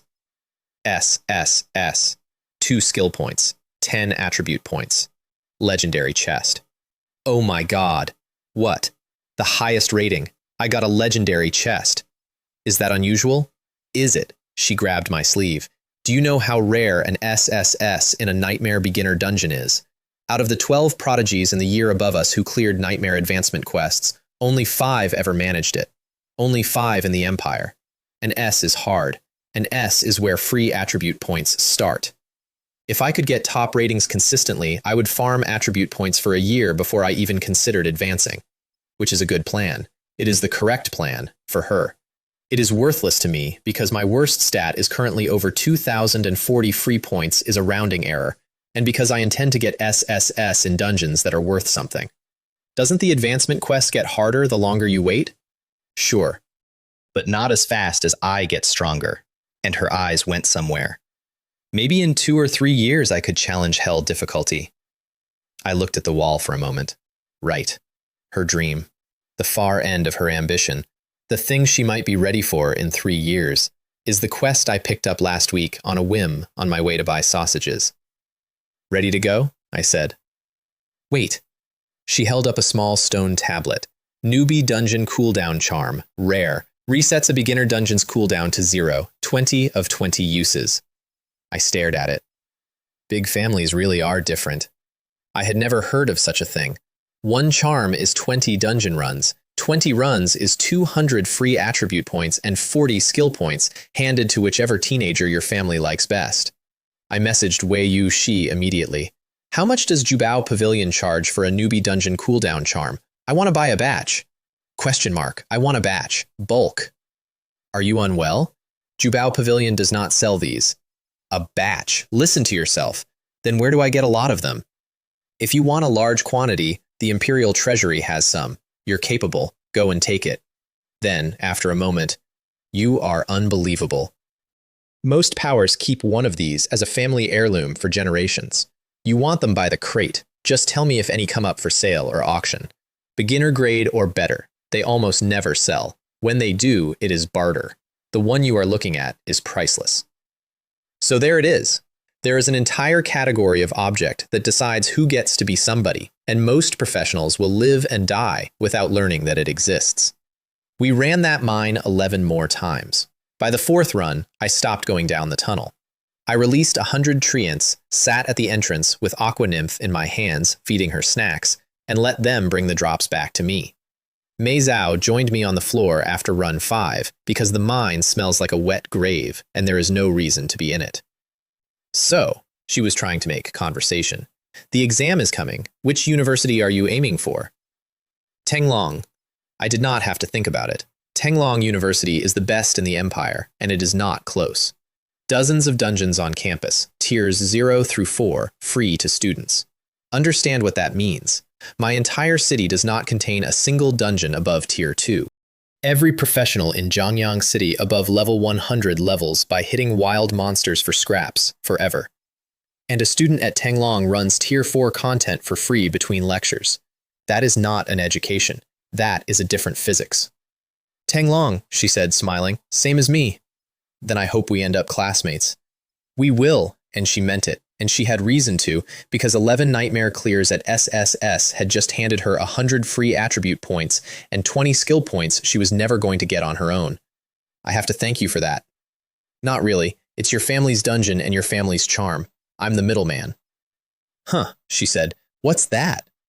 She had spotted Aqua Nymph in my hands, and her entire face changed, and she reached out. What an adorable. She stopped her hand in midair because she had not asked. Can I touch her? And Aqua Nymph's gentle expression went off like a light switch. Remove your filthy hand, you vile creature. Oh my God, it's alive. Are you blind, beast? Or is your brain so dull it cannot distinguish the living from the dead? I said. Aggressive, as expected from the one who came out of the tree with 4 attack spells and a smile. I'm sorry, said Mei Zhao to a creature the size of a spoon that had just called her a beast. This is Aqua Nymph. She doesn't like being approached. Plant life? Yes, amazing. And she accepted it because by that point, everything I owned was legendary as far as she knew, and a talking pet was simply more of the same. She had no reason to think the doll in my hand could put an ocean where this hill is. We used up all 20 charges. Then we did the second Mei family dungeon. Then she made a phone call, and then another one. And it turned out the Mei family trades dungeon slots with half the factions in the city. We spent the next several days clearing nearly 20 private beginner dungeons across Jiangyang City. 20. In a city where the public options number 8. And our names went onto the leaderboard of almost every one of them, because most factions keep boards for their juniors, and I had stopped hiding my name when it was her family's dungeon and her family's rules. Which is when the phones started ringing. Not mine, Mei Wuji's. He got invitations to a 100-day celebration for a company chairman's grandson, to a guild leader's son taking a second wife, to a fourth-tier life professionals promotion party. Every single one of them wanted to ask, casually, over drinks, about the boy on the leaderboards, because my information was sealed. All anyone could dig up was that my parents were dead, I had a sister, and I owned an apartment, which made no sense at all next to Nightmare Clear Times. And since we entered under her name, every faction in the city had quietly concluded that I was Mei family. Mei Wuji, who is the president of the professional association and who has spent 40 years being the one who digs under other people's walls, played every single one of them like an instrument and told them nothing. I found out about all of it much later. At the time, I simply noticed that nobody was bothering me and did not think about why. The last thing that happened before the exam was that the tree dropped a light. I felt it coming for a day. Then the fruit fell and the Holy Land had a small sun in it. The light came apart and became a plain dress, and inside the dress was a girl kneeling in my palm with the bearing of somebody's ancestor. She stood, lifted the hem of her skirt, put one foot back, and curtsied. The primordial light offers its blessing. Greetings, my master. I thought about it for a long time. You are the primordial light elf, so you will be called Little Light. Her eyelids twitched. Her serene, gracious smile froze for about a second and a half. Then she smiled harder to cover it. Thank you for bestowing this name upon me, master. Fine, yes, I know. 5 out of 6 of them are called Little Something. I got exactly one good name out of myself, and I used it on the Earth Spirit by accident. I gave her an orange candy, and she was thrilled, which put her second on the list of people pleased with their names, out of 6. Primordial Light Elf. 4 forbidden spells, and one of them is called Light of Despair, the End, which I have not tested and will not be testing near a population center. Then I sat down and spent everything, every skill point and every attribute point from 20-something dungeon clears, all at once. Accelerated Growth, level 10. Plant Enhancement, level 10. All plant stats plus 100% for 100 seconds. Breathing Calculation, level 10. All attributes plus 2,000. Vitality plus 100.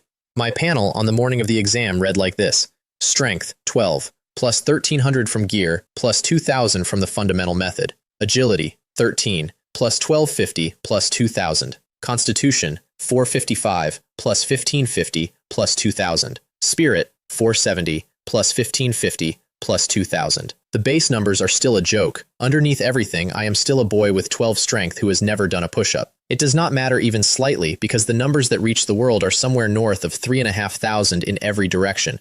And I own a mythical skill, a supreme grade skill, 6 original elves and an army. 23 days after a schoolyard laughed at me. Being top of the exam, I said out loud to nobody in a garden, should not be difficult. I want that line preserved exactly because of what happened next. 8 in the morning, my school playground, and every new professional from all 4 high schools in Zhangyang City packed into it. 4 principals sat in a row on the platform at the front, beaming at the crowd like men at a wedding, and quietly scanning everybody's level with detection spells, because that is what principals do. I have the whole conversation secondhand, and it is my favorite thing that happened that month. Principal Long, number 1 high school has really made a name for itself, highest proportion of combat classes and a hidden class. A great teacher produces outstanding students. You flatter me. Luck. Nothing to do with this old man. Then the principal of number 4 pointed at a knot of students. Those are our best. Take a look and tell me what you think. Wang Jinming, strong archer, mutant, level 21. Cheng Hua, mage, level 20. Jai Zhongshu, swordsman, mutant, level 22. Excellent. All of them will make the second round.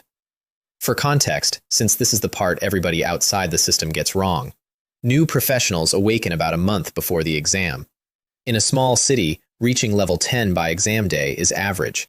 Level 20 gets you into the top 1,000 of the province and into the second round. Levels 25 to 30 is provincial champion territory. That is the entire scale. 25 is a monster. 30 is a legend in a small city. Ho, our number 2 students are here. Mu Ziming, ancient warrior, level 22. Ren Chaoyun, martial arts cultivator, mutant, level 29. 29? A mutant at 29? That's provincial champion range. You've been hiding him. You absolutely have to buy dinner tonight. Nothing to do with me. The student worked hard. And then a commotion started at the gate and everyone turned. 3 people walked in. In front was a shield warrior with a platinum shield, gear glowing blue and purple with orange trim, striding along like a man who owns the sky. Whose kid is that? Look at his equipment. Nouveau riche. Who comes to school with visual effects on? Behind him, walking together, a boy and a girl with nothing flashy on at all. Isn't that Mei Zhao? Forget school beauty. She's the rookie king of Jiangyang City now. What rookie king? She's a hidden class, sure, but we're all beginners. How much stronger can she be? Have you been living in a field? She and her captain cleared almost every newbie dungeon in this city in a week. Nightmare difficulty. Faster than you can clear one. 1 minute nightmare clears? I refuse to believe that. Up on the platform, the principal of number 2 was frowning at Jie Chang. Old Long, that shield warrior is yours too, isn't he? He looks good, but there's something. Something punchable, said the principal of number 3. That's it. That's exactly it. With that gear, he must be, what? The old man from number 4 cast a detection spell. Jie Chang, shield warrior, level 34. There was a silence. 34? Level 34 in a small city before the exam. That is a number from the provincial capital. That is a number that gets you scouted. Principal Long, who is that? There has never been a shield warrior like that in this city. I'm afraid I'm not entirely sure, said Jie Mingkun, and he was not lying, because the last time he had thought about Jie Chang was the day he handed him a class. Level 45? Am I seeing things? That was Mei Zhao. That's the Mei girl. She and a new professional called Ren Xiang have owned the city leaderboards all week. 45? She really is worth the reputation. And then Xie Mingkun, who had been enjoying himself enormously, cast a detection spell on me out of habit. Ren Xiang, planting master, mutant, level 50, job unchanged. I am told his eyes very nearly left his head. 50? Because 50 is the ceiling. 50 is the maximum a human being can be before the first advancement. There is no 51. He knew more about me than anybody on that platform. He knew about the epic plant. He knew what Shenfeng had said. None of that explains 50, because logically, I have fewer resources than Mei Zhao, and if we ran every single dungeon together, I still cannot end up 5 levels above her. 50, said the principal of number 4, and had to be helped back into his chair. And then the 3 of them turned on my principal like wolves. So that's the super genius Mei Wuji has been sitting on. No wonder he's been so secretive. He was terrified somebody would poach him. How long since this city produced a maximum level candidate? Genius? That's not genius. In the whole empire, there are a handful of maximum level candidates a year. Kyoto struggles to produce 1. Old Long, weren't you talking about this boy at dinners last year, saying he was your prize student? How? How does a man like you end up with a student like that? 30 years I've been a principal. 30. Never once a hidden class. Never once a maximum level candidate. And this dog gets both in 1 year. Nobody praised his teaching this time. They have worked together for decades, and they know exactly what each of them is worth. A planting master hitting 50 before the exam has nothing to do with anybody's pedagogy. You could tie a dog to that principal's chair, and it would not have changed a thing. But my name was going to be spoken in this province for a long time, and every single time it was, his name was going to be attached to it, and every one of those men knew it and hated him for it, sincerely, with love. Ha ha ha, said Xie Mingkun. If you all simply take your students seriously, I'm sure your chance will come. He was, I am told, so happy he could barely sit up straight. At 10, the gates closed. The exam is not held in Jiangyang City.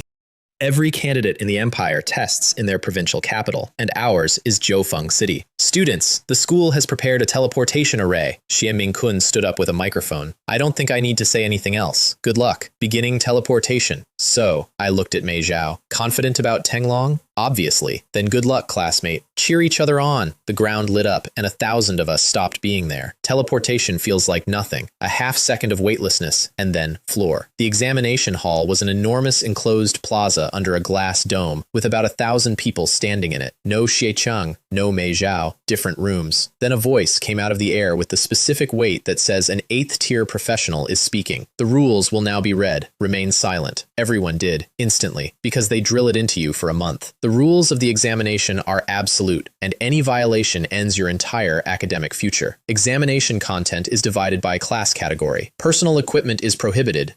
Standard equipment will be issued by class. This examination is conducted inside a special instance. All consumables are prohibited. Candidate inventories will be sealed. No spatial equipment may be brought into the examination.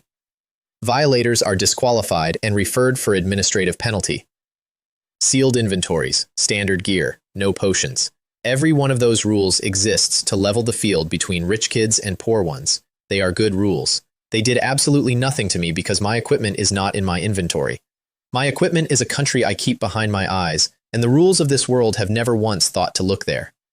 Everybody filed into a hall to swap into issued gear and hand over their belongings. I had already put everything I owned somewhere nobody can reach. Dungeon portal active. The examination begins. Inside, the world was flat open ground to the horizon. Your inventory has been disabled by dungeon features. Attention candidates, the first stage begins. Content: 1 level 10 Goblin Warrior. 5, 4, 3, 2, 1. A goblin appeared 10 meters away with a rusty sword and charged me. I walked over and kicked it. It came apart into pieces and vanished. I did not even summon anything. My strength stat is nominally 12, and the legendary fundamental method alone adds 2,000 to everything, and the standard issue exam gear adds another 50 on top for good measure. First test complete, 12 seconds. Rating, good. You have 10 minutes to rest, or you may begin the next test immediately. 10 minutes of rest. After a goblin. That is an extremely humane exam, and also an enormous waste of my afternoon. Next, second stage. 5 level 10 Goblin Warriors. I summoned one man-eating flower fairy and told her to handle it. She was delighted. 5 stems came out of her back, and 5 enormous flowers bloomed and closed, and the goblins were gone before they finished standing up. And then she looked confused. She opened one of her own flowers and peered inside. Empty. She looked at me with an expression of total betrayal, which is when I worked out something useful. The monsters in these levels are not real. They leave no corpse and generate no kill notification. They are physical illusions, data with weight, which the exam can produce infinitely and precisely. I patted her head. There is no way to explain the concept of a simulation to a plant. Third stage, 2 level 15 wolves. This is where an actual exam begins, incidentally. A level 15 wolf has around 40 in its stats, and a level 11 candidate in standard gear will take real damage from 2 of them, and a candidate with poor combat instincts is finished right here.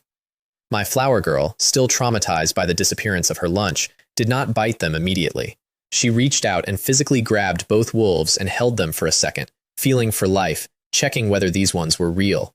They were. She ate them. They vanished anyway. She looked at me again, and her whole face was a question, and I had to send her home. I brought out a few treants and a lily fairy spirit instead. The lily knelt down and opened an enormous white flower, and I lay down in it and put my head on her knee. Third test complete. 21 seconds. Rating, excellent. You have 10 minutes to rest. Stop asking. Just start the next one when the last one ends. Are you certain you wish to forfeit all rest periods and proceed continuously? Confirm. And I lay in a flower with my eyes shut while the exam that decides the future of 200,000 people happened around me at a rate of 1 level every 8 seconds. Meanwhile, in the command center in Jufeng City, 2 very powerful people were having a bad morning. The walls of that room are screens. Every candidate's name is on them, live, with their progress, and at the head of the table sat 2 people that everybody else in the room was afraid to breathe near. A middle-aged man in blue, chief examiner, local, from Weichuan province, 8th tier, title, Frost Lord. And a figure in a black robe from Kyoto, chief inspector, 8th tier, title, Flame Throne. Yes, that Flame Throne, the one my entire city had spent 2 weeks hiding from. Normally, these 2 roles get along. This year, they did not, because both of them had a junior family member sitting this exam in this province, and one of those juniors had been shipped in from the capital specifically to hunt an easier admission slot. They were competing over quotas, and they were sitting next to each other for 8 hours. On the board, the top 2 names had settled. Candidate 00128 on stage 12. Candidate 13987 on stage 12. It seems, said the Frost Lord, watching his own junior climb, that Lord Flamethrone wasted a forbidden spell. And under the black hood, a woman's voice went from cold to furious. I have said this already. I did not cast a forbidden spell in your province. Of course not. He did not look at her.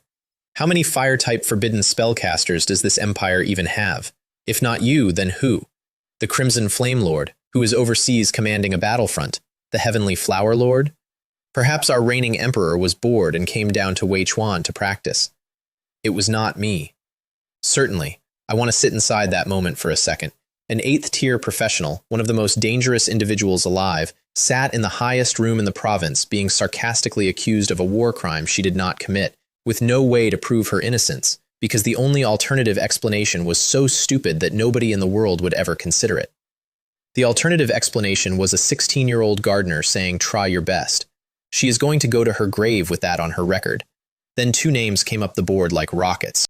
Candidate 36589. All 30 stages complete. Total time, 205 seconds. Candidate 36329. Stage 18. Who are these two? Flamethrone said.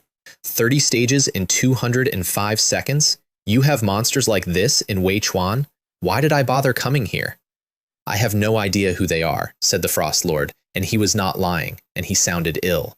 If I had known this existed, I would have taken my child to a different province. Their own juniors were 3rd and 4th, and the 3rd-place candidate had taken over 300 seconds to reach stage 16. The Frost Lord opened my record to work out how I had climbed so late. First stage, 12 seconds, rating good.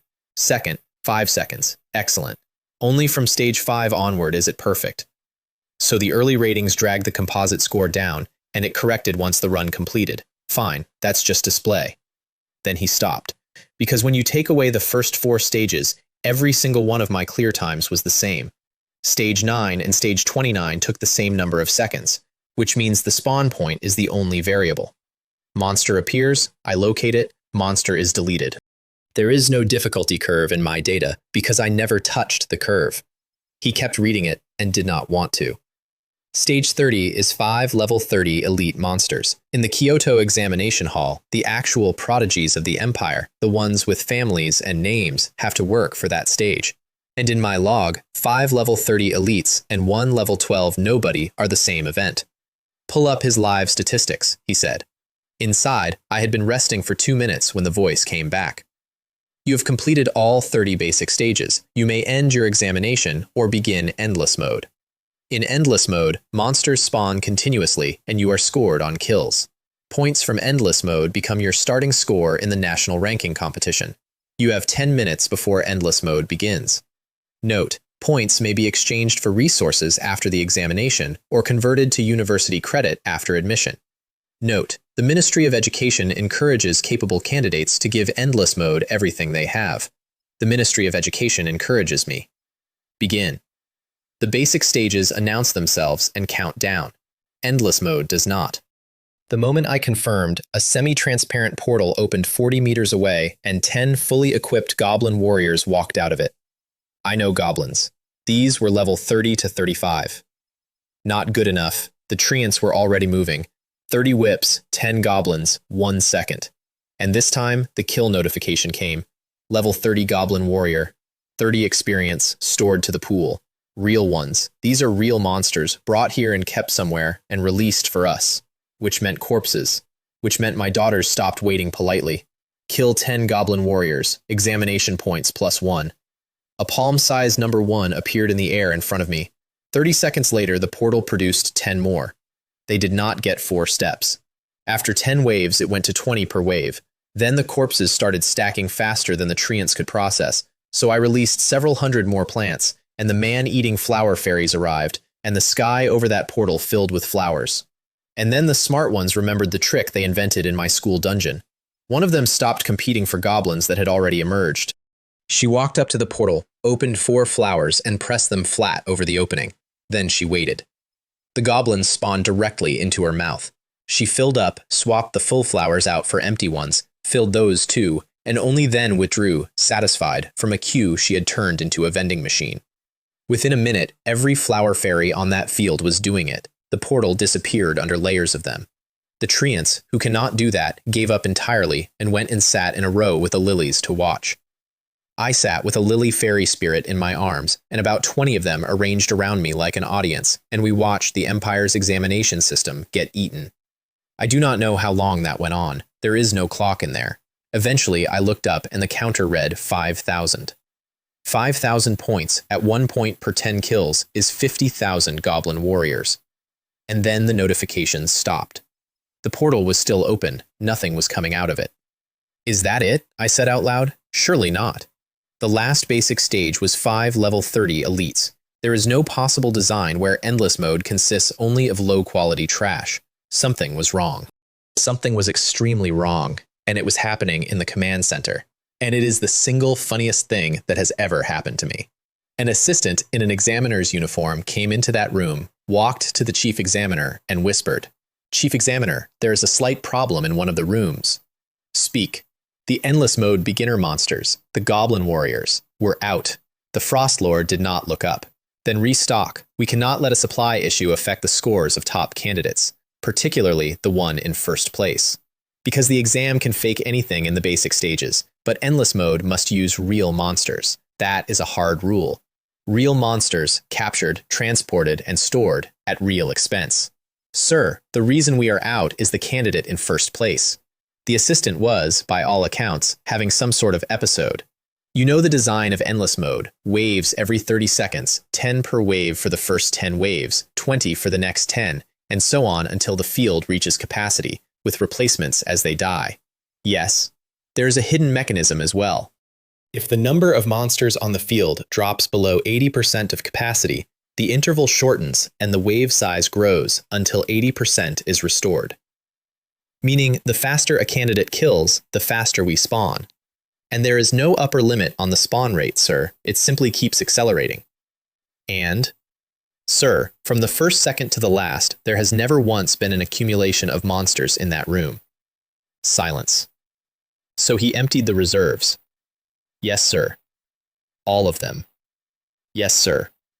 The stock they prepare for endless mode is based on decades of records. Very few candidates in a province ever reach endless mode at all. It is not a category anyone stockpiles for. 50,000 goblin warriors is more than 5 times the total quantity the examination hall had brought. It cannot really be called a failure of preparation, the Frost Lord said finally. The candidate is simply abnormal. Then he added something that I only heard about much later, and that I liked more than any of the rest of it. A shame we cannot observe inside the instance. I would have liked to see that with my own eyes. Flamethrone, of course, wanted him disqualified. Chief Examiner, could the first place candidate be cheating? Should we inspect? And the Frost Lord turned and looked at her, the way you look at a man who has walked into a glass door. What? By what method, he said calmly, do you imagine he cheated? Disposable items? Items are searched before entry. Even if he smuggled one in, inventories are sealed inside the instance. That applies to you and me as well. It is a rule of the instance itself. And the room has alarms sensitive enough to detect a single drop of potion, which would eject him immediately.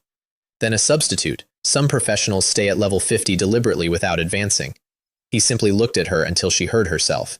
Identity verification for the imperial examination is absolute. A substitute would require corruption at the top of the national education system, and those people would move like mice, not stage a performance visible from the command center. And even the finest candidates in Kyoto could not do what was happening in that room. So what exactly would this permanent level 50 layabout be? Ahem. Let us discuss what to do next. They worked it out on the spot. The rules say the venue must keep supplying monsters until the stage ends. The venue could not. So they went to the supplementary regulations and found a clause covering candidates who lose rewards through venue negligence. Compensation of 100 to 5,000 examination points at the discretion of the on-site officials. Given the circumstances, said the Frost Lord, I propose we grant the maximum, 5,000 points, in compensation for the venue's inability to continue providing monsters. Seconded, said Flamethrone, before anybody else could open their mouth. Seconded, said the room. I hereby announce that the examination of candidate 36589 has been artificially interrupted, ending the first stage of his endless mode.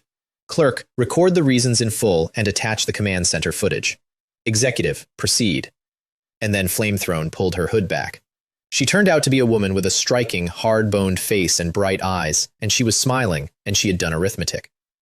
By the spawn mechanism, a candidate who takes 5,000 points in the first half takes more in the second. Portal throughput being what it is, call it 8 or 9,000. Correct? Correct, and 5,000 is the maximum compensation permitted. There is another rule, though. Her smile got wider. An examiner or inspector of the 8th rank or above may, in a private capacity, award up to 5,000 additional points to a candidate whose performance they approve of. Award points do not count toward the ranking competition base score, but after the examination, they redeem for resources exactly like normal points. And the awarding party must supply the education system with resources equal to the value they award.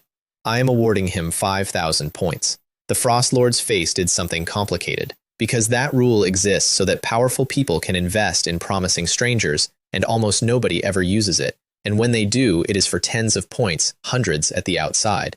Nobody awards the full 5,000 because you are handing real resources to the Empire's education system to be laundered into a prize, with a middleman taking his cut for a candidate whose identity you cannot see. Which means you might be pouring your own money into somebody else's genius, and making them famous, and being laughed at for it by every peer you have. Are you certain? Post the notice. I hereby announce that the Chief Inspector of Weichuan Province, Zhao Yunjia, 8th tier, titled Flame Throne, awards 5,000 additional points to candidate 36589. Clerk, that one does not need to be recorded in detail. Executive, notify the candidate, and notify the public. Notifying the candidate says a powerful person is watching you. Notifying the public says, this one is mine, do not touch him. Then Flamethrone sat back and said the thing that finished it. Don't blame me for not warning you. If your junior matters to you, do him a favor too. There is more than one round in this examination. Neither of our families is winning the provincial title this year. That is done. But that boy, whoever he belongs to, and whatever he becomes, is going to be standing in the ranking competition tomorrow with every candidate in the Empire. Anybody who wants a good result is going to have to care about his mood. Of course, if you would rather raise your child at home and consider Tenglong University unnecessary, feel free to ignore me. The Frost Lord stared at the board for a long moment. Then, with a face like a man swallowing glass, I hereby announce that the Chief Examiner of Weichuan Province, Mei Long, 8th tier, titled Frost Lord, awards 5,000 additional points to candidate 36589. Also, prepare the next stage's monsters. Make certain we have enough before any other candidate reaches endless mode.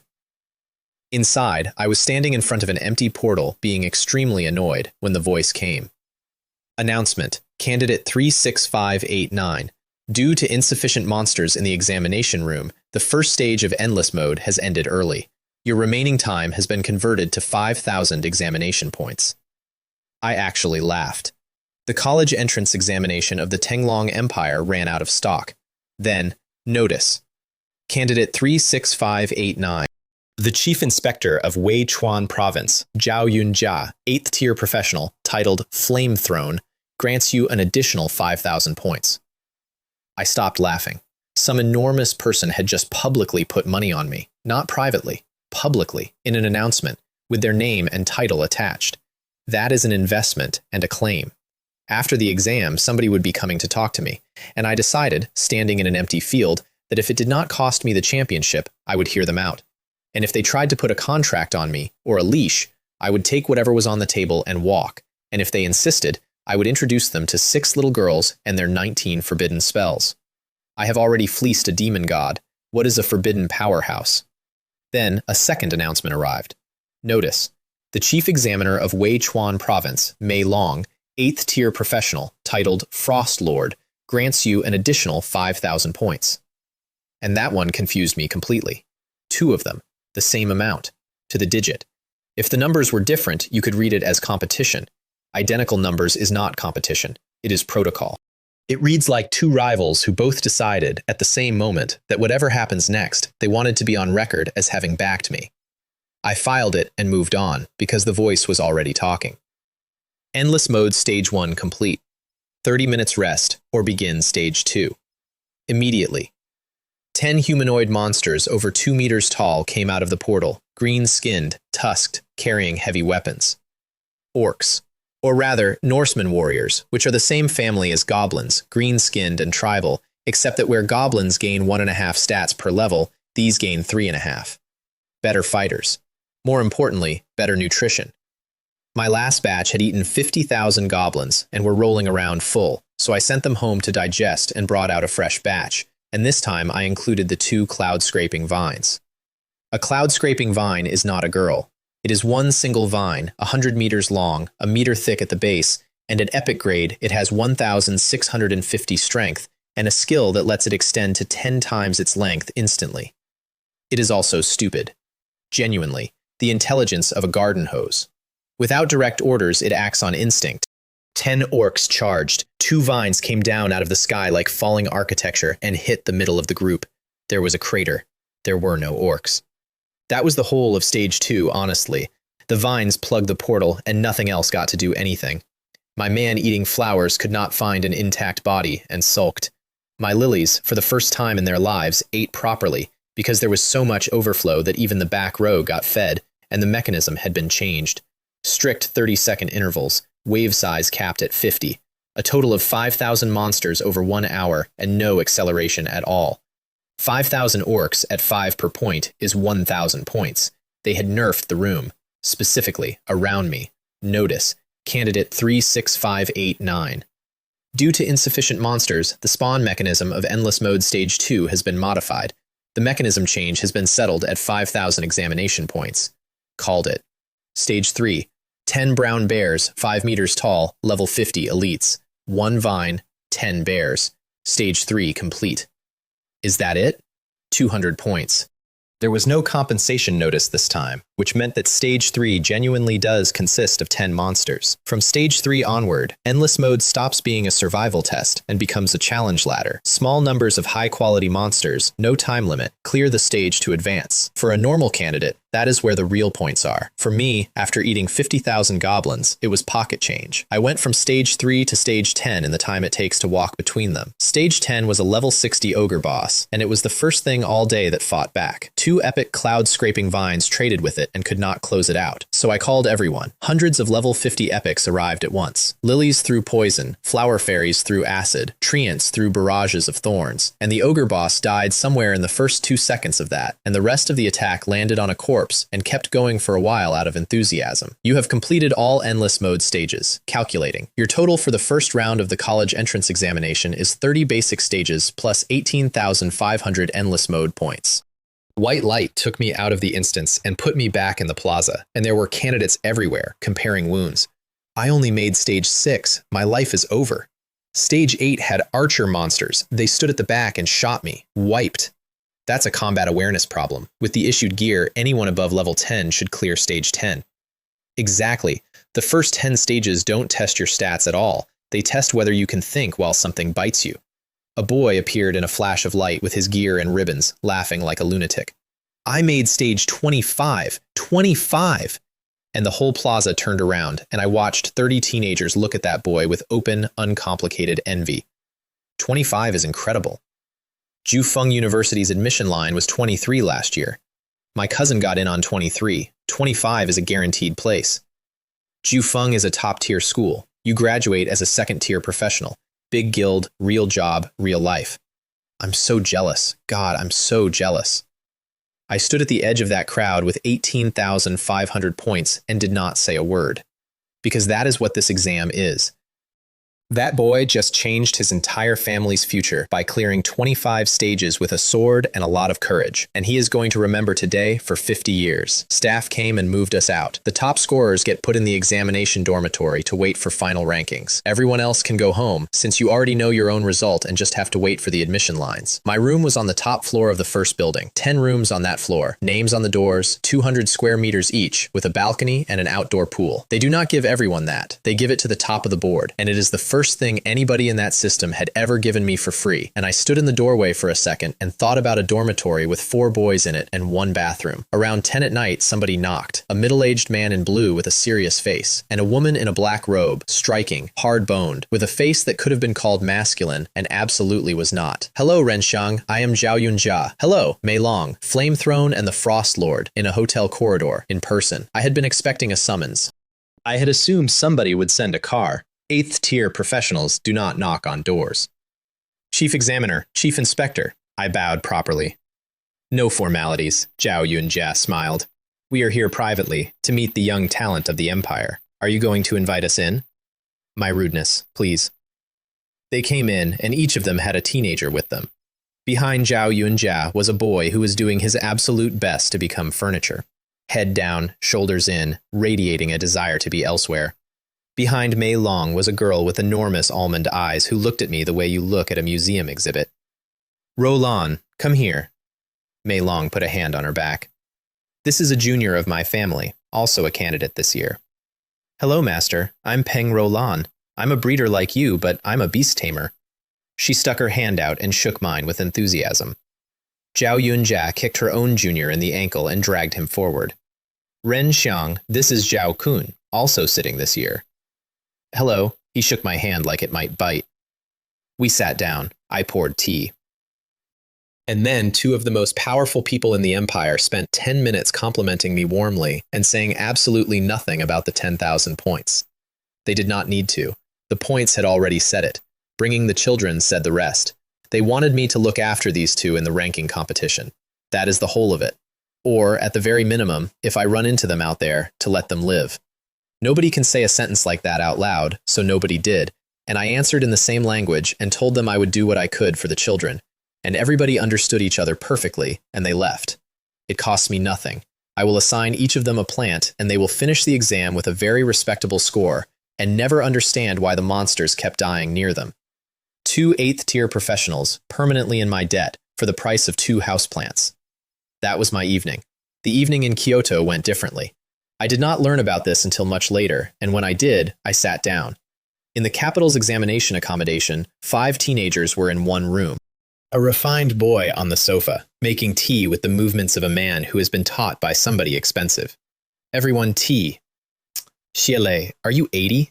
Why do you drink tea like an old man? That was a girl sitting in the window frame with her boots on the sill, a beer in one hand and a cigarette in the other. I like tea, said a second girl with her hair in a bun, taking a cup. Xiegang isn't good for much, but he does make excellent tea. Xiaomei, can you please use my actual name? Sorry, no. Stop it, said a boy in old-fashioned robes leaning by the door. I have a proposal for tomorrow's ranking competition. Guo Xuan wants us to ally, said a fourth girl, adjusting her glasses. Take the lead together, gang up on the strong candidates from the provinces, split the yield. Correct. I hear several provinces produce super geniuses this year. Speaking of, Xiaomei grinned into her cup. You all know Zhao Kun went to Weichuan province and found himself a very thick pair of legs to hide behind. How thick, said the girl in the window, interested for the first time. So, you know how he ran into a wall out there? The Frost Lord's family has a junior of their own, Peng Ruolan, and she's far better than he is. Right. I'm not talking about Peng Ruolan, Xiaomei wrinkled her nose. Peng Ruolan is maybe 8/10 of a Xiele. That's not a heavyweight. The one I mean has combat power at least 5 times Xiele's. 5 Wang Haos, said the delinquent. Is that strong? To match 5 Wang Haos is truly impressive, said the girl in glasses, seriously. Xiele looked at his tea. I'm not joking, said Xiaomei. When I came out of my exam room, a friend in Weichuan messaged me. Flamethrone and Frostlord both gave the same candidate the maximum award, at the same time. Both of them have juniors in that province, in the same exam. Do I need to explain what that means? It means, said the girl with glasses, slowly, that candidate is so far beyond both of their juniors that those two decided he was worth more than their own pride. It means he can carry 2 passengers and still place. It means he is going for the top of the empire. So, Guo Xuan looked around. Do we ally? You lot go ahead, said the girl in the window, standing up. Not interested. Wild beasts walk alone. Only cattle and sheep move in herds. And she left. The other 3 agreed. They did not make a plan because nobody knew what the ranking dungeon would be yet. They only agreed on the intention. 5 of the strongest candidates in the capital of the empire, sitting in a room the night before, discussing a boy whose name they did not have. The next morning, 8 o'clock, Jufeng City. The area around the examination building was packed, not just families, headhunters from every mid-sized guild and company in the province, because the candidates ranked below the top 1,000 walk out that door today, and everyone in that band is still good enough to graduate as a second-tier professional and become somebody's backbone. The results went up on the big screen at 8 exactly, scrolling, and every eye in that crowd went to the top of the list because that is where eyes go. First place. Candidate name, Ren Xiang. Examination number 36589.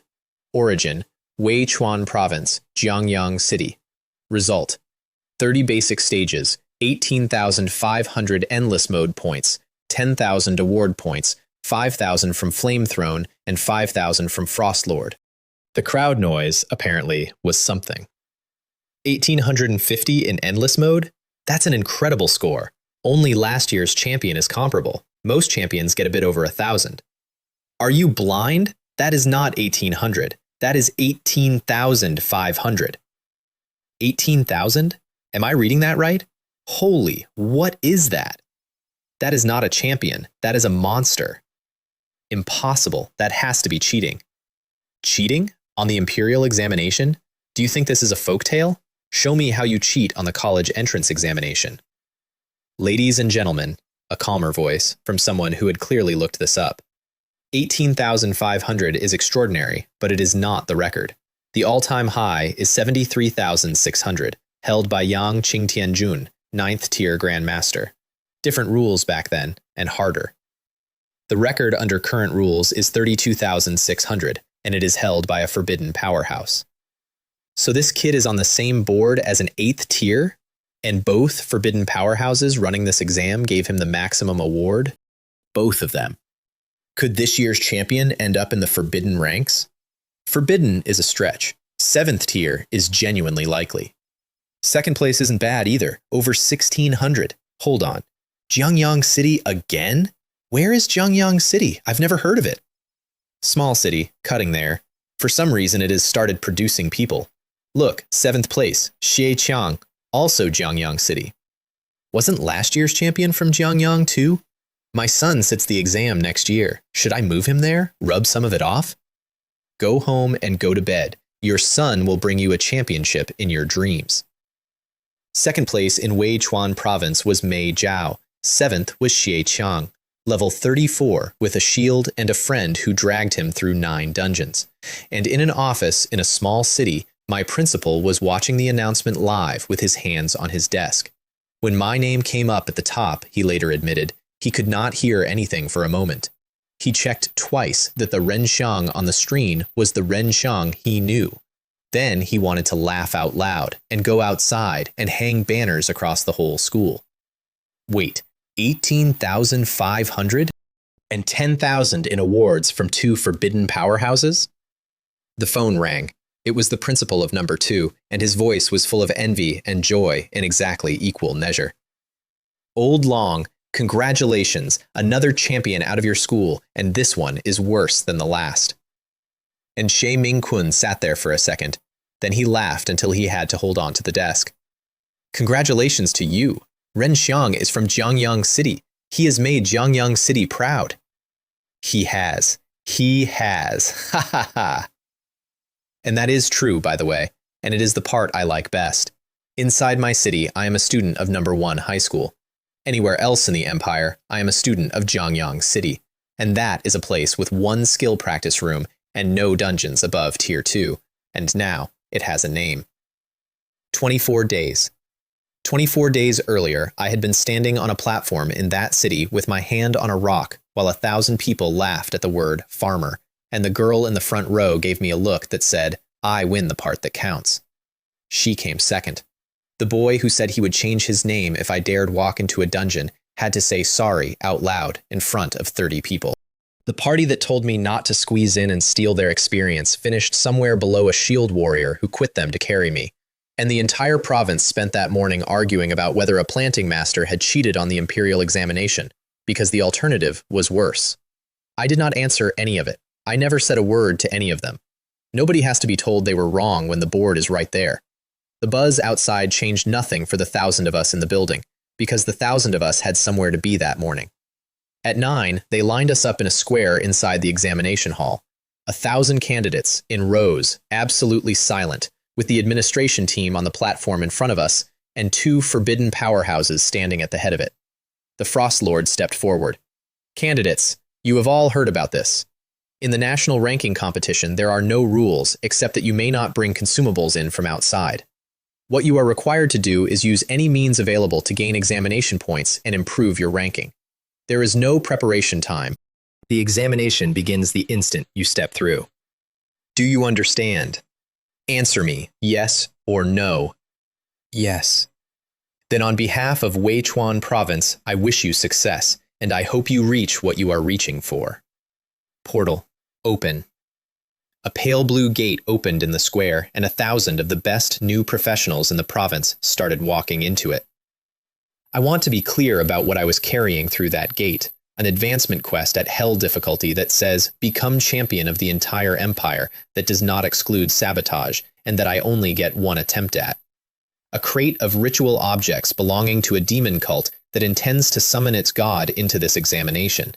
Confirmed reports that a second, more violent cult wants the same event and hates the first one. 2 of the Empire's 8th-tier professionals publicly holding a stake in me, and 2 children of theirs I have quietly agreed to babysit. And 5 teenagers in the capital who spent last night forming an alliance for the specific purpose of hunting the candidate who took the maximum award from both. They have my examination number. They do not have my name yet. They will by tonight. I stepped into the